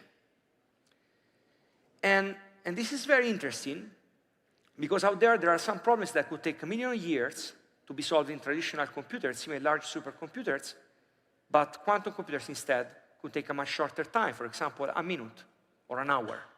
And you see that there is a big difference between 1 million years and 1 hour. But there is a caveat. The caveat is that a quantum computer cannot simply run the same algorithms that we run on classical computers, just faster. So the reason is that we need a special class of algorithms. But this class of algorithms is going to be richer, and this is what will bring some potential advantage in quantum computation. So here, if you think about problems that could be approached by quantum computers, the first natural ones are problems associated with simulating physics. So here is a plot of the use of Department of Energy supercomputer, one of the largest in the world. So a large fraction here is devoted to simulate quantum systems in areas such as chemistry, such as material science, fusion energy, nuclear physics, and high energy physics. And potentially, quantum computers can solve these problems much faster than the fastest supercomputer on Earth. So, large-scale quantum computers, however, don't yet exist. And there are a number of potential areas where quantum computers might be useful in the future. So remember, we can't just assume that the quantum computer will be helpful at every task, but we will have to design specific quantum algorithms that can run on a quantum computer and make an argument that will be better than existing classical algorithms. For example, quantum computers are expected to be helpful for tasks in areas like simulation. Think about material science, think about chemistry. And then there are some areas like cryptanalysis. So quantum computers are known to be able to break some cryptographic codes. So they are a very valuable tool when it comes to cryptanalysis. And there are areas far from physics like optimization, for example, and potentially machine learning. And the point is that for a quantum computer to be more powerful, we will need to do a lot of work because we will need many of these fundamental components, that are called qubits, but also we will need millions or billions of logic gates. Unfortunately, we don't have yet quantum computers that can perform at this regime. So it's all still theoretical. The issue is that current hardware is too noisy and error-prone. So meaning that every step of the calculation, you have a probability of error. And it's very difficult to build quantum computers at scale. There are many approaches, but it's very difficult. But we think that there is a credible path for doing that, for constructive performance quantum computers during the next decade, maybe during the next 2 decades. So this is an important technology that we need to approach. And there is a way out somehow. There are methods for error correction. So think, as a great example, data storage. So in data storage, the reading and writing, mostly writing, from today's high-density hard drives is very noisy. And with error rates of about 1%. But if we add the extra bits, then we can push this down to 10 to the minus 16. So maybe we can do something similar with quantum computers. And to summarize, the key challenges here are that qubits, these components of quantum computers, are error-prone, and we have still a very large gap of 9 orders of magnitudes, like 9 zeros for precision, in order to get there. But the second large challenge is the scaling the system, so building large quantum computers. And we will need some redundant. So we need many more qubits to build a quantum computer than actually the one that will run certain type of calculation, because you need qubits for implementing the correction of the errors. And finally, we want that the clock speed is very high. We're talking about megahertz. There are a number of projects around the planet today that are trying to build these machines, and leading economies invested already $40 billion in this area. Because the day that we will have quantum computers, we will be able to do certain things that we cannot do today, and we will never be able to do no matter how we build computers that are not quantum. So this is, I think, a key message of this talk. So quantum computers, to some extent, are a technological necessity. So let me go to the part related to machine learning. So you see, machine learning is often hard to discuss because it can mean so many different things in different contexts. And this is even more challenging when you add the term quantum to machine learning. So it's helpful to break down machine learning at an abstract level and first describe how quantum might play a role. So when I was preparing the talk for this presentation, I was specifically invited to mention something about machine learning and artificial intelligence, which is the central topic of this meeting. And I'm far from being an expert there. But then I thought that the best way to describe this is where the opportunity is. So what quantum computers could do for machine learning, and maybe start from this very basic diagram that highlights abstractly machine learning. So first we require training data, right? Which is used to train parameters of some model by running a specific training algorithm. And this training phase can be extremely computationally expensive.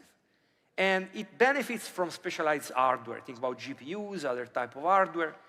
And some of these models can cost hundreds of millions of dollars to run. So if we can speed up these, maybe there is a great advantage there.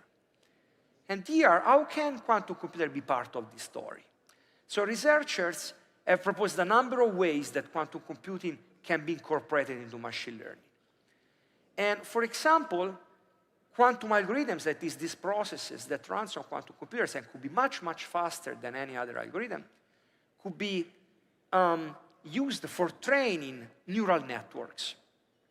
And there are proposals, like training data and models that would be the same as before, but some work to train the model could be offloaded from a GPU to one of these special type of hardware called a quantum computer. So the second approach could be, the second, let's say, proposal is that in certain type of machine learning, for the people familiar with this in the room, supervised machine learning, like support vector machine, very technical term, but is used to classify new data points given a set of classified training examples. So quantum computers could have a role there. And the proposal here is to replace the training with the interface algorithm to support vector machines, for example, with quantum algorithms. And these algorithms aim to classify new data points from the data points that we already have, but using less resources. So exploiting some quantum phenomena, for example. So again, this theme is using less resources. Another proposal could be related to defining some quantum neural networks. So replacing classical neural networks, traditional neural networks with some special type of new circuits and that are quantum, and the inference step will be done on quantum processors. So this is a very complicated diagram, but this is a full picture of what will be the interplay between now and maybe many years to come between machine learning and quantum computers. So despite it's a complex diagram, I think it's very meaningful. Finally, with quantum machine learning, we can even consider a more exotic situation when, for example, data is coming from quantum physics itself. For example, a quantum model might try to classify materials with various properties, phases of matter. So technical terms is a physical system, has a physical system set specific properties, for example. So there could be sensors that could capture this data. And this data could be fed directly to quantum computers. And this probably would allow us to learn certain things about nature that we could not learn otherwise. And this could unlock innovation enormously. Think about material science. Think about potentially designing new molecules for drug discovery. This is deep innovation that could be enabled by the interplay between quantum computers and machine learning when data are quantum. But there are lots of caveats there.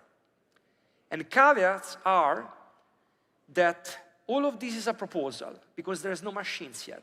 We need to build these quantum computers. And the journey is very long, and this requires sustained investment.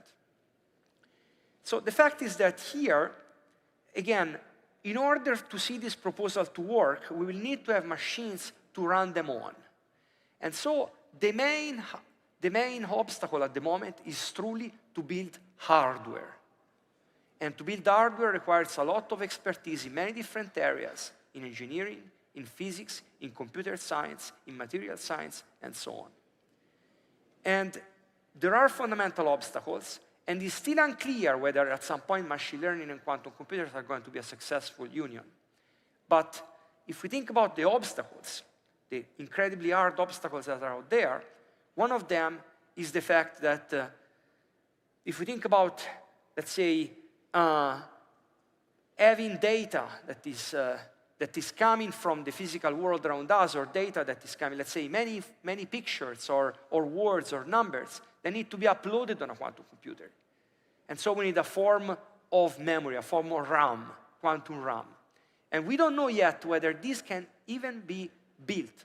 This is an immense challenge, but the gain that this challenge will allow us once it's resolved is huge. Because again, will allow us to unlock a certain type of innovation that cannot be unlocked with any other type of computer. So, and if we think about the specialization of hardware in the future, I mentioned, today there is GPUs, there is CPUs, there's many different types of hardware. In the future, quantum computers will have a role there, like these machines.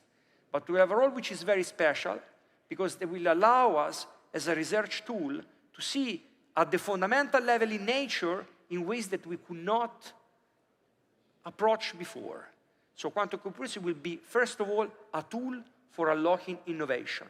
Still, the interplay between quantum physics and machine learning is largely unknown. There is still a lot of work to be done, so we need to be patient. We need to set the right expectations. But I'm very confident that in the future, this will be very important and will allow us to unlock innovation that we can yet believe and will impact enormously mankind. Thank you very much.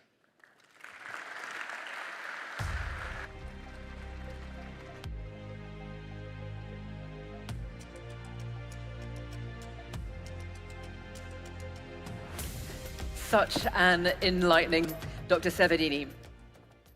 Just looking at the challenges and the opportunities presented for quantum machine learning. Well, that brings us to our next critical topic, education in the AI era. From reshaping how we learn today to anticipating what's next on the horizon and understanding what should never change, the impact on AI on education is profound. So let's now jump into the world of education in the AI era, exploring the now, the next, and the never. Please welcome His Excellency, Dr. Yusuf Abdullah Al-Benyan, Minister for Education, Saudi Arabia.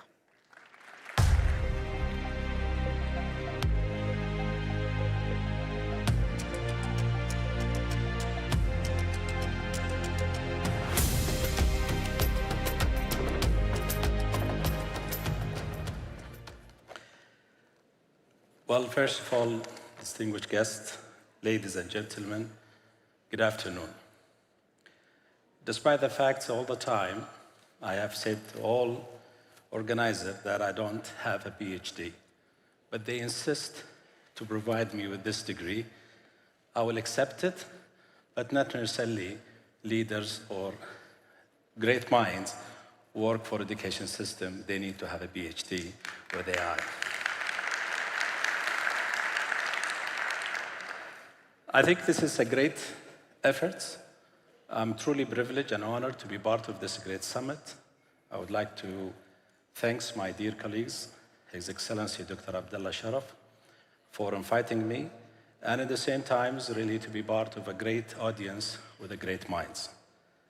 This demonstrates the government of Kingdom Saudi Arabia, under the guidance of the custodian of the two holy mosques, and His Royal Highness, the Crown Prince, the Prime Ministers, may God protect them.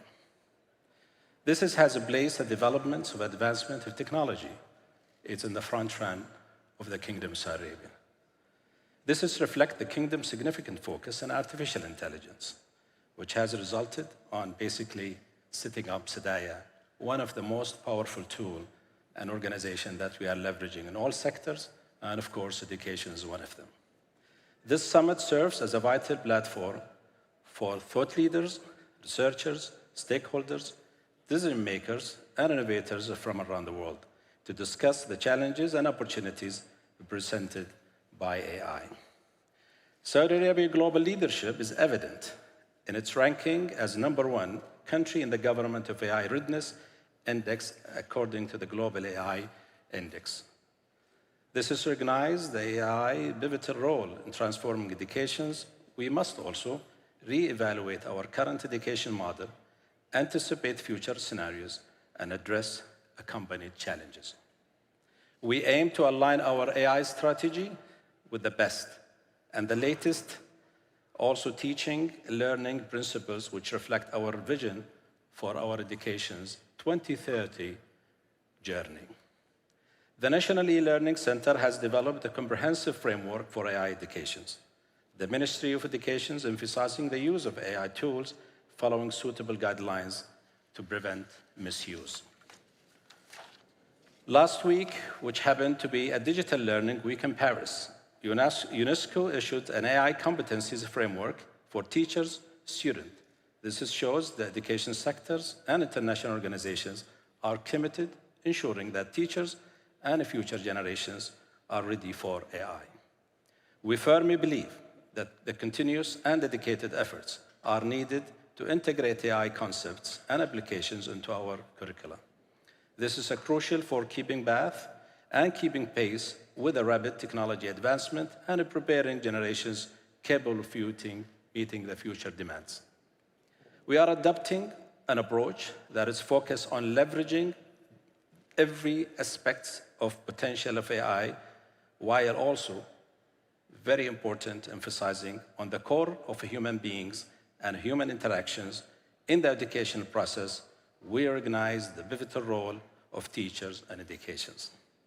The ministry look forward to anticipate the outcomes of this great forum. In the same times, we have been privileged to sign an MOU to establish basically a Center of Excellence for AI in Education's collaborations with Sadaya, and at the same time with Education Training Evaluation Commission, ETIC. This is going to create the National Center of Curriculum. Will also involve a customizing a model to be served educations, to best serve the educations among other activities. An agreement signed today to establish a govern and the Center of Excellence of AI Education. This will facilitate and the utilize of Ilm as a national generative AI model. Programs for Saudi men and women, also in scholarship program, and embark into innovation scholarship that is going to enable our human capital development, which is the most critical elements of our 2030 vision to make sure that we continue our transformation journey. In conclusion, this summit offers an opportunity to enhance cooperations, exchange ideas, expertise, and knowledge, address AI educational challenges, and explore new ideas while learning from other expertise. As we look forward in the future, we ought to continue investing in AI research and development and work together to address the challenges and seize the opportunities that rapidly evolving technology present to us. I am confident that working together, we can create a world where AI is used to benefit, most importantly, the humanity. Thank you very much for inviting me, and I wish you good luck.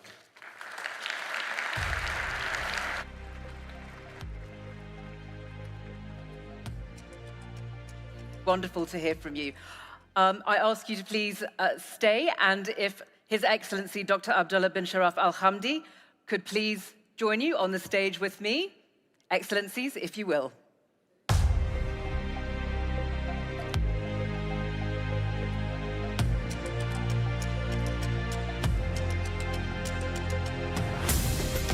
Thank you, Excellencies.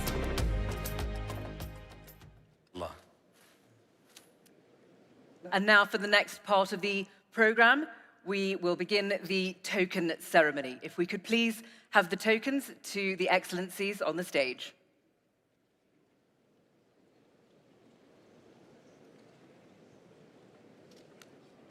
Do we have our tokens?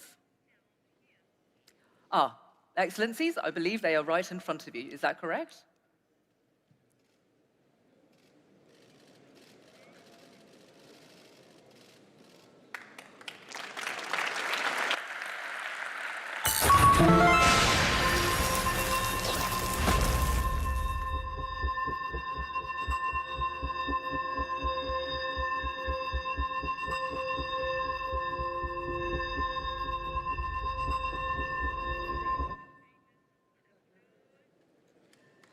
A remarkable moment. Thank you so much, Excellencies. And Excellencies, please return to your seats for the moment. Thank you. And please turn your attention to this short video.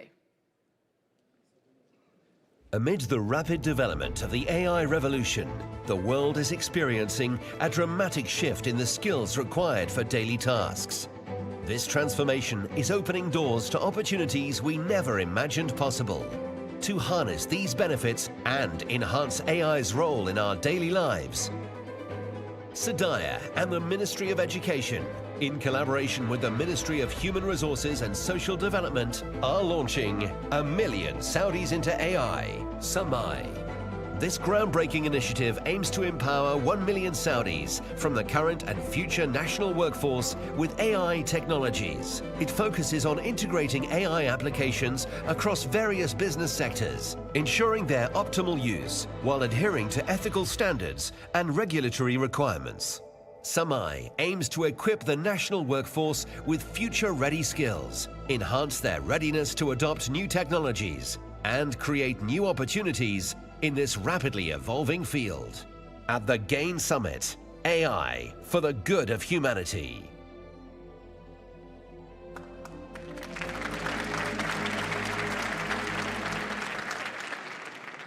Amazing to see everything that's being achieved in this space. Well, I'd now like to welcome back to the stage His Excellency Al Hamdi.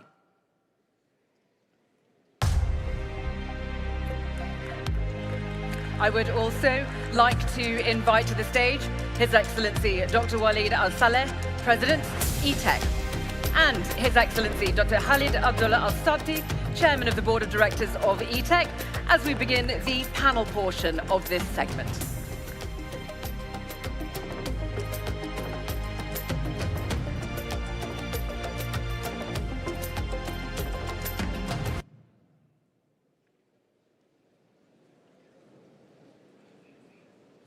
Okay, good.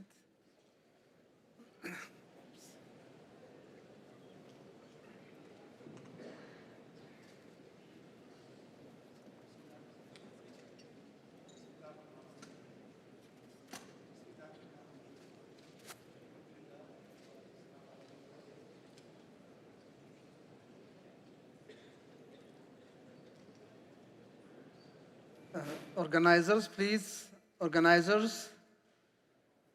Tech support. Bismillah. Yeah. Yeah, it's working now.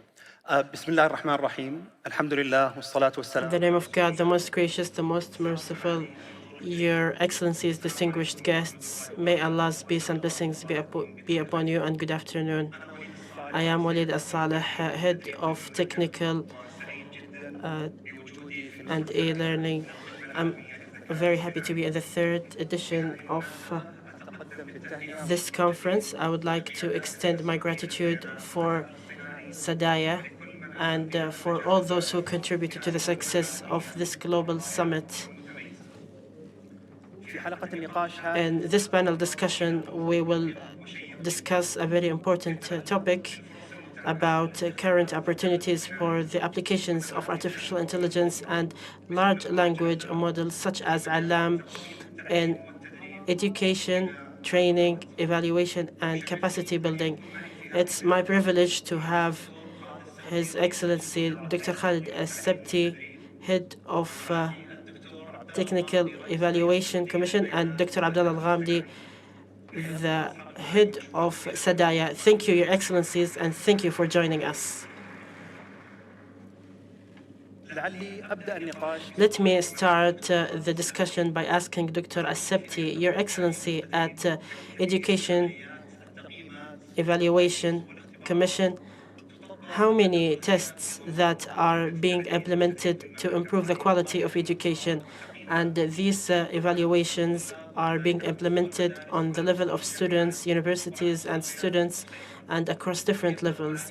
How do you see, Your Excellency, opportunities for using artificial intelligence and LLMs and artificial intelligence in this regard?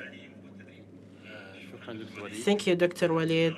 In the name of God, the most gracious, the most merciful, first of all, I would like to thank Dr. Abdullah Al-Ghamdi and the team of organizers for the success of this summit. I also would like to congratulate Sadaya team for launching Alam, being the first large language model for artificial intelligence in Arabic language, which has been trained on large, reliable sets of data from different resources in Saudi Arabia and the Arab world. Applications of Alam will have a positive impact in the kingdom, especially in education. I'm quite optimistic.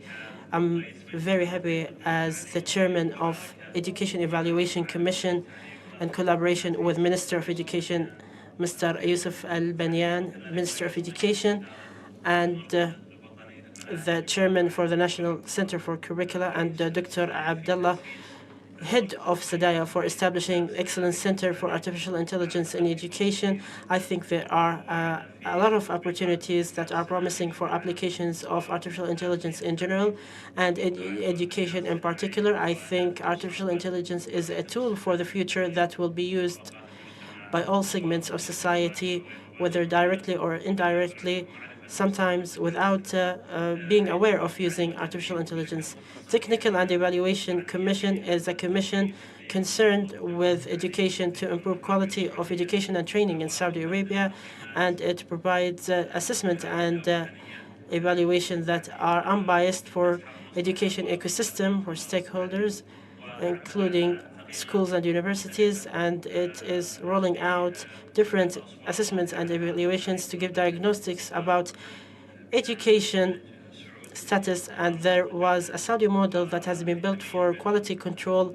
It is a comprehensive model covering all branch sectors, whether public sector, public education, higher education, or technical and vocational training, and covering all different stakeholders, including students in training, education, organizations, and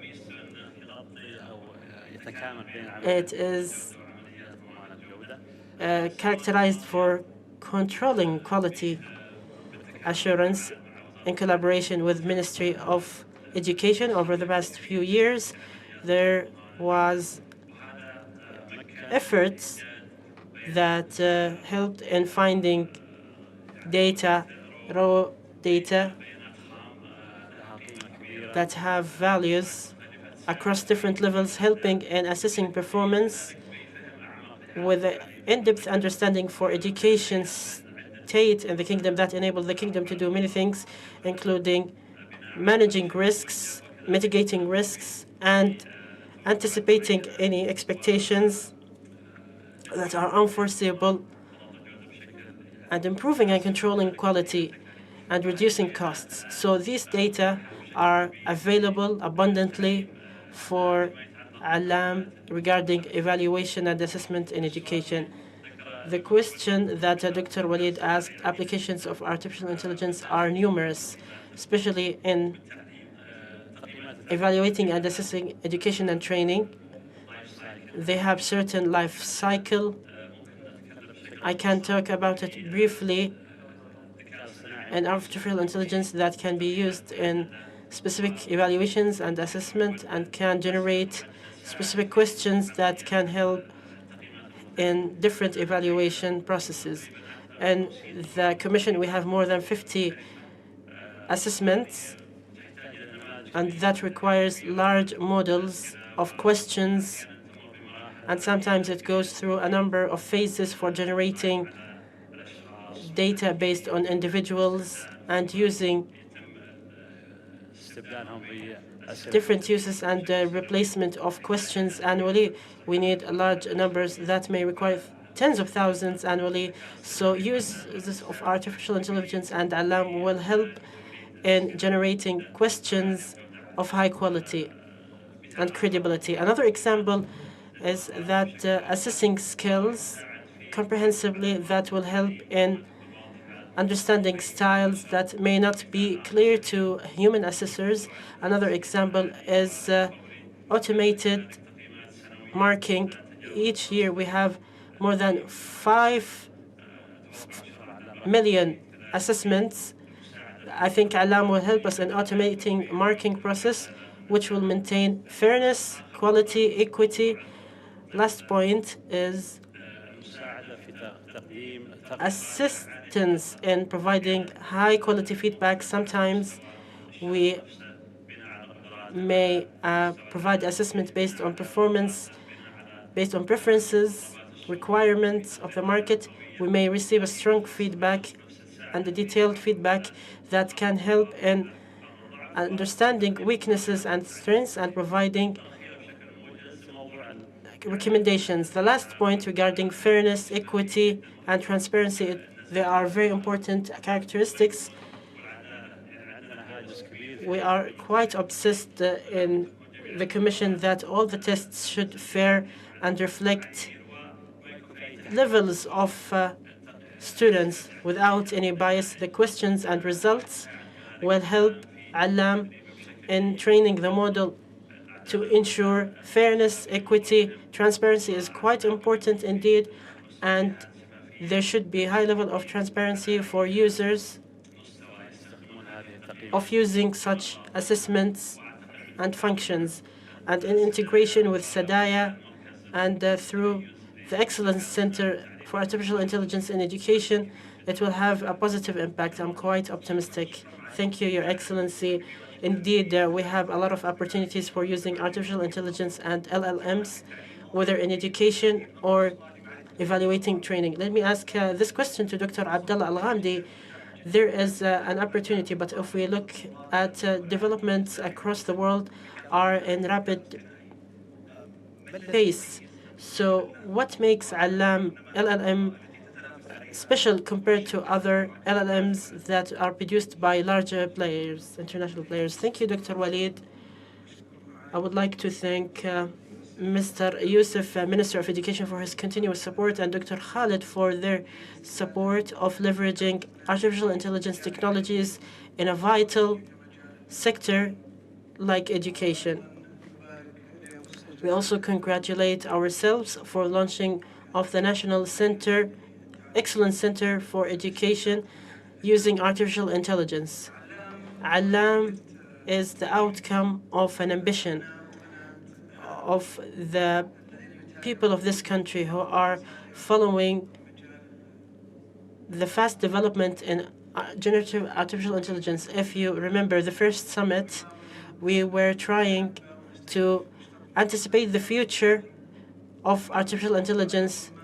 We couldn't believe that someday we will have generative AI and we will have an opportunity for large language model excel like the reality today.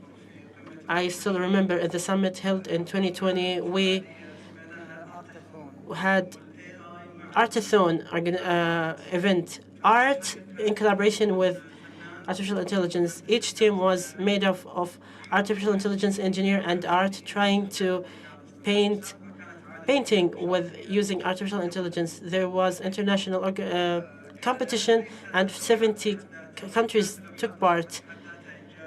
The painting wasn't the ultimate goal, though they were creative work, but the question was to anticipate what will be the artificial intelligence will be like.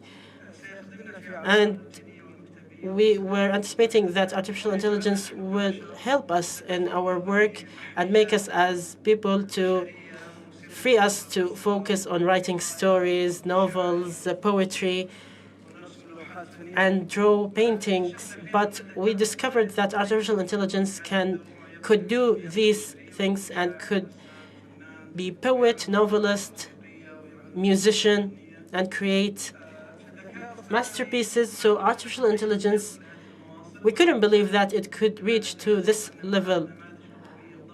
And to talk about LLMs that can mimic human beings' brains. But the challenge when we say large language model, we don't just talk about the capability of speaking or using the language for the machine to emulate a human being, but the capability of thinking, intellectuality of the machine to mimic human beings in analysis, thinking styles, and synergizing data.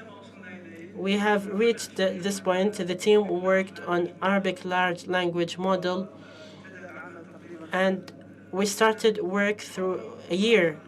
And despite the issues we had with infrastructure, we had algorithms not just to develop the model, but to optimize the infrastructure so we can be able to accelerate training process.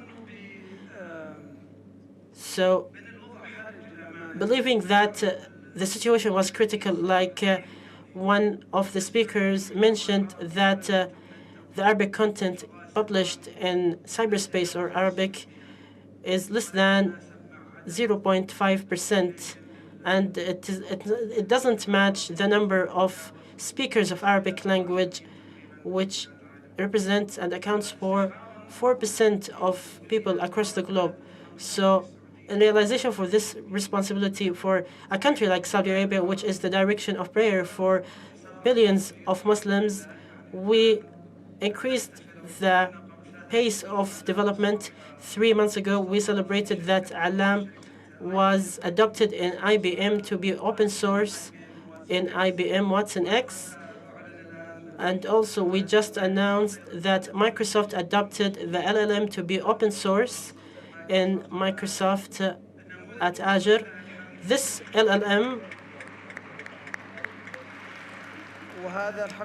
and this is a source of pride for 600 researchers, developers, and experts of Saudi citizens who developed and improved this model so it can be mature. Now, the LLM is second worldwide, according to ETIC. We took the data from ETIC to evaluate data in education, so it has been ranked second and fourth in MMLU, which is a leading board for evaluating world models. This is achievement for Arabic language and the Kingdom of Saudi Arabia as a pioneer in Arab and Islamic worlds in Arabic language. Also, the LLM couldn't reach this phase without the efforts of gathering data. The data that have been gathered was the largest effort in the history of Arabic language, which has 500 billion words in Arabic. And we used the SFT for training the model and increasing the quality. 400 experts in different areas took part. We have 12 capabilities for Alam, covering 24 disciplines such as economics, politics, sciences, and others. and 8 other branch fields such as Islamic culture, Islamic history, and others. So this table of capabilities such as paraphrasing, summarization, composing poetry, these are capabilities. These capabilities have been developed by experts to improve the quality. I don't want to speak for long, but this work and effort is achieved through collaboration, not just in Sadaya, but with other organizations that also improve the quality of data and drafting questions and answers so the model can be mature enough. Thank you so much, Your Excellency.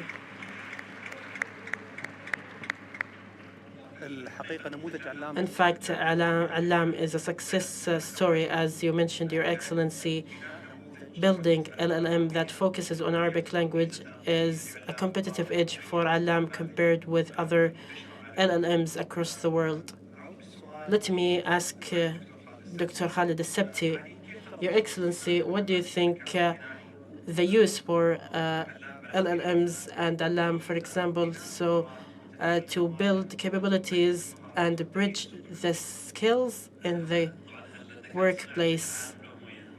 Artificial intelligence has a lot of benefits, and Alam, as you mentioned, Dr. Walid, has a competitive edge, and it's based on the Arabic language. It has been trained on reliable resources. So I think in different fields and disciplines, I can mention number one, defining the trends for skills and the requirements of skills and sub-skills. Alam is able to read a lot of databases, job descriptions, surveys,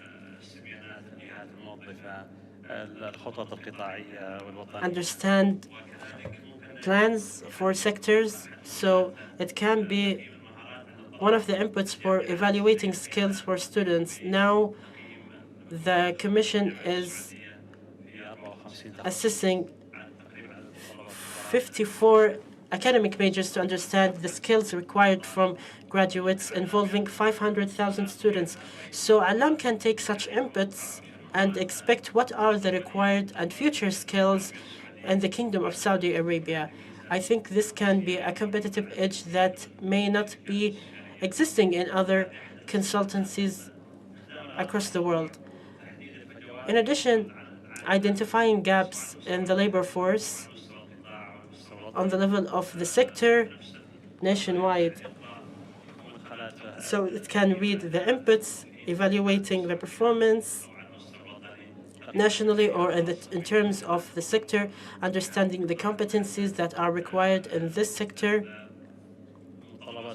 and requirements in the job market, so it can detect weaknesses and gaps and can provide recommendations for training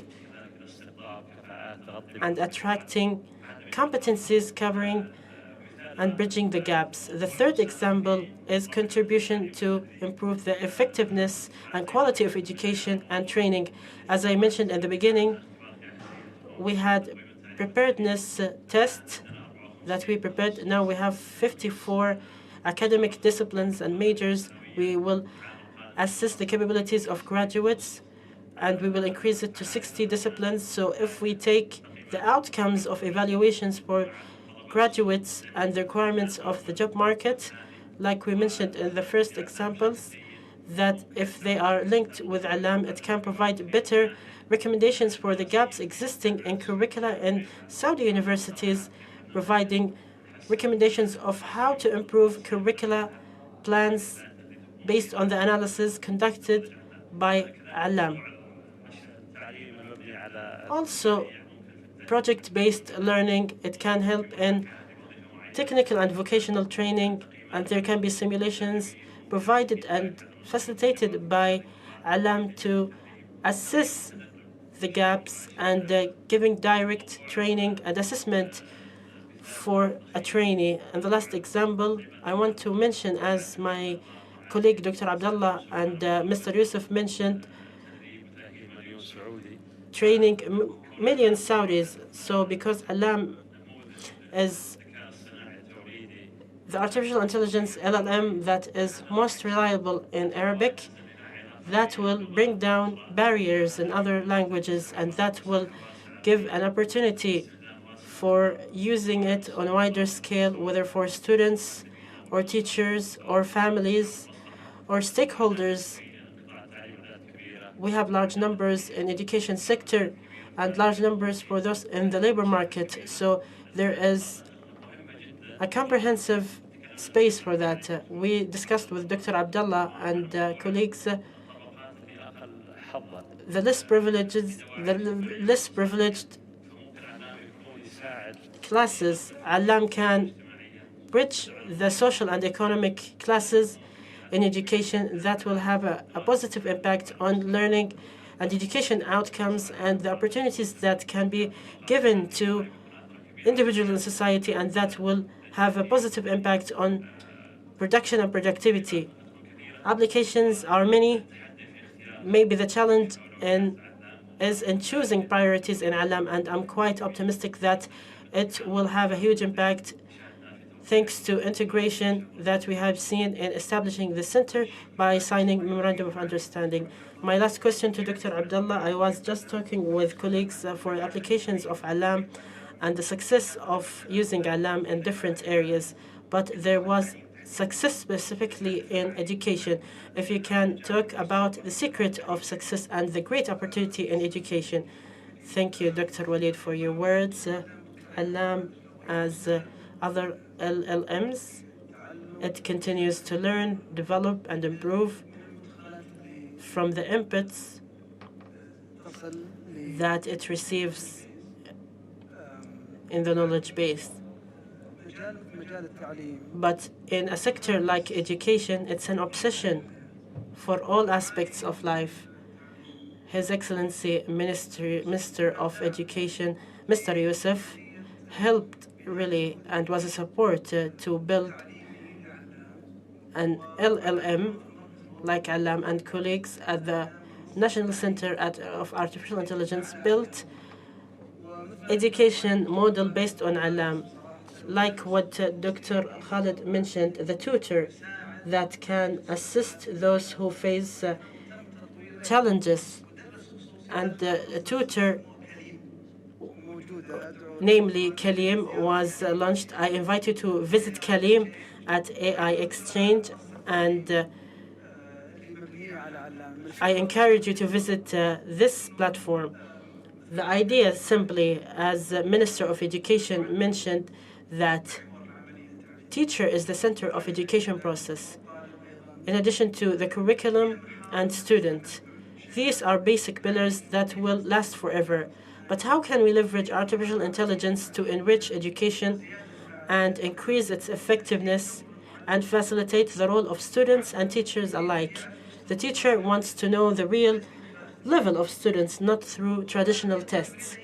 And the student wants to know his or her performance and achievement, not when it comes to classes, but when it comes also to learning outcomes. So the platform enables students to, through randomly selected questions in different areas, to understand their performance and level in a specific course, in a specific chapters, and in some details by providing answers to the questions in this class. And they can have a thermal map that can define and show specifications, the core, then the branch topics.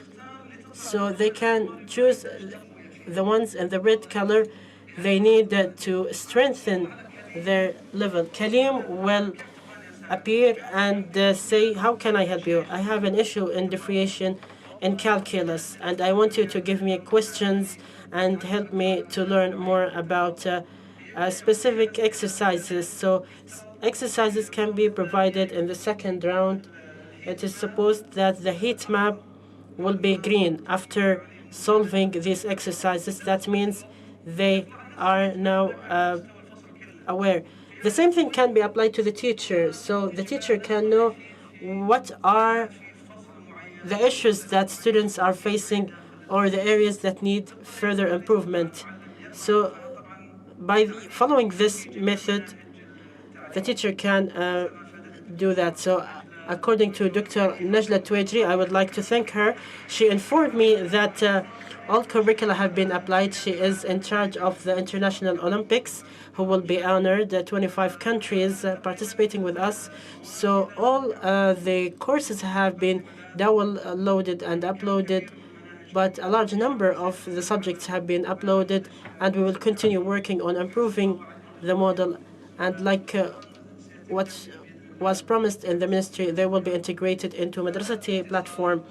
This is, in a few words, support of Alam to the education process. Thank you, Your Excellency. Our time is running out. Let me finish by asking, or let me say that there is a great opportunity for leveraging artificial intelligence in general and Alam in particular as a pioneering LLM in Arabic language in education and training evaluation. As we know that in this summit, the ideas that are being discussed in this edition, we will see them as reality in the future. Thank you, Your Excellency. Thank you, distinguished guests.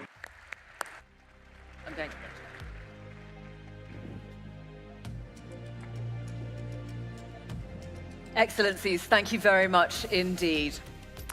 So as we've seen, AI isn't just a tool for automation. It is a transformative force that requires thoughtful integration into our systems with a strong focus on ethics and preparing our workforce for the future. AI's true potential is unlocked when we align it with robust evaluation practices and ethical guidelines, ensuring both innovation and responsibility. Well, let's now explore how tools such as indices and frameworks can guide us towards sustainable AI progress and long-term success. Please welcome Edie Lush to the stage.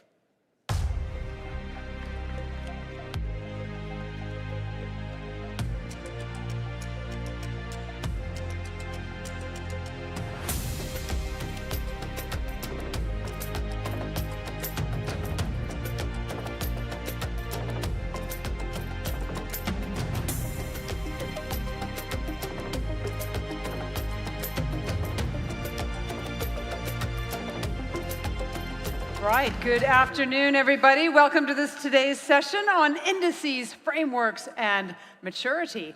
Before we get started with my excellent panel of experts, we have something to show you. On September 14, 2022, SDAIA entered into an agreement with the International Telecommunication Union, ITU, to create the world's first framework designed to enhance the readiness of countries and foster international cooperation in the field of artificial intelligence. Today, at the third edition of the Global AI Summit, SDAIA and ITU are proud to announce the release of the ITU AI Readiness Framework. The objectives and goals of the AI Readiness Frameworks are multifaceted, focusing on maximizing the potential of AI across various socio-economic domains. These objectives include the following: promotion of best practices in AI adoption, understanding of effective AI usage, support for AI economy development, leveling the AI playing field, contribution to Sustainable Development Goals, SDGs, facilitation of multi-stakeholder collaboration, enhancement of national efforts in AI. By achieving these objectives, the Kingdom of Saudi Arabia and ITU aim to create a cohesive and inclusive global AI ecosystem that empowers nations to leverage AI for economic growth, improved resource management, and sustainable development. At the GAIN Summit, AI for the good of humanity. Fantastic. We know that there is no doubt artificial intelligence can be a tool for good when in the right hands. It can promote fairness, efficiency, find solutions to tough problems. Industries and different regions, however, are advancing at different rates. So how do we keep track of where we are so that we can chart a path to where we need to go? Because we know that if you don't measure it, you cannot change it. I was here 2 years ago when that agreement was announced. the AI readiness framework was announced between the ITU and the Saudi Data and Artificial Intelligence Authority. We're going to look at AI readiness within government, industry, how AI can drive policy implementation, and we'll look specifically at how these frameworks and indices can help. So, I am delighted to be joined by some fantastic guests. General Manager of Strategic Partnerships and Indices at the Saudi Data and Artificial Intelligence Authority, Rahab Al-Arfaj. How are you? Good. How are you? Very good. Glad to be here. Also delighted to be here with the Regional Director at the International Telecommunication Union, Adel Darwish. How are you, Adel? I'm good. Thank you for having me. Good. And also we have the co-founder and CEO of Oxford Insights, Richard Sterling. So thanks very much to you all for joining me here. We'll start, Adel, with you. You've launched this new report on AI readiness. This is version 1.0. Tell us what the report shows and also how some of the stakeholders can engage with it.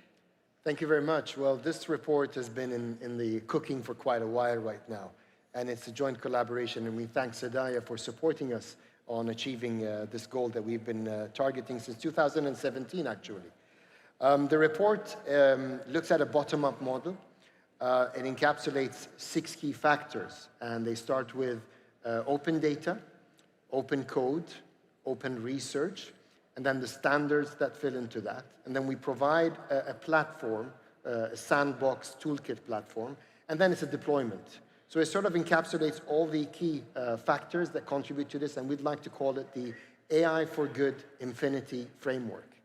By having that, of course, we've engaged with a lot of members.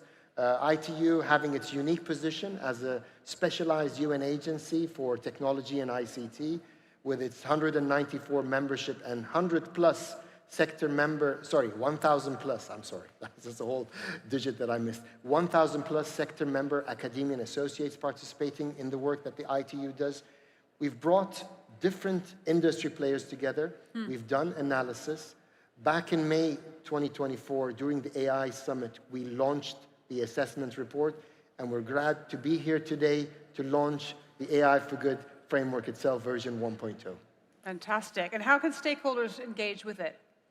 Well, many stakeholders, I have to say. I don't have the exact number on me right now, Okay. but we had many stakeholders engaged in this one. Okay, and they're going to continue to work with it all the way through to the next version of it, which will come out in a few months. Absolutely. So we're looking forward to launching the AI for Good Infinity Framework 2.0 in the next edition of the AI for Good Summit, which is going to be the 10th edition of the AI for Good Summit that we have, the global one in Geneva in July next year. And that's where we're going to launch version 2.0. Okay. So the work is still continuing on that, and we welcome as well more participation in this, as we'll see later on. So plenty of time to still get involved. Rahab, congratulations on hosting this incredible forum. What an amazing achievement. You can't have been sleeping very much. Thank you so much. So we've heard about the ITU's framework for AI readiness. It's a joint collaboration between the ITU and SDAIA. Tell us more about your work together and your collaboration.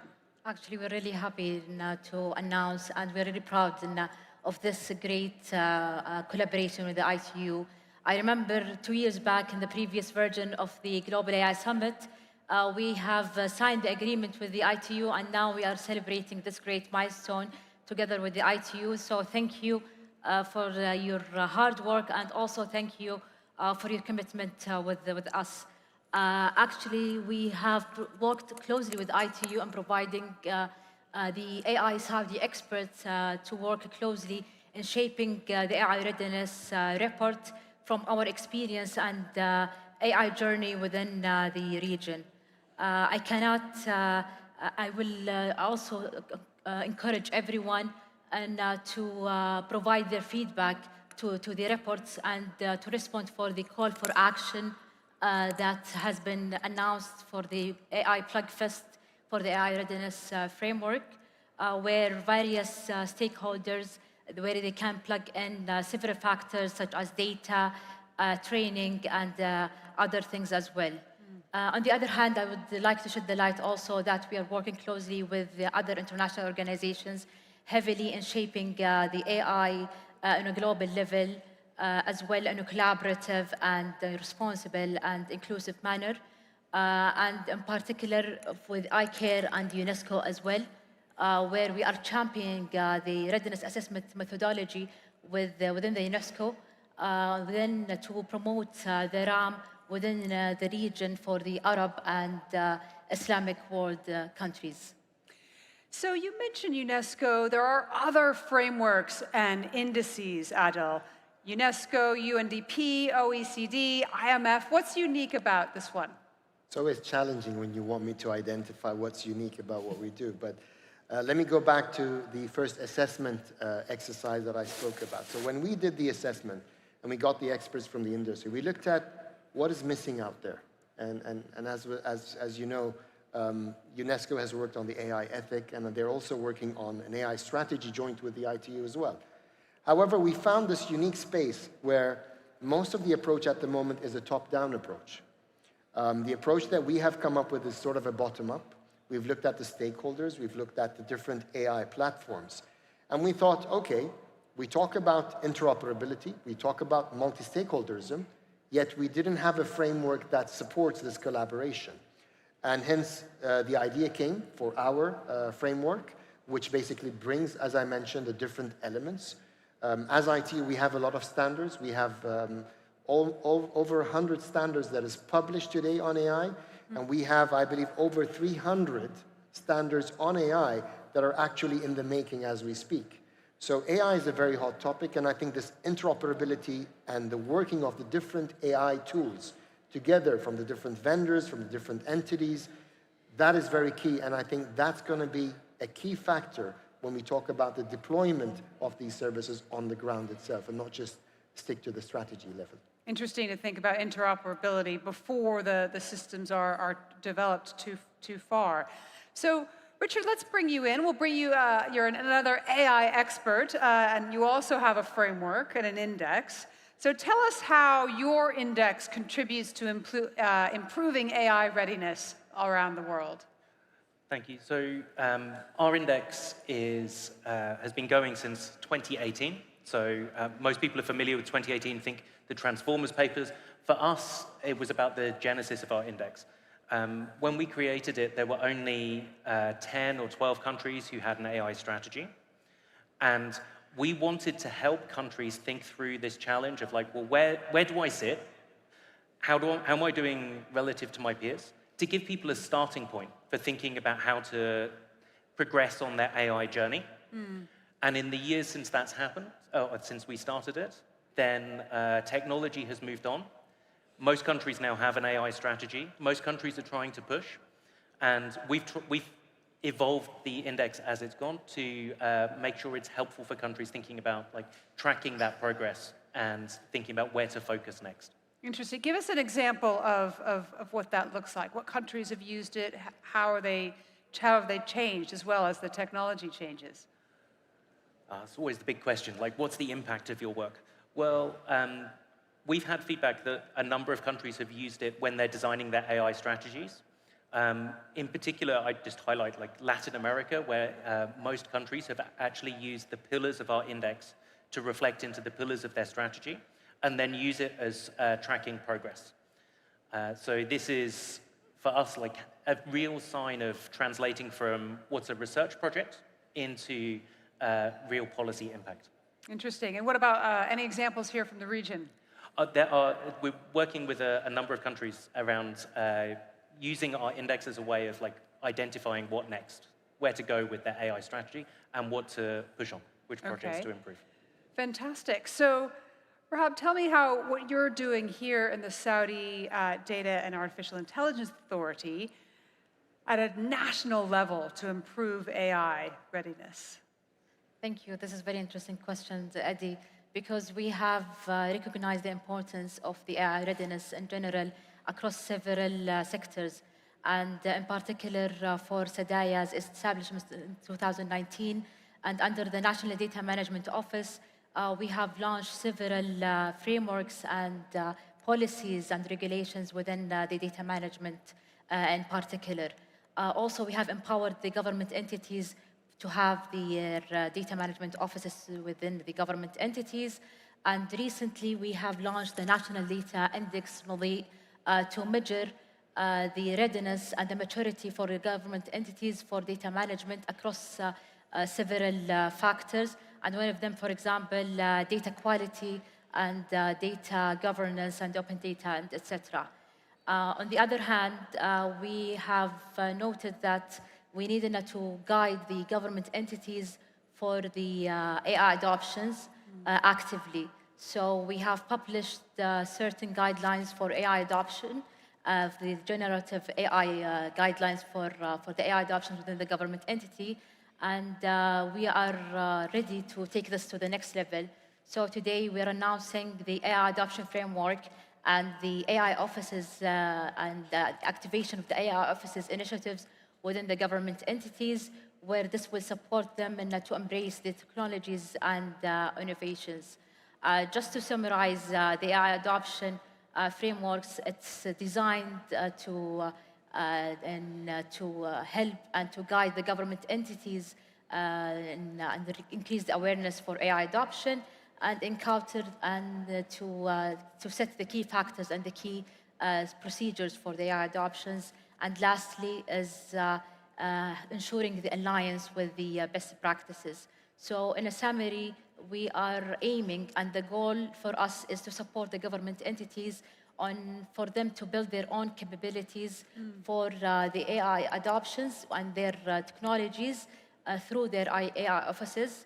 And would like to share with you that we are already activating these AI offices within the government entities, where we are really glad to have more than 20 ministries already they're having their AI offices.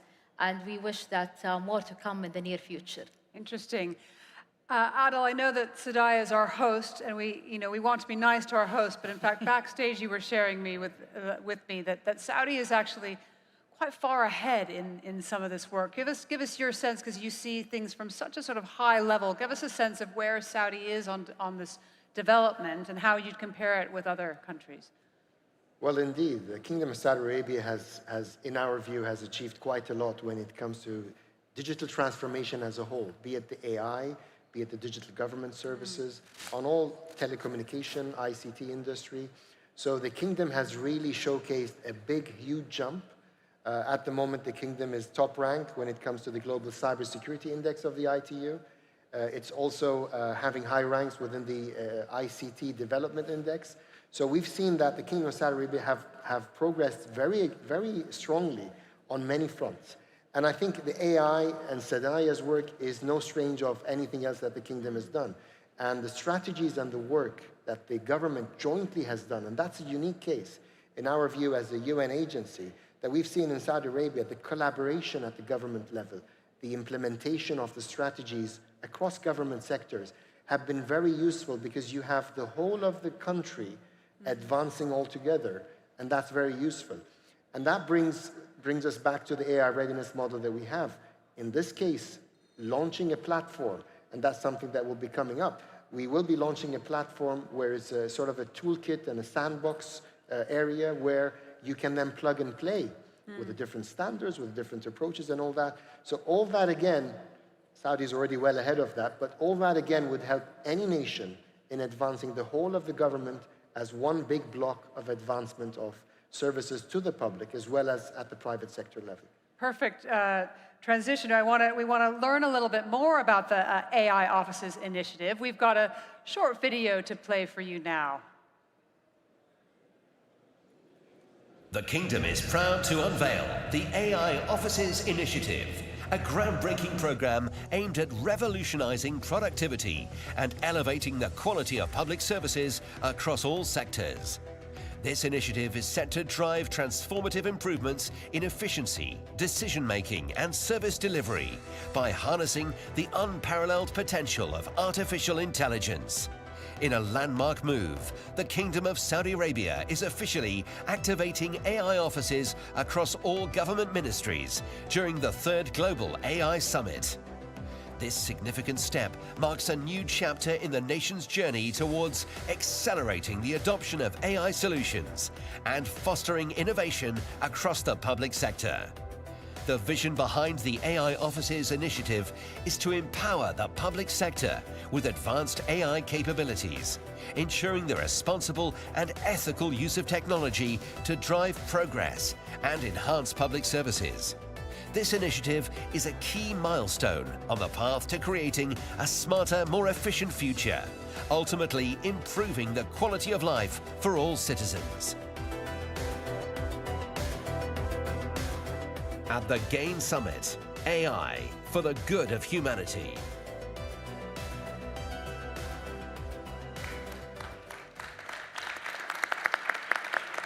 So we've talked a little bit about Saudi Arabia, the Kingdom of Saudi Arabia, and the AI readiness. Richard, I wondered if you could just bring it home for us and compare, for example, what Saudi Arabia is doing to other countries, either in the region or elsewhere in the world. When you look at things from a big picture, what do you think is important? So I think one of the things that I would highlight about the efforts of Saudi Arabia is you have a great collection of factors, right? You have really clear leadership. It's clear what the vision is and where we want to get to. You also then match that with the policies and the strategies to be able to get there. And if you look at many countries, then often there are good words, but here you then see that followed up with implementation. I mean, you said that you were here when this compact was announced. We have the work underneath it. Version 1 is launched today. Version 2 will be there in Geneva in July next year. Interesting. That, I think, really sets the kingdom apart. So I think we're making great progress, and that's why. Is there anything, Adel, that we should be aware of as we march towards AI frameworks? You mentioned the interoperability, and that has been something that, with digitization, we haven't seen industry been able to do that. So how is that going to be any different with artificial intelligence? It's going to accelerate it, simply. Well, we've seen with AI, there's a bit of work, a piece of work that the ITU does on autonomous vehicles, for example. Autonomous vehicles and autonomous services now use and elevate the level of usage of AI services in it. And we see that in any industry, using AI, you're just taking it to the next level. You have autonomous services, you have less time in executing transactions, and also in identifying. So for example, in a financial case, you can identify fraud easily. In a technical case, you can identify the fault easily, and so on and so forth. So I believe AI is going to have a big impact on the whole of the industry. All right. Rahab, last word to you. What are you most excited about in the coming year? What are you looking forward to? Actually, we would like to work closely in activating a lot of initiatives.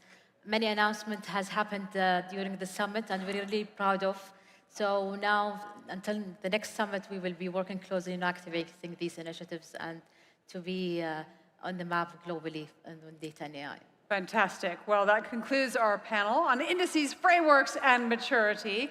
I'd like to ask our audience to give our speakers a big round of applause. It's been an incredibly insightful discussion. Thank you to Rahab, to Richard, and to Adel. We look forward to hearing how this collaboration continues. So coming up in just a few moments, we're going to be here with Rawan Radwan, be talking about the AI climate connection.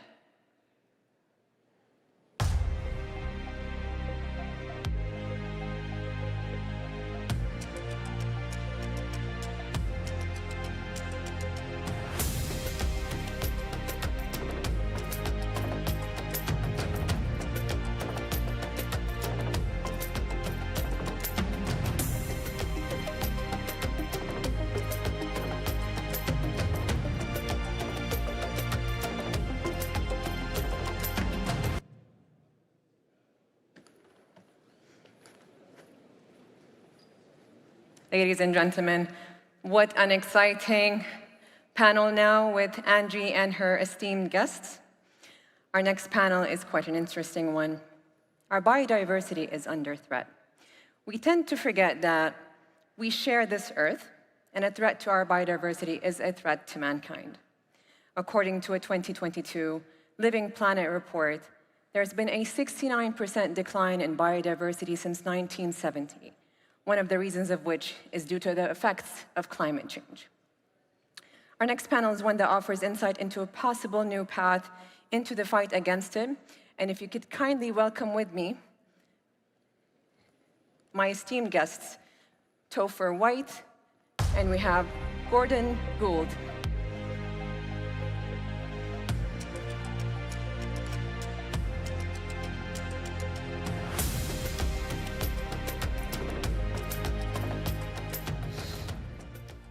Right.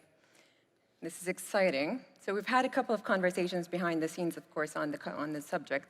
And our main focus is oceans, biodiversity in general, of course, nature-based solutions, and of course, we need to address the main issue. Oceans and land ecosystems are vital to global processes such as oxygen production, food supply, and carbon cycle. AI technology, both now and in the future, can play a key role in protecting biodiversity by improving monitoring, predicting ecosystem changes, and optimizing conservation efforts. Backed by science, AI can analyze vast environmental data. This is something that both my panels are very much focused on. And of course, helping to safeguard biodiversity and unlock benefits for humanity. The question is, if not now, then when? So I guess the first question it's the obvious question, of course. How can AI-powered systems improve the way we monitor ecosystems and track biodiversity in real time? So I can begin with that. My name is Topher, background called Rainforest Connection, a group that I started about 12 years ago. We focus on the use of sound, so the acoustics of natural spaces, so forests, oceans, any sort of natural space. Like, the animals make so much noise, what can we do with that? But it turns out that that cacophony, that like massive amount of data coming in, there's no way for humans to be able to analyze it, also because it is sort of time-limited, time series data. And so AI is a critical tool. In fact, the only tool that's allowed us to finally begin to unlock this. We think it's something that we've had for so long, but in fact, these are tools that only come into focus over the last 5, 6, 7, 8, 9, 10 years. And as a result of that, what you see is an explosion of insight around ecology, ecomimicry. What can we do? What are the animals saying to each other and to us? And that's an exciting moment to be in. So Gordon's focus is mainly seas and oceans, and I think, Gordon, you have a lot to weigh in here. Yeah, hi, I'm Gordon Gould. I'm the co-founder of New Atlantis. Can you guys hear me okay? Is everything? We can hear you. Yeah, and so we're building marine, AI-driven models of marine ecology, and our business model is to help marine protected areas generate resources or generate financial gains from their productive marine ecosystems. So we're very focused on using AI to measure and quantify both what's in the ecosystem and the asset value of those genetic resources, as well as the productive aspects of a marine ecosystem in terms of outputs, whether that's biomass or carbon sequestration or helping to aid in coastal resilience. And so, we're really at the front end of a lot of ocean-related data sets or marine-related data sets. There's a lot of data available about the ocean, but it's very spotty. And as Topher mentioned, time series data is really going to be key for the development of these models. So we focus in biologically sensitive areas and build those time series data sets over time and feed them into the models. Can you mention a couple of applications that have proven real-time, effective resource management or biodiversity protection? Sure. So in our case, our system actually started off, thanks, Gordon, as a chainsaw detection device. So can we actually pick out of this cacophony of noise the sounds of threats and alerting local people to it? It turns out that people aren't the best at listening for threats, but AI is really good at that, especially in a sort of a noisy environment, in this case, both noisy in terms of data and also in terms of actual sound. So detecting chainsaws is a great one. And then, of course, being able to, the animals themselves know when threats are going to happen because they're paying attention to signs that we can't pick up. So how are the ways in which the sentiment of the animals themselves can warn us in advance before an event actually occurs in the forest, such as logging, poaching, or other threats like that? Gordon? In the marine context, you can use these kinds of tools for understanding about the ecosystem health and resilience. So you can get a sense of like how things like temperature, or acidification, or pollution runoff might affect mainly the marine microbial populations. So the vast majority of the biomass in the oceans is planktonic and marine. And just like in a human, if your microbiome isn't healthy, your ecosystem isn't going to be healthy overall. So we really look for leading indicators in the marine metagenome, as well as also trying to understand what is the mixture or constellation of the species or taxa that are available, and how resilient are those populations likely to be based on their metabolic profiles. So there's broad applications for this, both commercially in terms of helping to protect supply chains around things like fisheries and fisheries forecasting, as well as also for biodefense in the case of monitoring for pollutants or pathogens that could be problematic to marine ecosystems or potentially to human health as well. How fast can AI assist in providing these analyses? I mean, we can use it in real time, but of course with change, this requires time. Gordon, you want to take it? Yeah, I mean, the ocean is a large place, obviously, and so we are inherently somewhat of a local application in that we work within specific marine protected areas. And so we can get feedback pretty quickly based on what the sampling data shows us. Now, we're not in the business of taking action directly. The oceans, when they're within the exclusive economic zones of a country, are the provenance and domain of that host country. And in the case of the high seas, they're owned collectively by everyone. So we're not in the marine geoengineering business, but we are in the focused on helping people understand like what's going on and what might be some potential solutions there.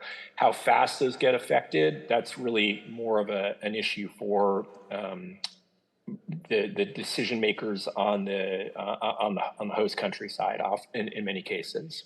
Yeah, in our case, we are in the business of helping to take action, and that requires there to be very few things you put in front of the decision makers and those who actually have to do it. The ability to sort of hone down, go through large amounts of data and come back with the insights that in many cases actually will, of course, be people don't necessarily want to see what's in front of them, and being able to sort of hone those things down so that what they have is enough for them to make a decision so they can't actually work their way out of it logically. Do you believe that this could really make a really potential change in improving conservation efforts?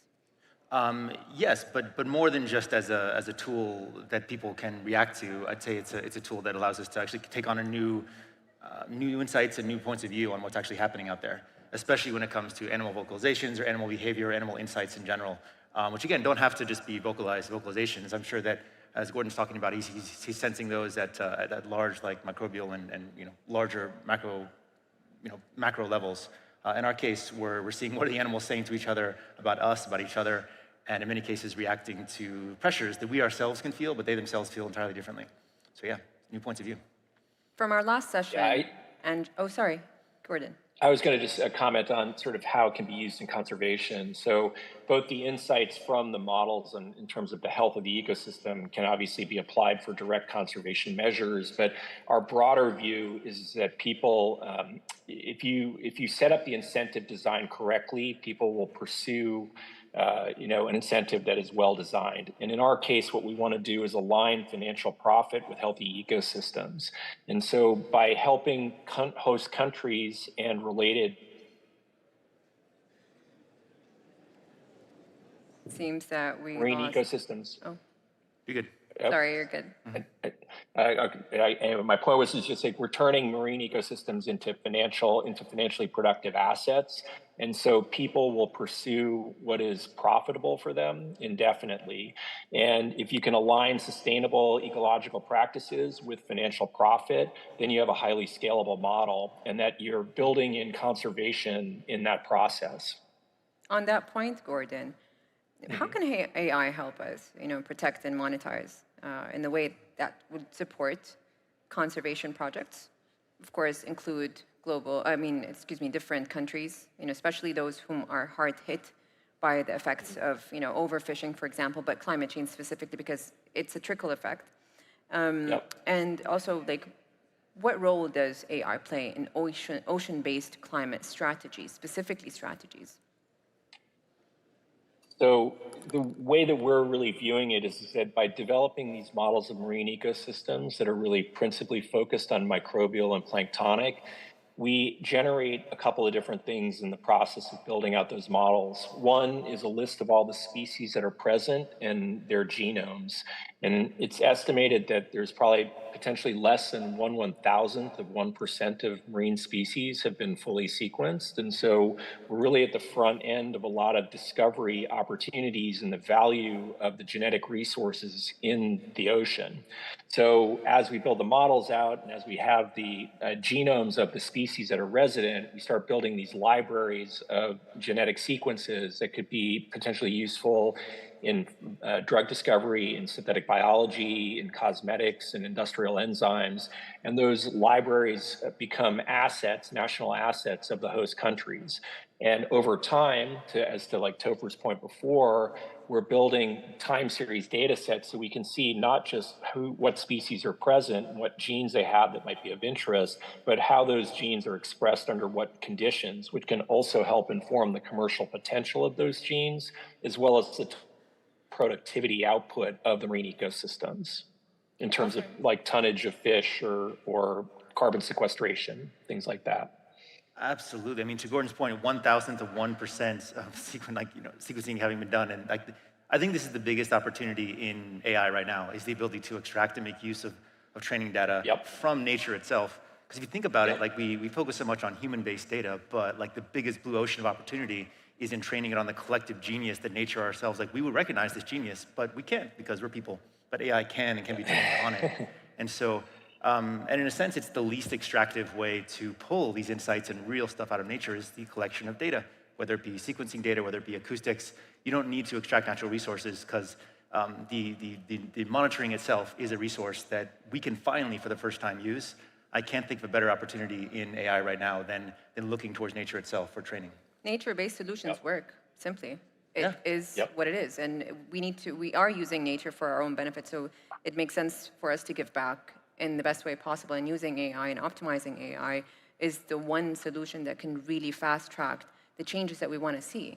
I mean, this is something that's very simple. And in 2020, we overused our planet's resources by at least 75%, or the equivalent to living off 1.75 Earths. We only have one Earth. And my question is to you, Topher, seeing the example that Gordon just gave us, can this be also scaled to what you're doing here on a more inland, more nature-based, other than marine biodiversity? We're talking inland biodiversity here. Well, look, I take a slightly different approach on this. It's important for us to make use of the moment that we have in front of us now. There are extinctions happening. There is pressure being put on species. I think it's important for us to take advantage of these tools that quite coincidentally are showing up right at the same time, and the use of resources both to gather those data, because again, we're not just looking for the next 5 years, we're looking for data that can be gathered that could be useful 100, 200 years from now, and we have to gather it en masse and make use of it for, to ward off some of the biggest consequences of climate change.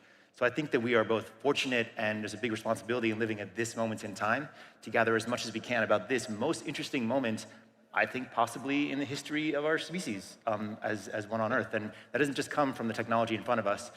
It comes from the pressures that through our own activities are being placed on nature and how nature is unlocking new codes and new sequences to allow us to learn from it. The biggest question. I would add one. Sorry. I was going to say, I would add one point to that, Topher, as well, because you're right, we are in a very special time, and the science and the technology is now finally allowing us to make use of this data.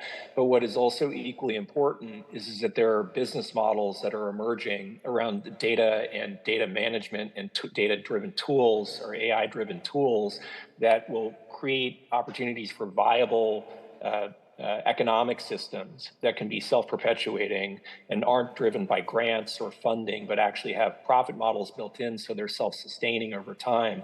So it's not just it's not just the emergence of the tech and the science, but also of the economic opportunities. And those three things together, I think, are going to really be transformative for not just conservation, but for humanity's place in the world. But is AI used effectively to fast-track climate solutions? That's the biggest question. I mean, we have the knowledge. In our case, I think it has to be. I think that we are still focusing the solutions on scientists and conservationists in our space. Perhaps we should be focusing it more on new demographics. AI has the opportunity to repurpose existing data sets towards new audiences. We should be inventing entirely new forms of conservationists, entirely new forms of naturalists, because we know those are entire markets. And AI gives us the ability to segment these into smaller groups that we can address in new ways. If we can create new appreciation for nature and the outputs of nature, both for economic purposes, both for local business purposes, or for one's personal enjoyment, then I think we've finally hit the nail on the head there. But AI can be tricky. It can outpace us. Yeah. And it can outpace us. We're counting on it, actually. Slow in implementing. We need to implement the solutions, and it's a very tricky game here. Gordon. I was going to say, like, one way to get insights to be turned into action, because I think that's what you're talking about. Just knowing something doesn't make it so.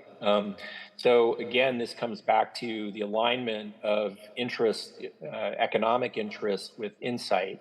And so if you can make it profitable to protect a natural asset, then people will pursue that because they're going to protect it as a financial asset that they want to maintain in terms of its value and its productivity over time. So, rightly or wrongly, we live in a market-based world. And so I think we would be wise to at least acknowledge, and not to say it's the total value, because I agree with Topher, there's a lot of intrinsic value in nature, but unfortunately intrinsic value gets priced at zero in the marketplace and gets heavily exploited in negative ways as a result of that. So if we can assign a financial value to it, that's probably one of the best long-term ways to protect natural assets, because people don't like to see their wealth diminish. And in the case of nature, it's often the case that the more you take care of it, the more abundance you can get out of it. Nature loves complexity. And if you can have a rich and thriving ecosystem, that means that you have potentially greater overall productivity of the ecosystem and a greater depth of genetic resources that could be used as the basis for interesting new drugs and compounds. And I think we have a responsibility in that effect to come up with transactional relationships with nature that aren't just through ecosystem services and extractive ways and means. There's a whole lot of information and genius and insights that are within it that I think we should make available to ourselves through translation that hasn't been possible until AI can begin to bridge those gaps through the mass ingestion of data and also through the translation of it with specific purposes in mind. So people who don't appreciate nature shouldn't be browbeaten into appreciating it. They should find value in it that suddenly makes sense for what they're doing on a regular basis. We have the ability to try those things out now, I'd say. For those who care, should they focus on small wins or real transformative change, in your opinions? What would the case be? Gordon? I mean, look, I would love to wave a wand and just change things. And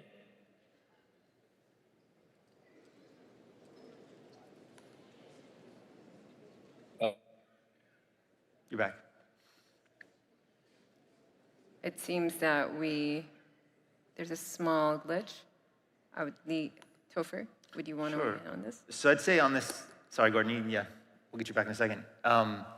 Yeah, I think that big wins are fun to envision and we should go for them, but in conservation especially, all conservation solutions are ultimately local, you have people who dedicate their lives to protecting certain areas, certain species, certain outcomes. And so the solution that you're going to get in Alula in the middle for dissuading camel herders and feral donkeys from coming in so that they can actually grow grass and reintroduce the Arabian leopard is obviously going to be different than the solution to gold mining, artisanal gold mining in the headwaters of the Amazon in Ecuador, which actually is a molecular, potentially molecular biology or real approaches here. You want those are actually entire disciplines, entire careers built into that, but ultimately count as small wins.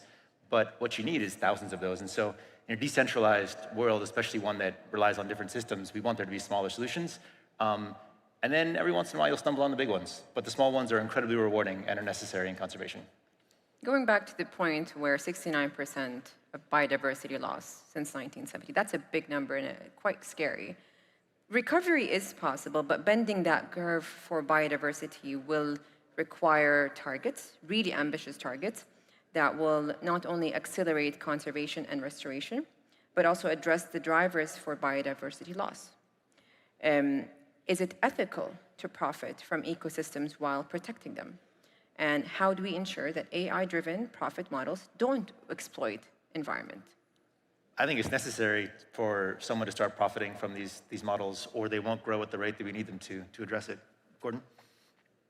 Yeah, I 100% agree. Again, it comes back to the incentive design, make it profitable to have a healthy planet, and that's what we'll get.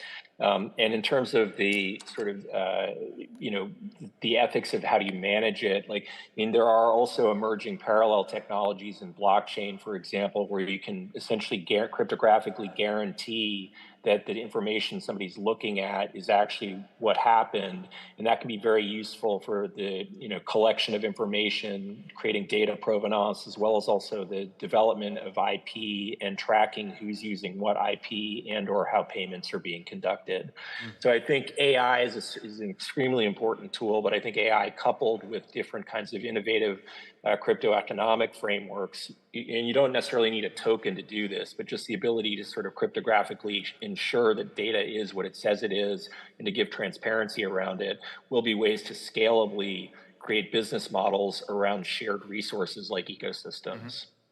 And on top of that, I mean, we are in a biodiversity crisis. We are seeing extinctions, we're seeing biodiversity change and loss. But that's also, we're not the only ones adapting to this. We're not the only ones who've noticed. Animals in nature are adapting as well, and they're unlocking these codes and solutions that have been dormant since we started paying attention to these animals, perhaps dormant for millions of years. So within that are these solutions that we have to. So there's an amazing opportunity for being alive and being able to make a difference or extract things during this era, because this might be the most exciting moment to learn from nature, because the pressure that we feel, pressure that we see, nature feels it too, and we're not the only ones adapting to it. They're doing it as well. We're witnessing the change as it happens, and we need to make the change turn into more of a positive change. Yeah, and we can work together interspecies to do that, in a sense, for the first time ever. Makes sense. Ladies and gentlemen, with that, we conclude this session. Thank you so much for my esteemed guests, Topher and Gordon. And Gordon, we wish you were here with us today, but unfortunately you were not able to. Hopefully next time. Thank you, everyone. Thank you, ladies and gentlemen.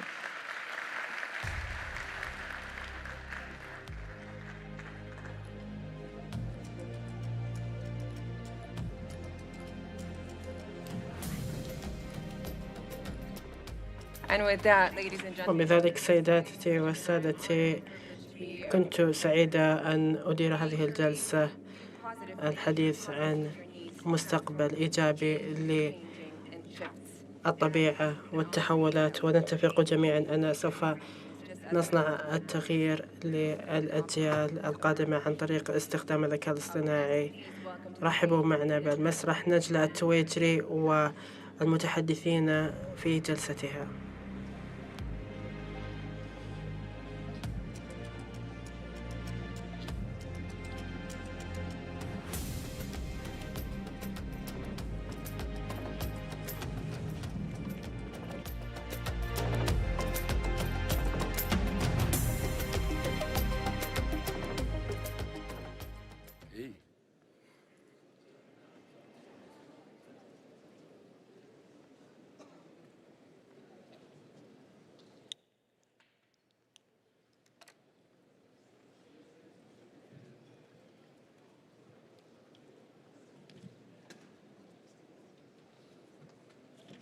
So, good afternoon, everyone, and welcome to this exciting panel discussion titled Leading the Future, Insights from AI Olympiad Champions.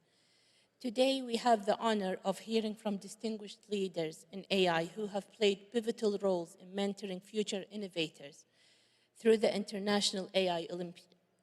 Our session today aims to explore several key areas. First, we will dive into the preparation of journeys of the winning teams, focusing on the strategies they adopted and the challenges they overcame. Next, we will look at emerging trends in AI and how these developments are shaping industries and solving global challenges. Finally, we'll turn our attention to educational and career pathways in AI, offering guidance for students and aspiring professionals looking to make their mark in this fast-evolving field. Let me please first introduce our esteemed panelists. Professor John Shaw Taylor is a professor at the University College London. He holds the UNESCO Chair of Artificial Intelligence. He is also the director of the International Research Center on Artificial Intelligence, ERCI, under the auspices of UNESCO in Slovenia. Professor John Taylor has made extensive contributions to AI research and education, positioning him as one of the leading figures in the global AI community. Welcome, Professor. Thank you.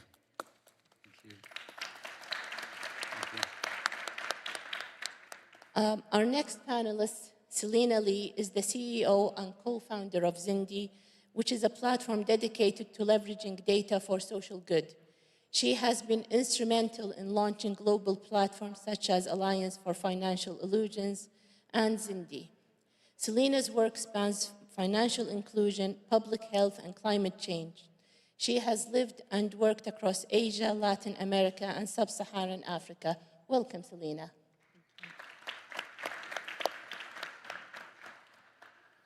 And we have with us also today Dr. Andrea Brodnik, who is a professor at the University of, I'm sorry, Professor, you pronounce it for me. Ljubljana and Primorska.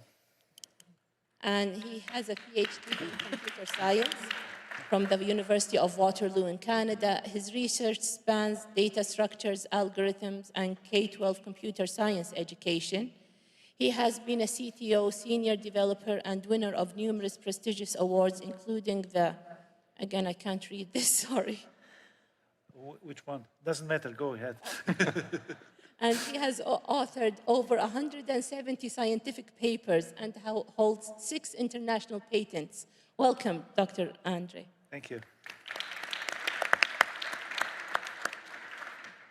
Finally, we have with us Dr. Rosbeh Alibadi, who is an EdTech interpreter and the co-founder of Ready AI. It's a pioneering company in AI education. He established the World Artificial Intelligence Competition for Youth, WACI, the largest global AI competition for young minds. Dr. Roos is an advocate for equity, diversity, and inclusion of AI in education, with a particular focus on addressing global challenges such as climate change. He also hosts the Rooscast podcast, recognized as one of the 30 of the top 30 podcasts globally. Welcome, Dr. Roos.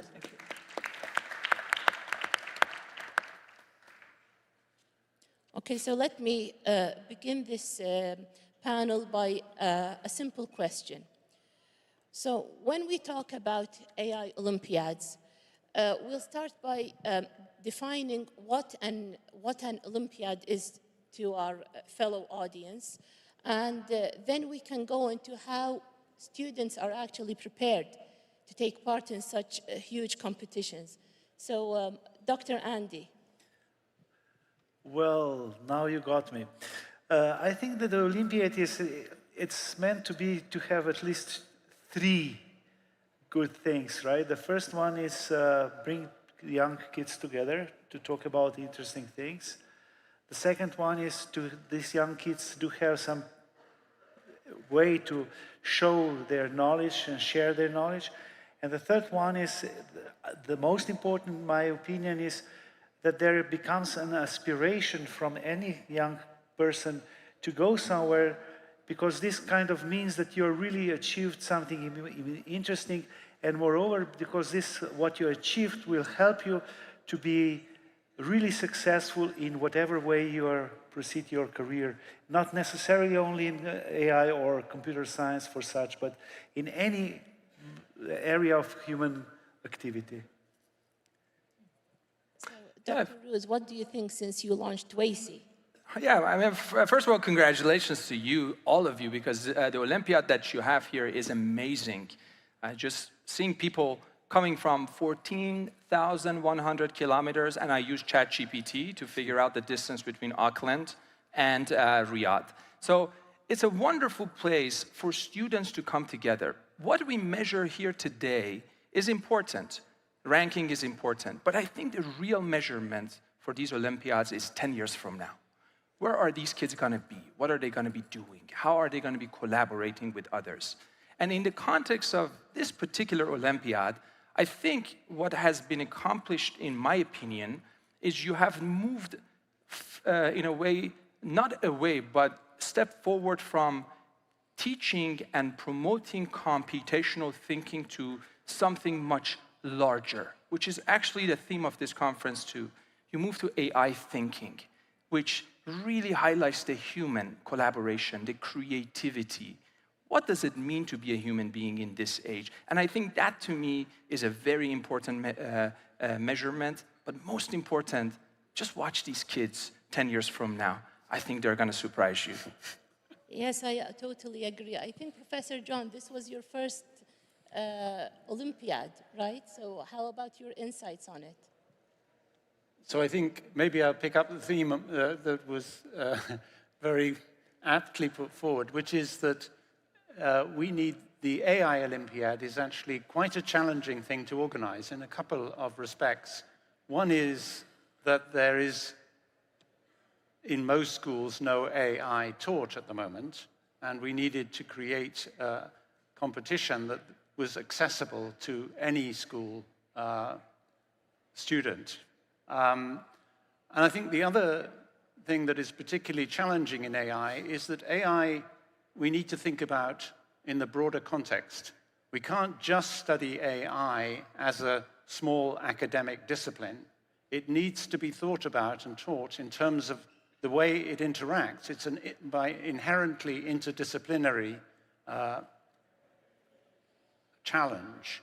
And I think what we attempted to do in the Olympiad, and I believe to some extent we succeeded, is to make this the challenges both challenging in a technical way, but also challenging the students to think more broadly, the ethical implications, the user implications, and the impact of the AI. And I think we wanted to inspire them to think in that way as they go forward in their careers and develop, because it is so important that the next generation realizes how to use this technology so that it will have a positive impact and be aware of all of the implications of what they're doing. So since we're speaking about the future, what do you think, Selena, how do you see AI shaping future industries, the various industries in the future? Sure. So thank you so much for having me, first of all. And I'm the co-founder and CEO of Zindi, which is the largest AI competition platform in the region. And it was just such a pleasure to be a part of this landmark event. This is the first AI Olympiads in the world, or the first year, and hopefully the first of many. Just to say something about the Olympiads, what is interesting to me is that this is just this last few days was just the culmination of a long journey these students have been on. I mean, not just physically, but for months they've been preparing for this. And I also hope that in other ways, this is just the first step and also just the beginning of a lifelong journey of developing an AI.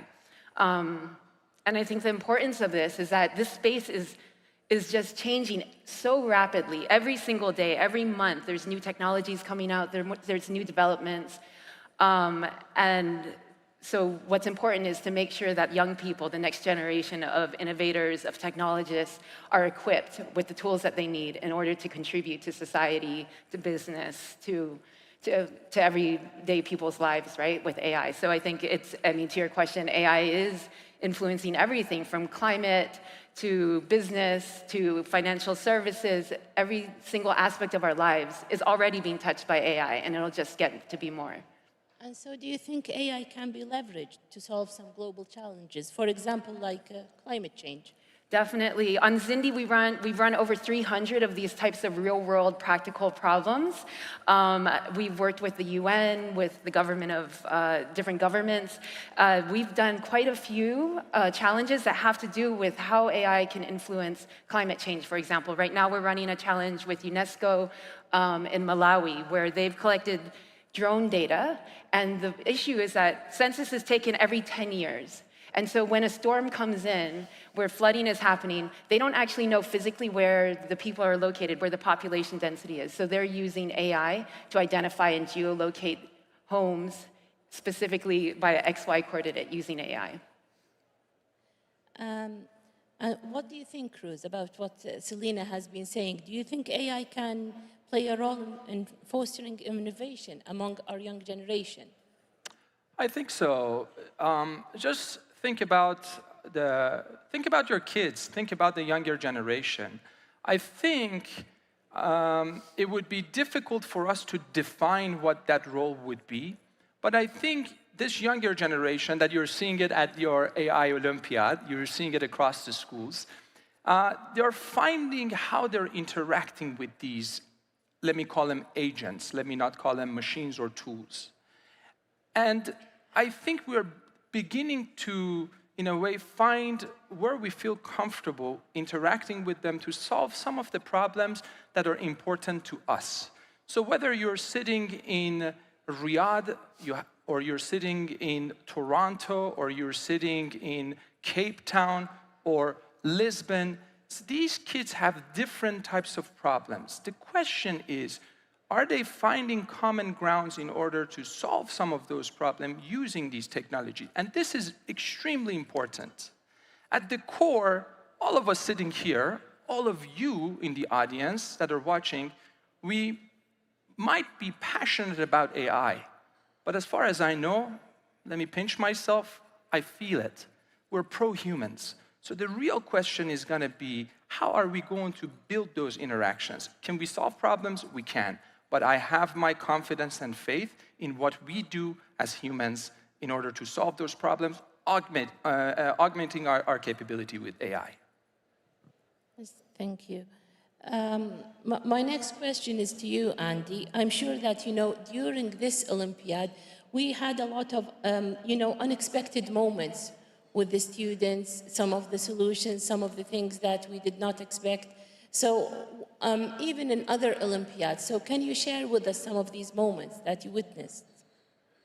Well, I don't think this Olympiad on its own as an event was that much different than any other Olympiad. It was just a different topic or subject which was part of the Olympiad. But one single difference is, which John was talking about, because this Olympiad was trying, the technology is there to help people to solve their problems easier or whatever way. And this Olympiad was different from that perspective, that it tried to bring from the theory, which is basically why this technology works, all the way to the how the technology works to solve the real world problem. And this is, I think, a really nice thing about this Olympiad. And I think it should be praised and also kept in the future to be the central point. Because, if you have people who just understand how to does the certain technology work, that's fine. But there kind of needs another part of the people which are more like engineers, which bring the thing down to the useful technology for the general public. And I think that we have to, in this Olympiad, foster both kinds of the points of view on the AI. I will not say technology, because AI, it's technology and the knowledge. So how do you see this Olympiad differ, for example, from the IOI, which I know you've had extensive experience in? Well, first of all, IOI Olympiad, for example, if you're talking about this is Olympiad on something what is called algorithm design and programming. It's the much more mature technology, much more mature Olympiad. And it's like, you have on Olympic Games, like which we had in Paris recently, right? You have people who are just running on 100 meters, who are just jumping high, and so on. And this is very good for them, but it's much more to be an accomplished person who can jump and run and throw and everything like this, like in decathlon, right? And AI is trying to build this kind of a people. I remember that this is kind of more developed, better equipped person for the future in this life. And I think this will also spill over into this educational system, because you can't teach, well, you shouldn't teach technology how to use it. You should teach the technology how to use it and to think, why does it work this way and how does it work this way? Because this original human youngsters' curiosity is the thing which we have to foster in the educational system. Apply it now to the AI. Yes, I totally agree. What do you think, Professor? So, we faced a few challenges, let's say, in this Olympiad. What would you say about, hosting this for the next year? Do you think that this is sustainable? For next year? Yeah, for the next coming years. So we are proposing to organize the next version of this in Slovenia. I think the format that we've arrived at, this combination, as Andrei was saying, of the scientific component and the practical component, I think is exciting. And I think it does bring to the fore this combination. As someone once said, there's nothing more practical than a good theory. And I think this is what we want people to be able to understand exactly how things work, but also to be mindful of the implications of the application, both in terms of how to apply that theory, but also in terms of understanding, as I say, the context of that and how that will impact potentially the users of that system and other people involved. So I think those are the aspects that we want to develop. I want to say a huge thank you to the SEDAIA for helping us, and ICARE, the UNESCO center here in Saudi Arabia, for collaborating with us on this project. And I think I'm speaking now in terms of IRCAI, the center, UNESCO center in Slovenia. And I think we are very excited to see the positive reaction that it has received from the people and the leaders who attended the event, and their enthusiasm to pick up the reins, take forward the planning of the next event, and to build on the things that we've done well, maybe learn from some of the mistakes that we've made, and also to improve the good sides of what we've done. So I think we have a very bright future for this event. I'm very excited to see how we can extend and develop it in collaboration with those new partners in the event that will take place next year in Slovenia. So I have a question for all of our panelists. So what advice would you give to aspiring AI professionals, our students? So we'll start with you, please, Ruth. I was hoping you would start with John, and then you end up with me, so I can benefit from what they say. But I've been traveling to 151 countries in the past 7 years, promoting artificial intelligence. From remote places in Mongolia to West Africa, Central Asia, all around the world. What I have observed, and the advice that I try to give to myself, is remember what makes us humans today. I think what makes us humans, what I like kids to take away from this, is remember what we are good at and what can't be replicated yet, and that's love. Yes, you heard me right. Love, L-O-V-E. Love is important. Love for what we're doing, love for one another, love for collaboration, love to learn, relearn, unlearn. So that is my advice to me and to all the next generation of our future AI leaders. And if we practice that with a good moral compass, then we won't be just generating or building new technologies. We do it with a purpose. We do it thoughtfully, but also we do it meaningfully. So whatever we do, I think we close our eyes, think about that concept of love, because it's complex, folks. It is messy. It has lots of ups and downs, but that's what makes us human. So that's my only advice to kids. Andy? Well, so well said that I would just slightly extend love to relationship or relation toward the other. This basically makes us humans, right? Society is actually just a bunch of humans who have different relationship with each other, right? And now if we are going back to this discussion, we could make it also, let's say, 1950s, back in 1940s or 30s.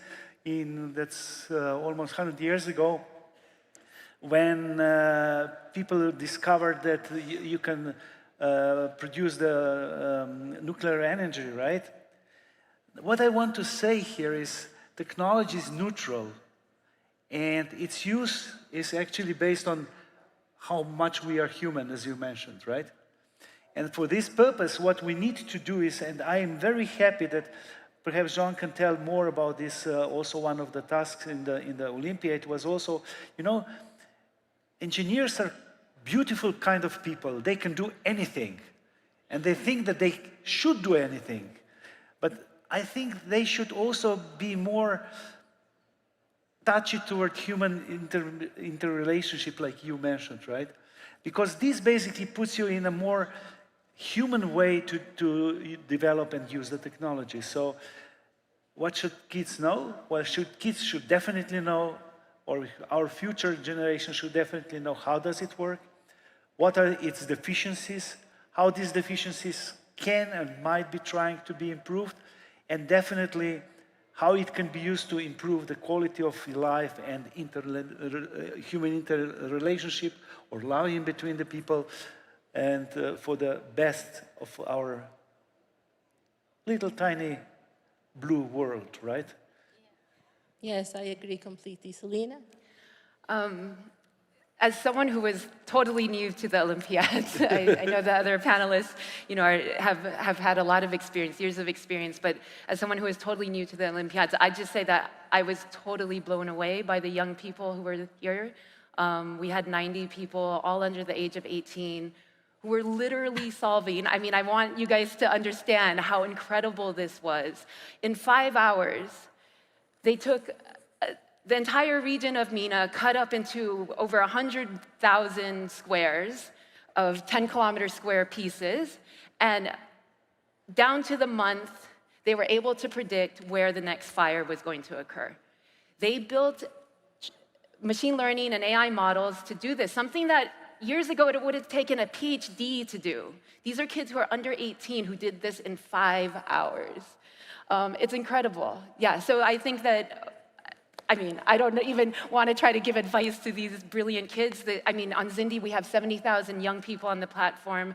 I'm blown away every single day. I think there's so much potential, so much opportunity, and I think it's important for government, for the private sector. We all have to invest and give platforms like this to young people to continue to build their skills.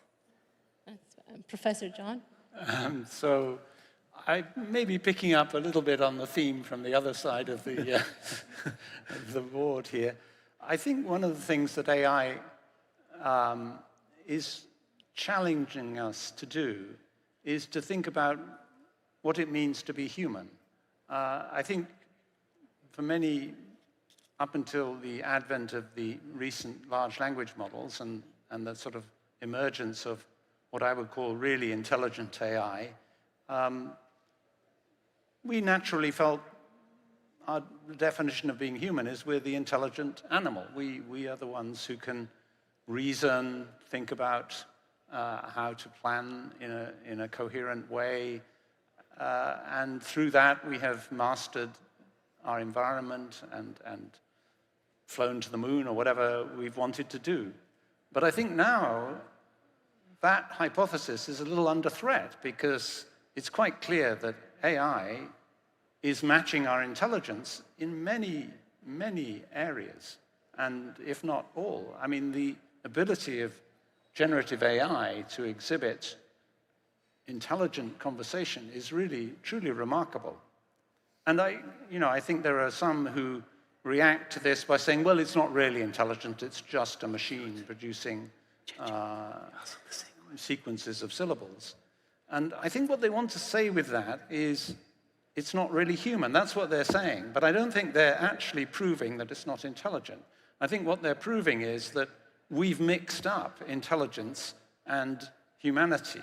And I think it's forcing us to rethink that equation, to really understand, really ask ourselves more carefully, well, perhaps these machines are intelligent, but that doesn't make them feel or think, or, I mean, they think, but not feel or interact in a way that another human being would interact.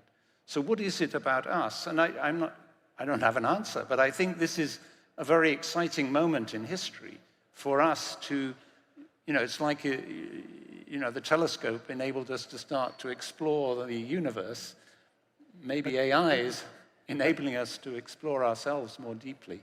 But John, it never explained the universe. Now the AI or machine engine is trying to help us to explain the universe, which telescope didn't do that. And this is the first time in human's history that we have an artificial machine which helps us or tries to help us in our cognitive processes of our thinking. That's the thing which is different. I agree, but I think what it does is actually demonstrate that much of our thinking is automatic, is actually like AI. I mean, I don't think there's a lot of difference. But that doesn't mean that we are just AI. We're not, because we know that we're more than that. And I mean, that's exactly, you're highlighting exactly the point that I wanted to make. And I think this is a great moment in history. And I would love to, bring that sort of question and thinking into the next year's Olympiad, maybe? Yes. Anyway, thank you. Okay, so I think we're running out of time. I'd like to hear your final thoughts on the future of AI and its role in education. Shall we start with you, Professor, please? The future of AI? Of AI and its role in education. AI in education. In application. Well, I think there is, a very great potential of AI to assist in interacting with learners. And we've been working on this, and I know Sadaya has as well. When I say we, actually, this is at UCL. But I think that the key here actually is to break the mold a little bit in the way AI has been developed more initially. It's been without enabling a user to really understand what the AI is doing. It's just giving a solution to the user. And I think what we need to have is AI that the user is enabling the user to understand by actually interacting with the user much more in a way that another human being would be. We don't expect a human being to say, do this, and not be able to answer the question, why do you want me to do that? What is it that why are you recommending that? What's in it for you? Or what is the reasoning behind that recommendation? And, maybe we could discuss that recommendation and come to a better recommendation and actually have a better understanding of the learning landscape that the AI is attempting to lead us to learn about and to master. So I think this is a bright future, actually, for much more interactive AI that can really be enabling a much richer education, that goes beyond, it helps in schooling, but also goes beyond and, into lifelong learning. So I think there is a very great potential there. And Selena, any final thoughts? Yeah, I think everything that we're seeing happening with large language models and the way they're developing so quickly, it's going to influence every sector, change every sector, but I think education probably more than any other sector in a way. It's making education much more accessible. I was living in South Africa for many years where the average class sizes were about 45 to 50 something kids. And I have a 12-year-old son. ChatGPT is his tutor. ChatGPT does his homework with him. He studies for science exams. But this calls into question the importance also of making sure that large language models are performing in the way that we want to, in a fair way, in a responsible way, and in an inclusive way as well. Because as well as we more and more rely on these, we also have to make sure that these function in all types of contexts, all different languages. So I'm actually really excited as well about that aspect, that I think, especially the research that's even being done here, is going to also change the face of education in the Arabic-speaking world. And Andy, any final thoughts? Use of AI in education, right? That's a marvelous thing. It's a marvelous tool which can help to do education more efficiently.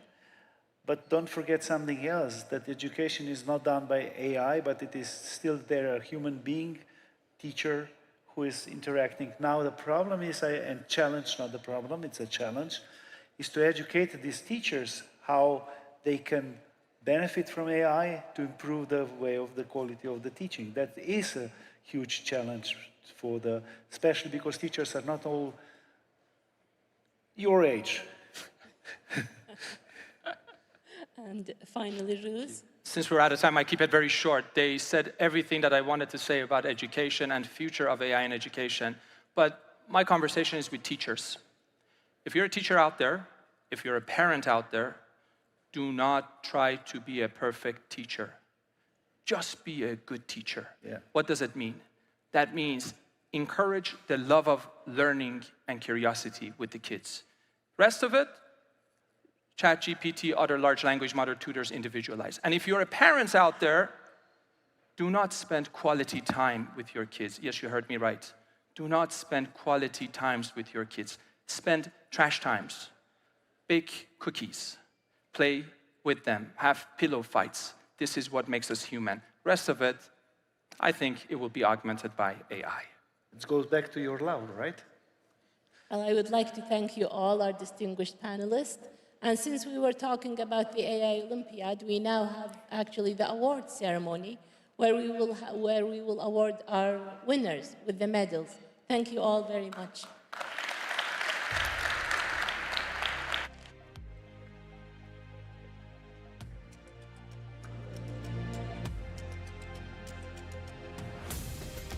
An absolutely amazing final session there. Thank you so much for bringing our incredible panel chats to a close.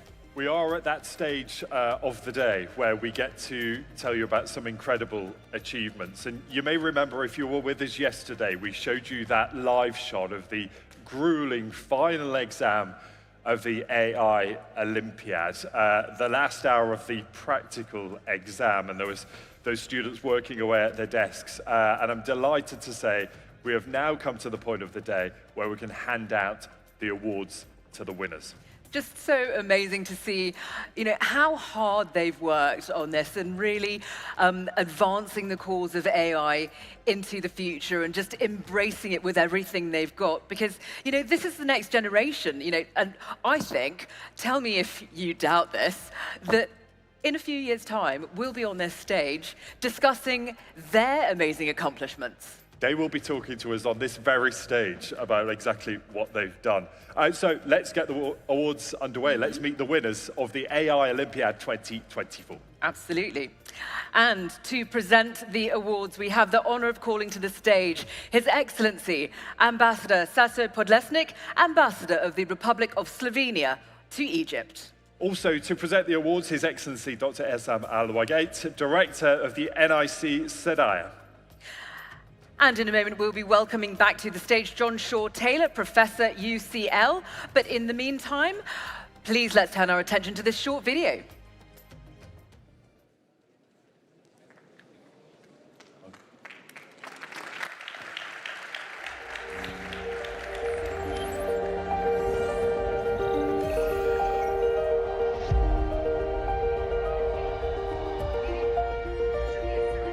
International Artificial Intelligence Olympiad in Riyadh, the capital of Saudi Arabia, is set to host the first ever International Artificial Intelligence Olympiad.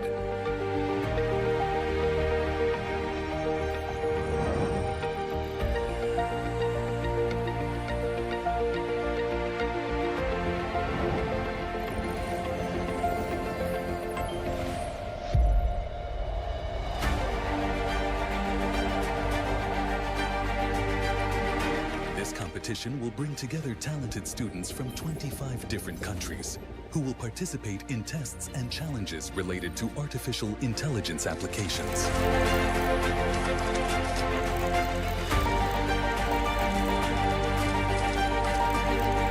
The Olympiad aims to foster innovation and research in the field of artificial intelligence, providing a platform for young minds to showcase their skills and creativity. Participants will compete in a variety of contests, including developing technological solutions, analyzing data, and solving complex problems.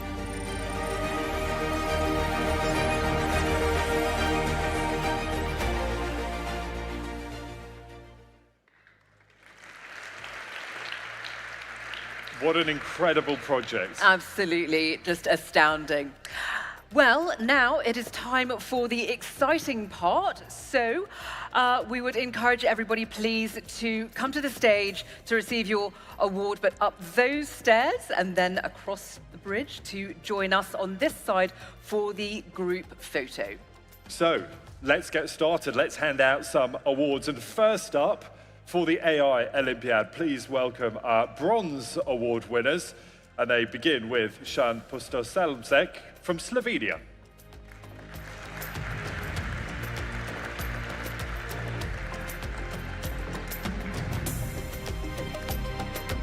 Gosol Ronok from the United States.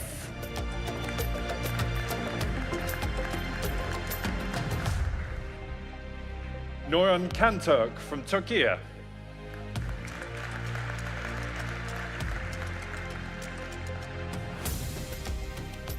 Kevin Karang Peng from the United States.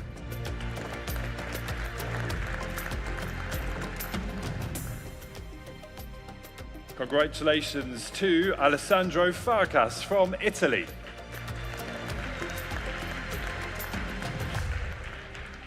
From Mexico, Daniel Alberto Herrera.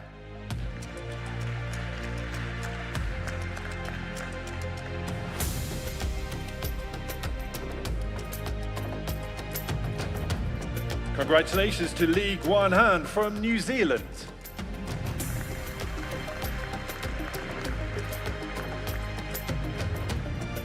From Mexico, Mateo Latapi.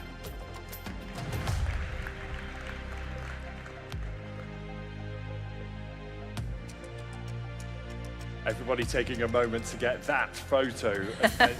Congratulations. What an achievement. It is just wonderful to see such accomplishment on this very stage. From Serbia, Nemanja Majki.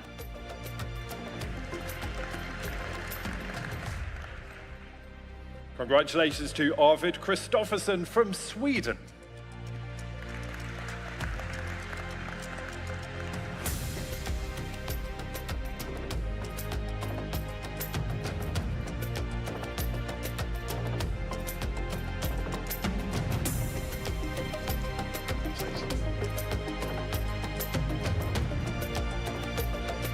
Plenty of happy faces over there, and well deserved.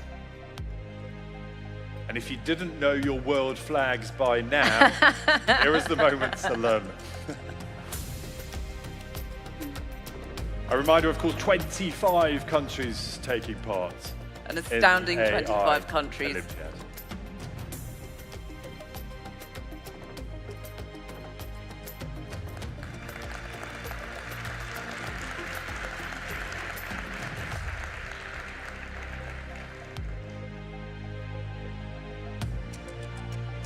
Oh, over here, over this side. Don't run away just yet. Congratulations.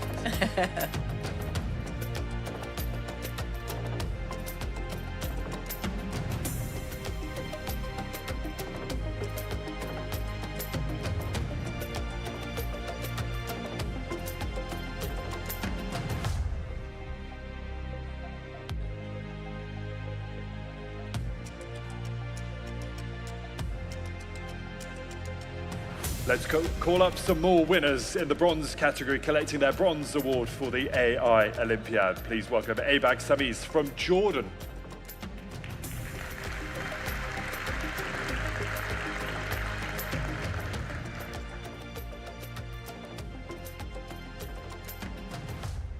And a big congratulations from Bangladesh to Abrar Shahid.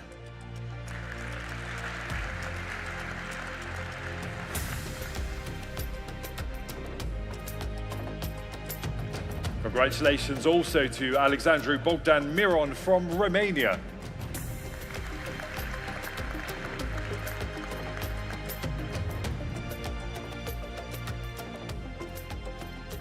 From Hungary, Vince Ungar.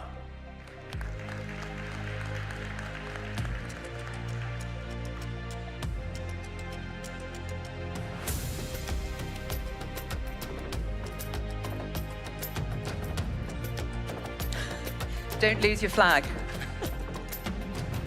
Also picking up a bronze award, Teyun Erden Ebaya from Mongolia.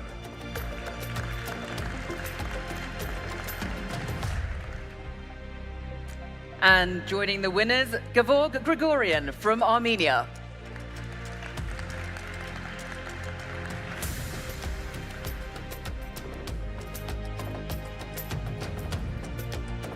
From Mexico, huge congratulations to Cesar Morad Cepeda.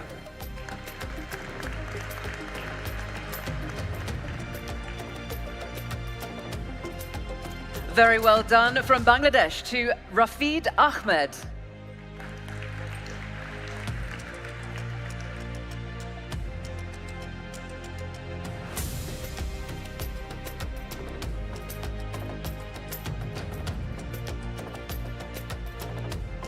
And our final award winners picking up their bronze medals in the AI Olympiad. Please welcome Adi Al-Horani from Jordan.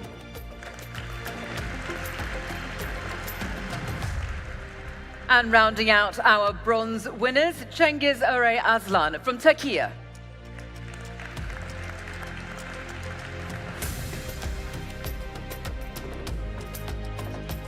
That stage is really filling up. Yes. Congratulations to you all.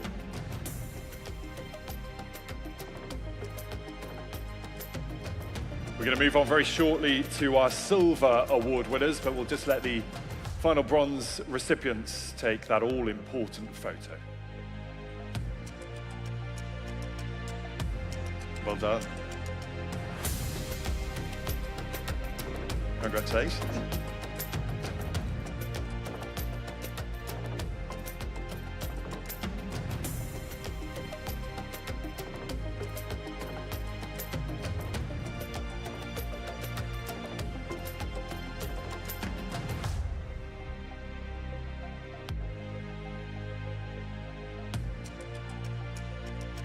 I think we're going to need a bigger stage. It is the most colourful this stage has been all week. It certainly is. Congratulations to all of our bronze award medal winners. Now, as promised though, let's move on to those silver awards. And the first recipients of the silver awards in the AI Olympiad of 2024, please welcome Kajetan Ramza from Poland.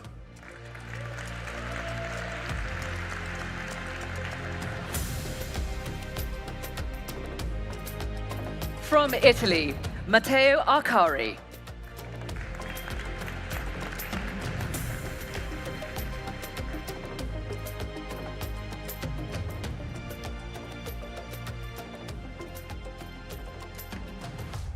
Another of our silver award winners, Miranda Christ from Hungary.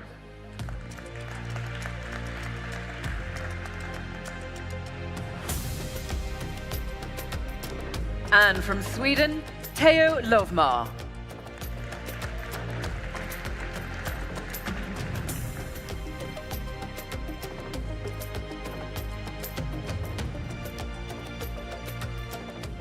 From Romania, congratulations go to Tudor Stefan Musat.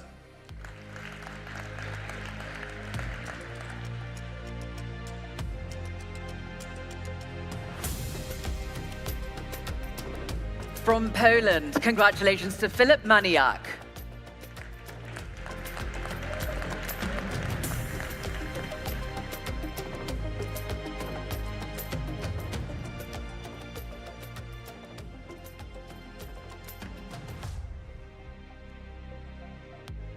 Congratulations to Balázs Szilagyi from Hungary.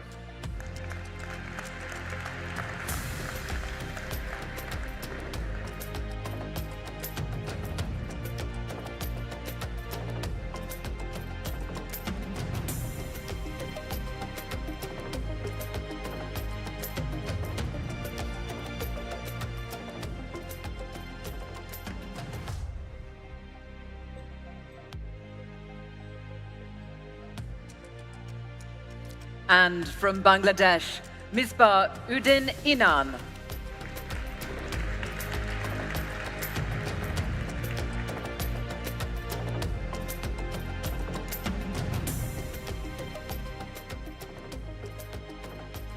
Picking up a silver award too, please welcome Francesco Toluccio from Italy.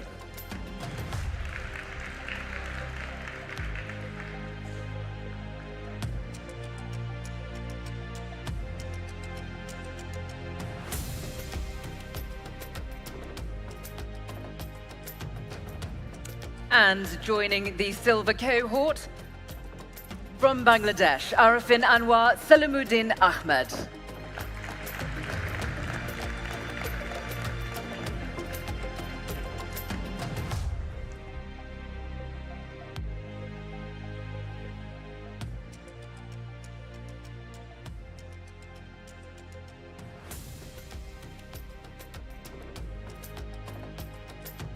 Please welcome our next award winner, Aykan Damirali from Azerbaijan.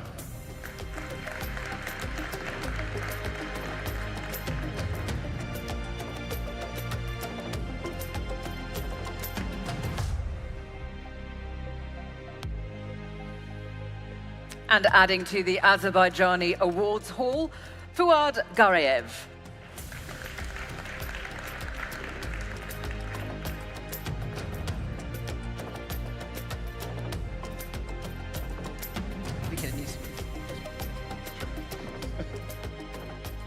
Let's give them some room. They are award winners after all. It really is filling up. I don't know about a bigger stage. We're going to need a bigger camera. For the photo.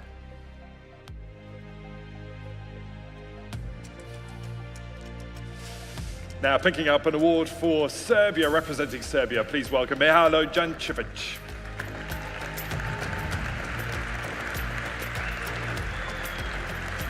Definitely some love there for Mihajlo. And from Italy, Alessandro Cosseri.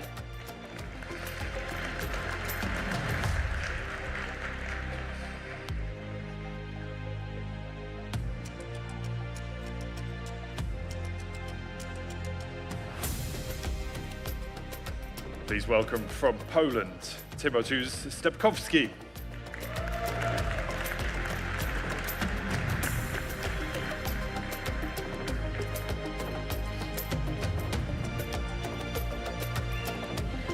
And rounding out the silver award winners for this year, from Saudi Arabia, Abdullah Asagaf.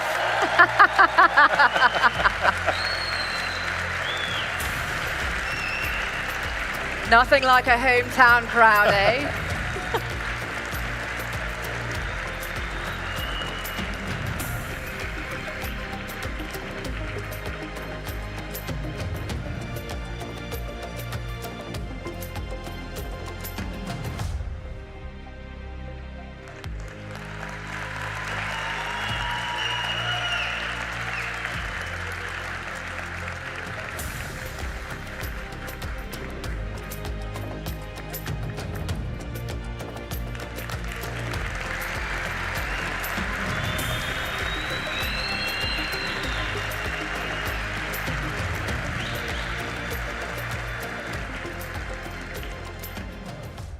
Well-deserving winners, all of our silver award winners. Many congratulations. But now I think you and I should move a little bit further. So we make some more If this space. carries on, we're going to fall off the front of the stage. But carry on it will. We will, with because our gold award winners. yes, these are the ones we've been waiting for. Indeed, and we start with Brestanacic, Slovenia.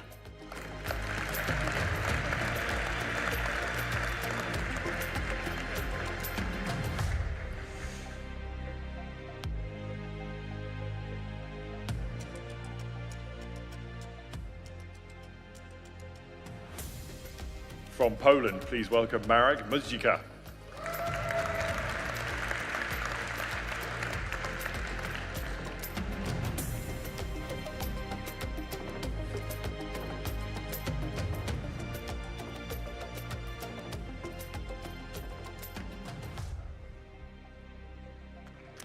Our next gold award winner from Romania, Andrei Letu.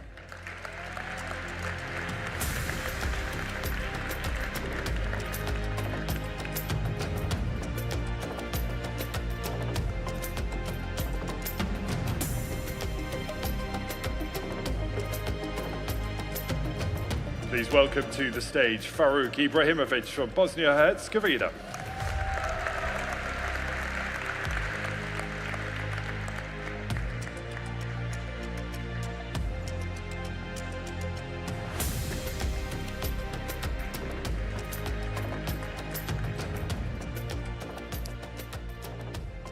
Our next gold award winner hails from Hungary, Benedict Labanch.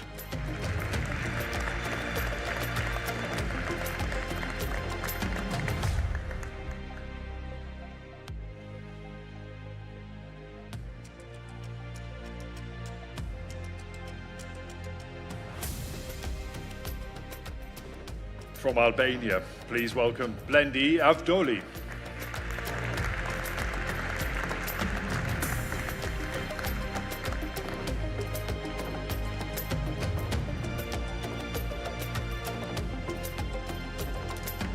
Our penultimate gold winner hails from Mongolia, Batsuk Matbariad.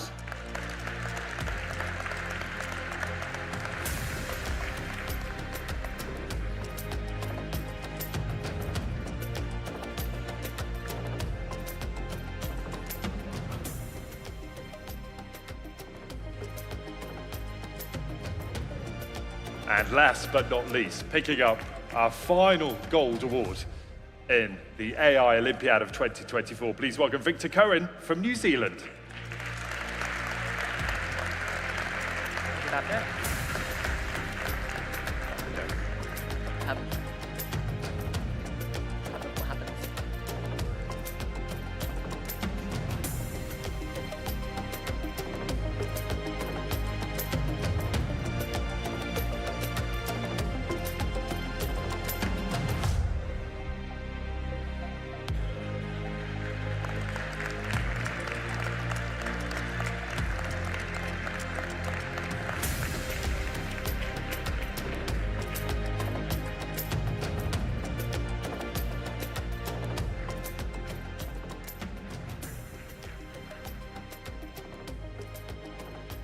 And now, I understand, gentlemen, that there is a symbolic moment where a flag will be handed over.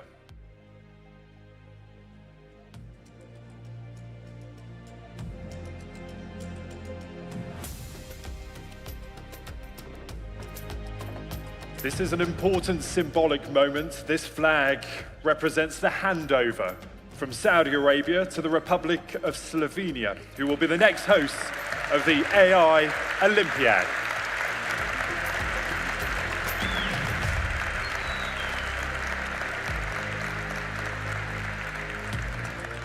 Much like when the Olympic flame is passed from the previous host country to the next.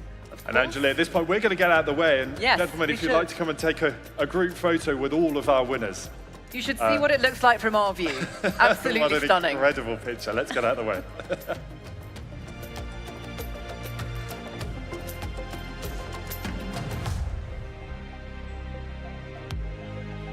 Can we have a huge round of applause for all of our winners of the AI Olympiad 2024?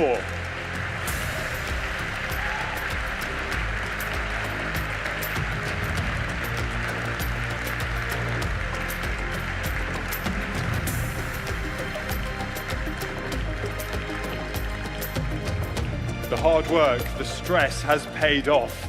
The blood, pressure the sweat, was on. the tears. For the kids as well as for their families, no doubt. Richly deserved, each and every single one of you. You ought to be incredibly proud of everything that you've achieved. And also, as we said at the beginning of this, make a note of these faces, ladies and gentlemen, because You we will will see them these again. faces back on this stage at the AI Summit in the years to come. All winning a Nobel Prize, or both. And I think award winners at this stage, if you can, with your flags, give yourselves a huge round of applause. Congratulations to all of you.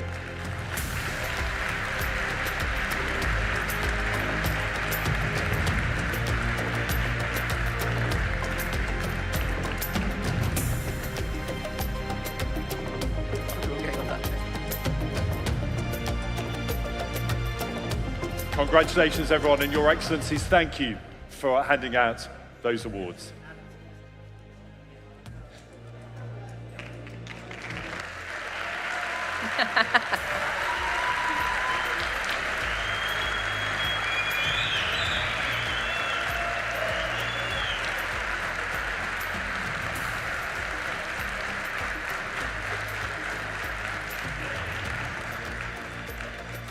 What a proud day.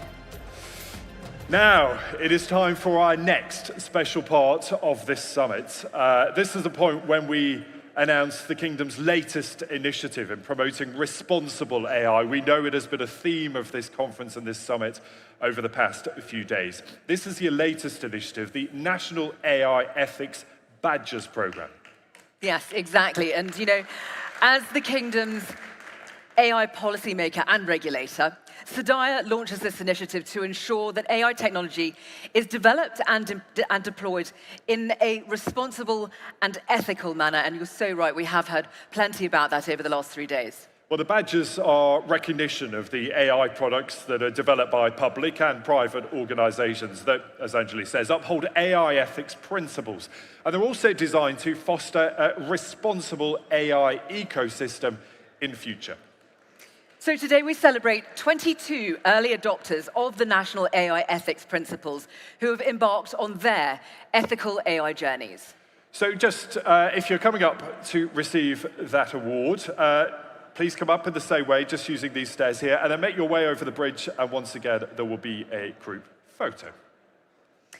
So, to present the awards, please welcome His Excellency Al-Rabdi Fahad Abdulaziz Al-Rabdi, President, National Data Management Office.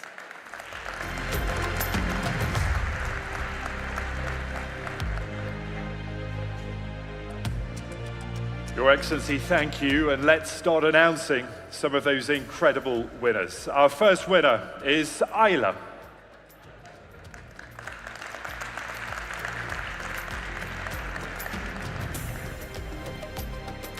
Next is Lamer.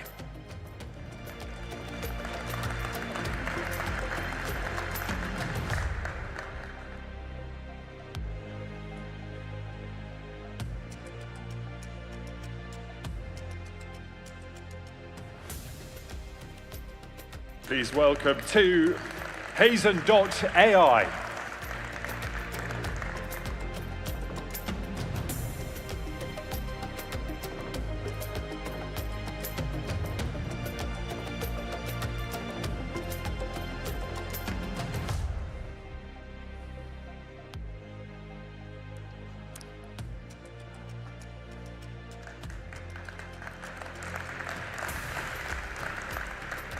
Next, Lean Business Services.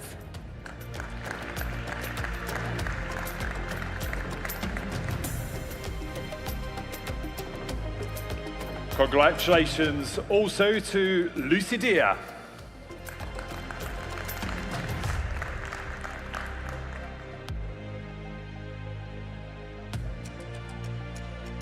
Congratulations also to Masterworks.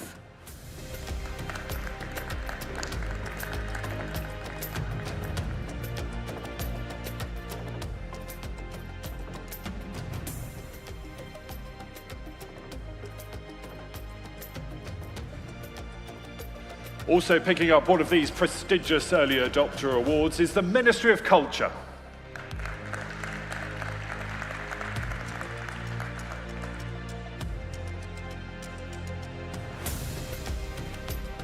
Our next recipient is the Ministry of Energy.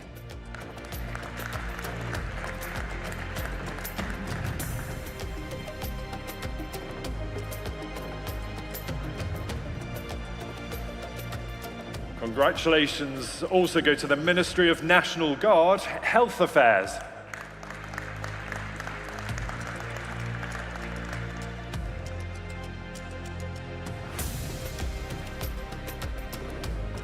Our next recipient is Misbah.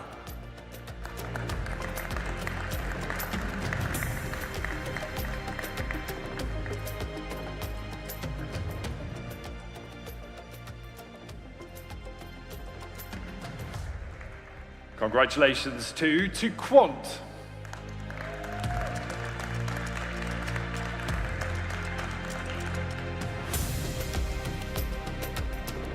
Our next recipient is Red Sea Global.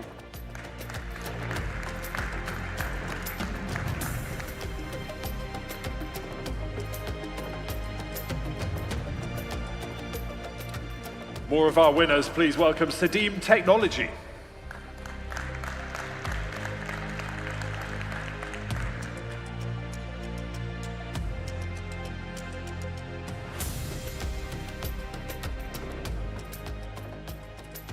And next, we welcome Saudi Authority for Intellectual Property.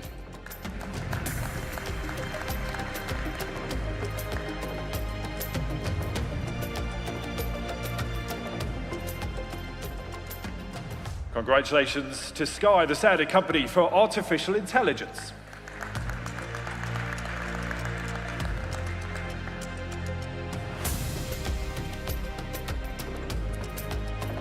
Our next recipient is the Saudi Industrial Development Fund.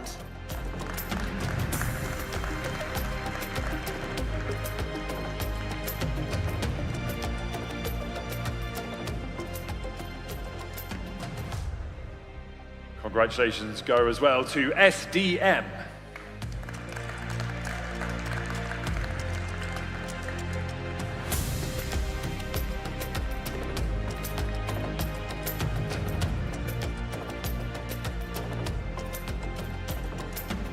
And congratulations also to STC.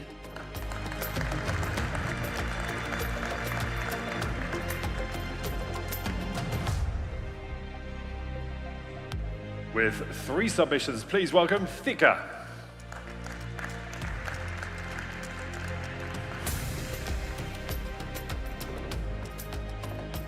And our penultimate recipient in this category, Zolol.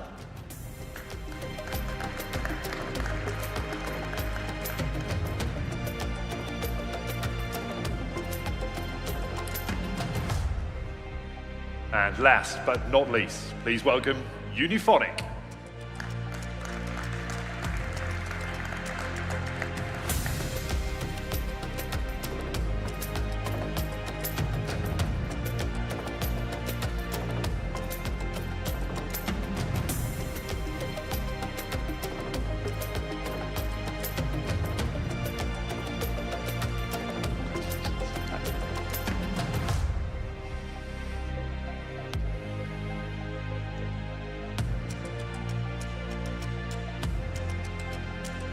Many congratulations to everybody in this category.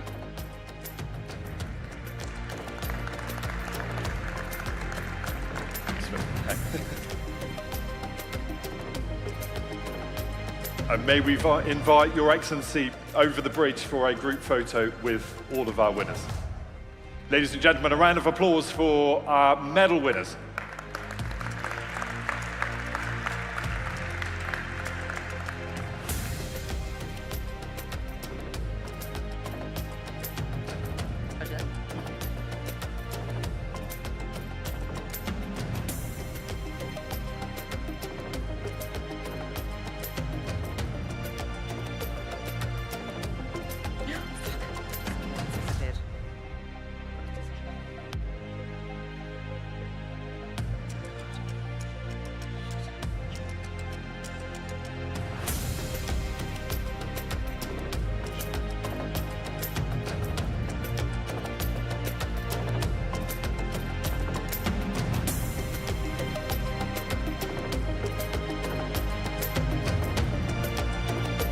Huge congratulations to our National AI Ethics Badges Programs winners.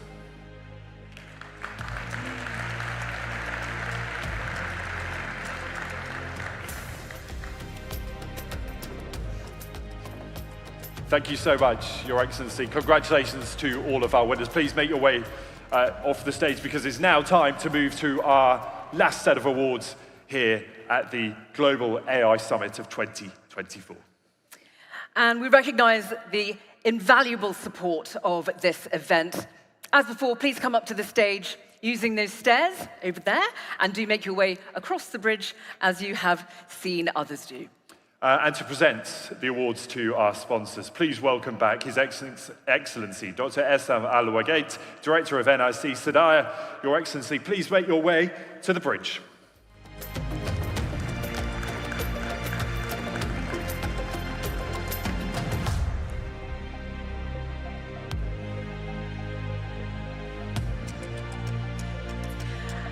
And now to announce our sponsors. First up, Elm.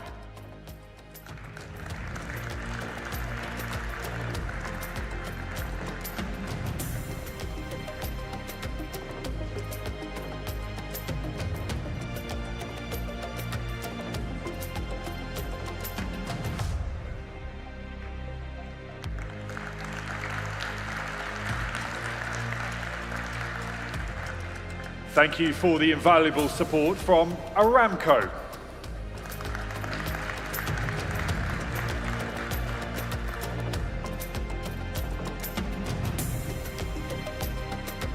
Our gratitude also goes to IBM.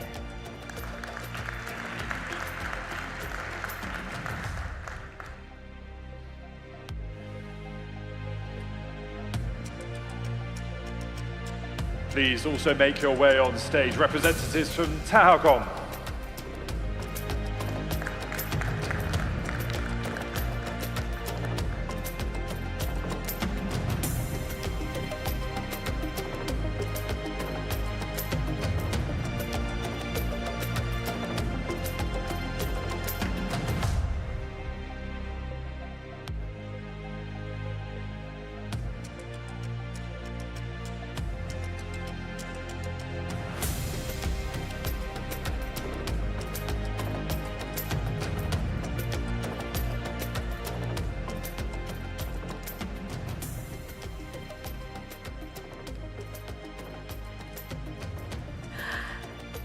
Please welcome to the stage, Sky.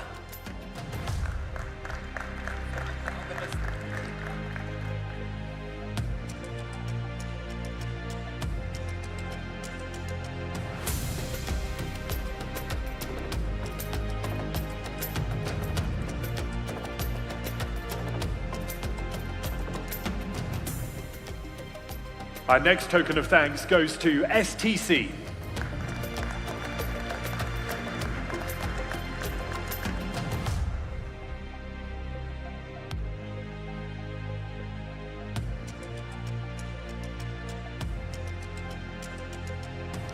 Our next recipient, Solutions by STC.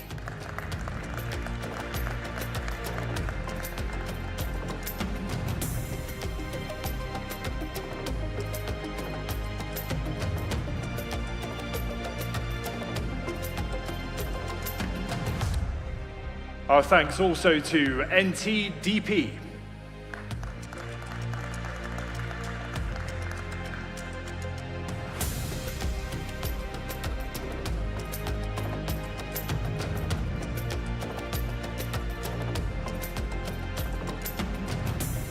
And much appreciation goes to the Saudi Research and Media Group.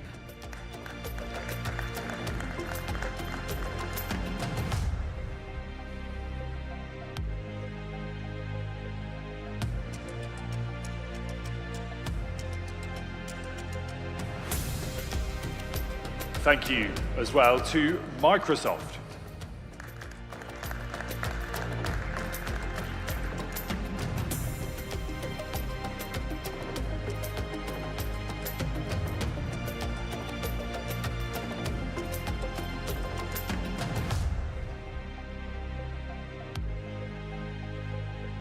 Our thanks to Huawei KSA.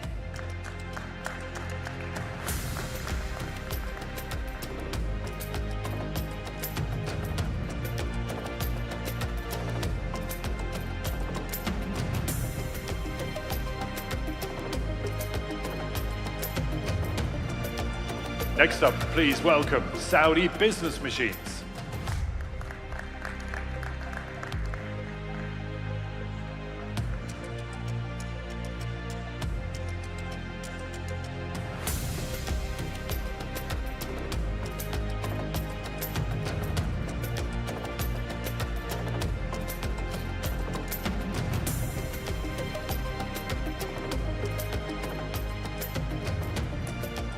Our appreciation to Sami AEC.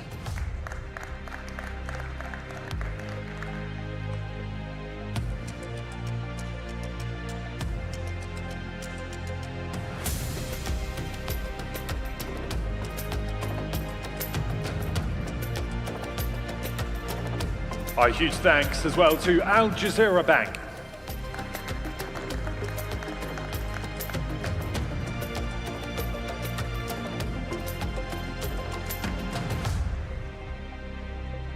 Much gratitude to Incorta.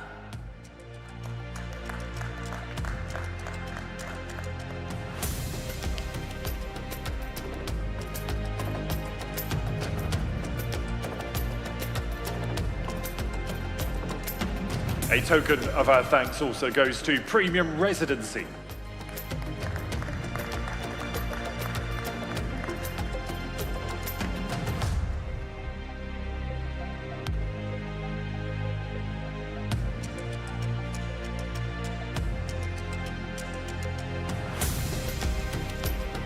A huge thank you to MIS, El Muama Information Systems Co.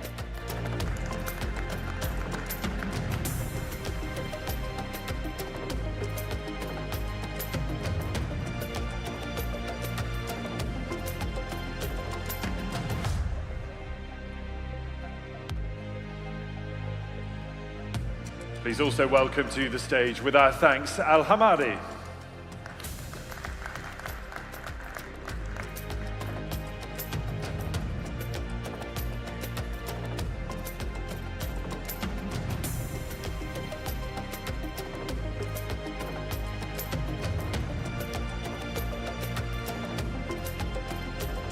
Much gratitude to SCCC.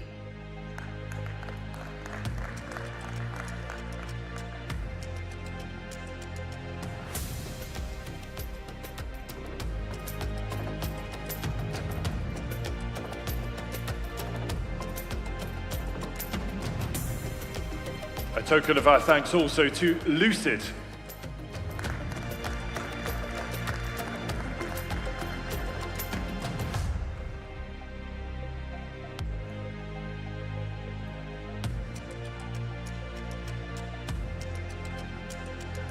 And we have but one recipient left in this, our sponsor category. And that is with thanks to Data Vault.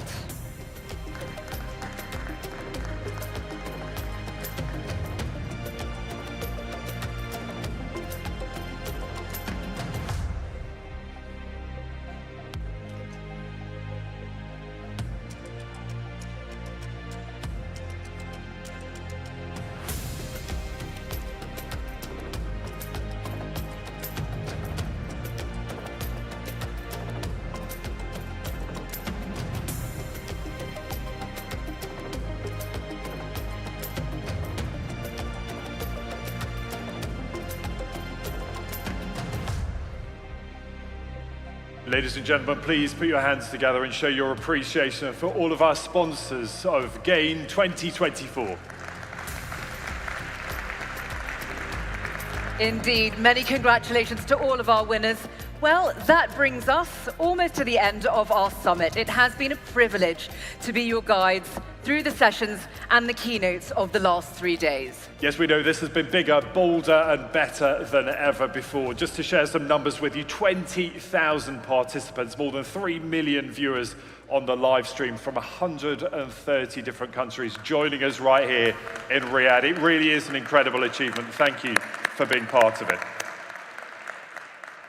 There have also been more than 100 announcements and MOUs signed.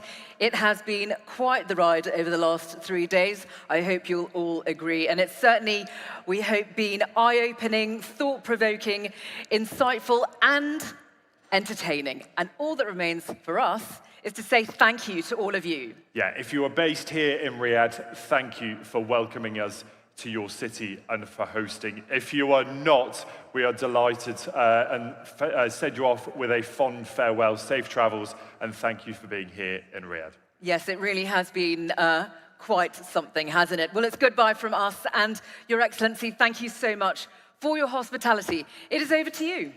Thank you very much.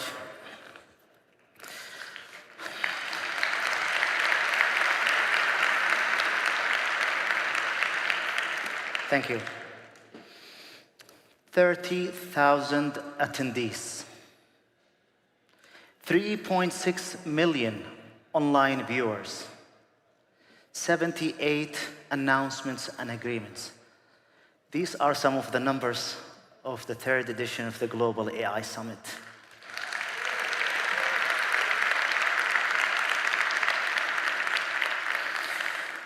It is unusual to see a ballroom like this full at the last hour of the last day of an event. So thank you very much. Thank you.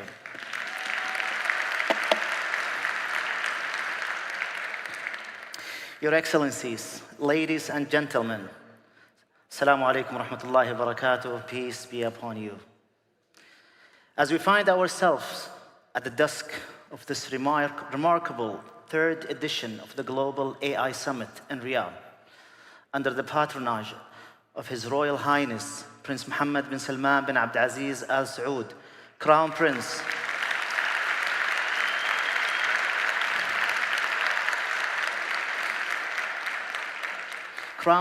and the Prime Minister of Saudi Arabia, I am filled with deep sense of gratitude.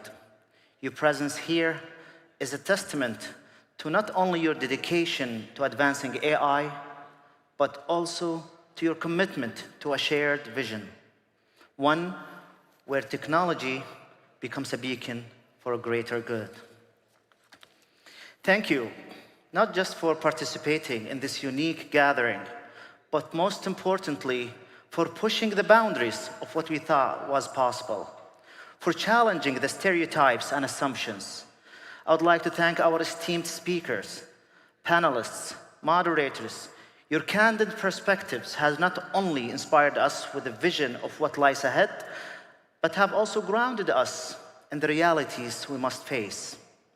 Together, we've not only imagined the future of AI, but have also made it real by addressing the challenges and identifying the enablers needed to truly unlock its potential. Thank you. Together with you, we have once again delivered the world's largest AI thought leadership event, a feat that filled us with immense pride. This summit not only lived up to its expectation and reputation, but has surpassed it in every conceivable way. With 456 speakers from over 100 countries, we have brought together the brightest minds with the most diverse perspective in AI. Over the course of 150 sessions, we have explored the cutting-edge developments that are shaping the future of this technology. This year, we welcomed more than 30,000 attendees here in person, while 3.6 million participants joined us virtually from around the globe, showcasing the unparalleled reach and impact of the summit. Moreover, this event has been a launchpad for 78 major announcements and agreements, each reflecting our collective commitment to advancing AI in ways that are inclusive, ethical, and profoundly impactful. It's been incredibly inspiring to see the world come together here in Riyadh, united by momentum to make AI work for everyone. The commitment to collaborative actions have been evident throughout the summit. From the UN high-level advisory body sharing their work on global AI governance ahead of the upcoming UN summit of the future, to the ITU revealing the outcome of their partnership with Saudi Arabia to develop a global AI readiness framework, the progress has been remarkable. ICISCO's announcement of the Riyadh Islamic World AI Charter was also a testament to Islamic State's commitment to advancing AI responsibly, guided by the noble values of Islam. Saudi Arabia's launch of the iCare as a UNESCO-sponsored center further emphasizes our shared dedication, both UNESCO and the Kingdom of Saudi Arabia, to AI ethics and research.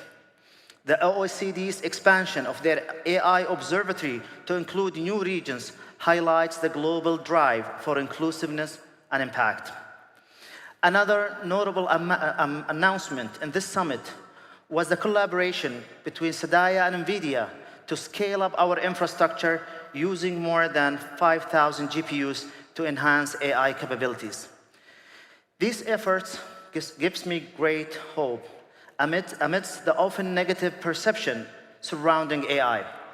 It is clear that we are not losing sight of its immense potential.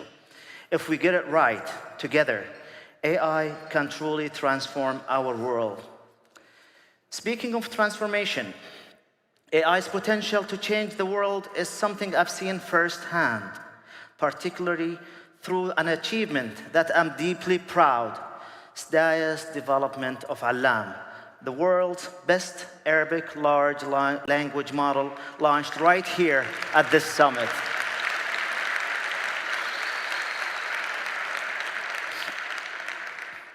Our journey in developing Allam has been transformative, offering us invaluable lessons in what it truly takes to make AI work for a nation. Collaborating with more than 160 public and private entities, we massed the world's largest Arabic language dataset containing over 500 billion tokens to train this groundbreaking model. But beyond the data, we faced and overcame challenges in talent, infrastructure, and compute power, ensuring we had the resources and expertise to bring Allam to life. Our focus was always in delivering real, citizen-centric, not just theoretical or technical milestones. This is why the initiative closest to my heart is our collaboration with the Ministry of Education to integrate Allam into Saudi Arabia's education system. Very soon, every teacher will have an AI teaching assistant, and every student will have an AI tutor, personalizing and enriching their learning experience in ways we've never seen before. And while the future remains uncertain, one thing is clear. With AI, learning and education in the kingdom and beyond would never be the same again. Thank you.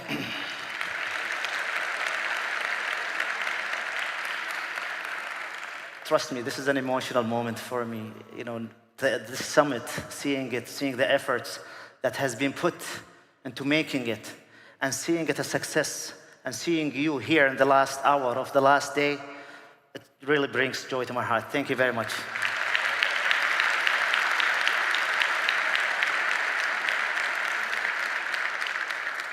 Thank you once more to all our speakers, participants, organizers, and sponsors for your commitment to making this summit a success. And a big thank you is needed to our SDAIA colleagues who worked tirelessly to produce this wonderful and insightful event. Thank you very much.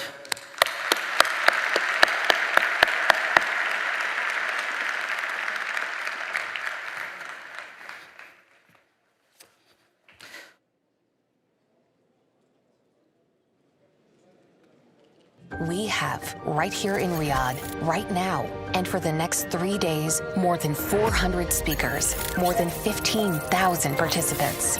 Let's plan together our future here at the Global AI Now Next Never Summit.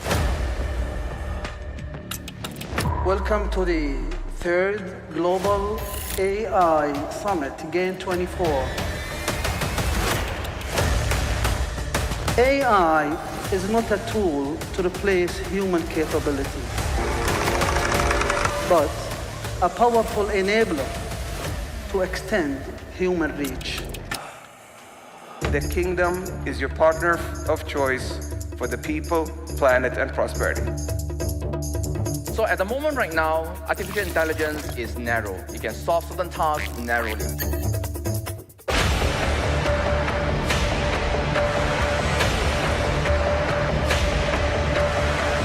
I'm not afraid of AI for now, at least not for the next 10 to 20 years. I want to begin by thanking His Royal Highness, the Crown Prince Mohammed bin Salman, for his far-sighted vision to elevate the kingdom to become a world leader in artificial intelligence. There's a great business climate here, but also the vision and ambition. I'm wearing the Vision 2030 pin, and we think about AI in 4 different principles, and obviously the opportunity is massive. The solution is unity. We can navigate the AI-driven world through collaboration. This is an amazing joint collaboration between the Kingdom of Saudi Arabia and UNESCO. Thanks to events like this one, and congratulations, SDAIA. Really, it's an amazing opportunity for people to really understand what AI is about. If If you give Saudis a product that enhances their life in a digital format, automatically the usage goes up. And I'm excited to announce today, Accenture will be opening in Riyadh its first Gen AI studio, the first in the region. One of the key issues for ethics and regulation is the sensitive issue of the balance between human intelligence and machine intelligence. La collaboration est indispensable si l'on souhaite dominer l'IA. I believe we understand the critical importance of maintaining the trust, privacy, and safety of our users.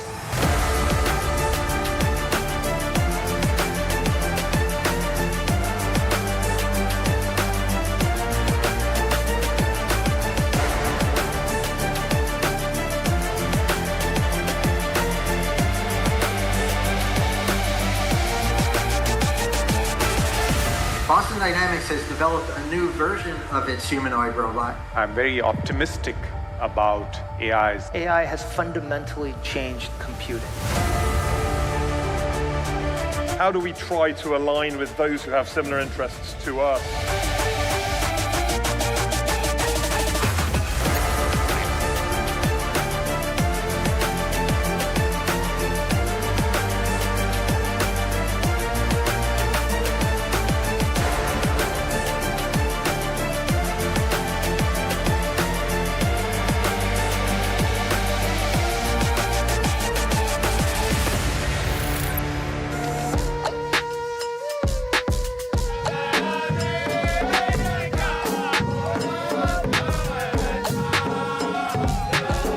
I'm extremely proud to announce that our Allam's family of Arabic LLMs is very well leading in the Arabic language.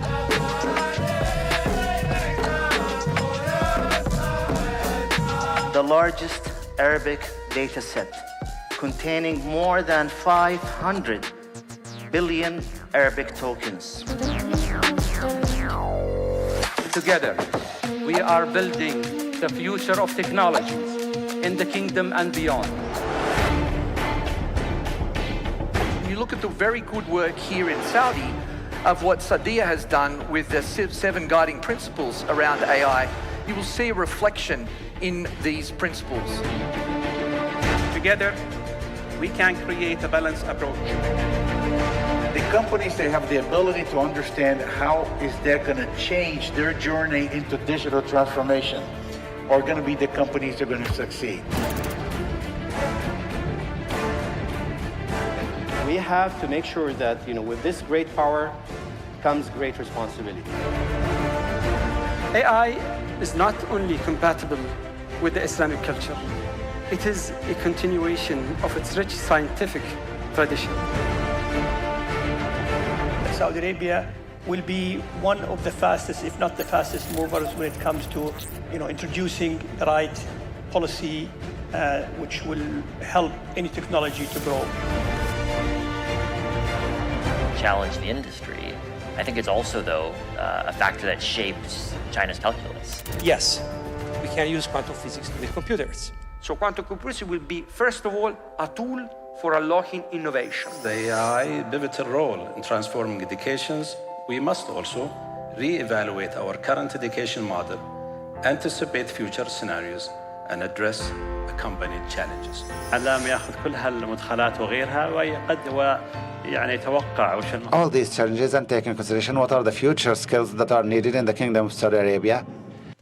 Bridging the divide, enhancing the quality of life, and creating a future where technology and humanity thrive in harmony. Imagine all the people living life in peace.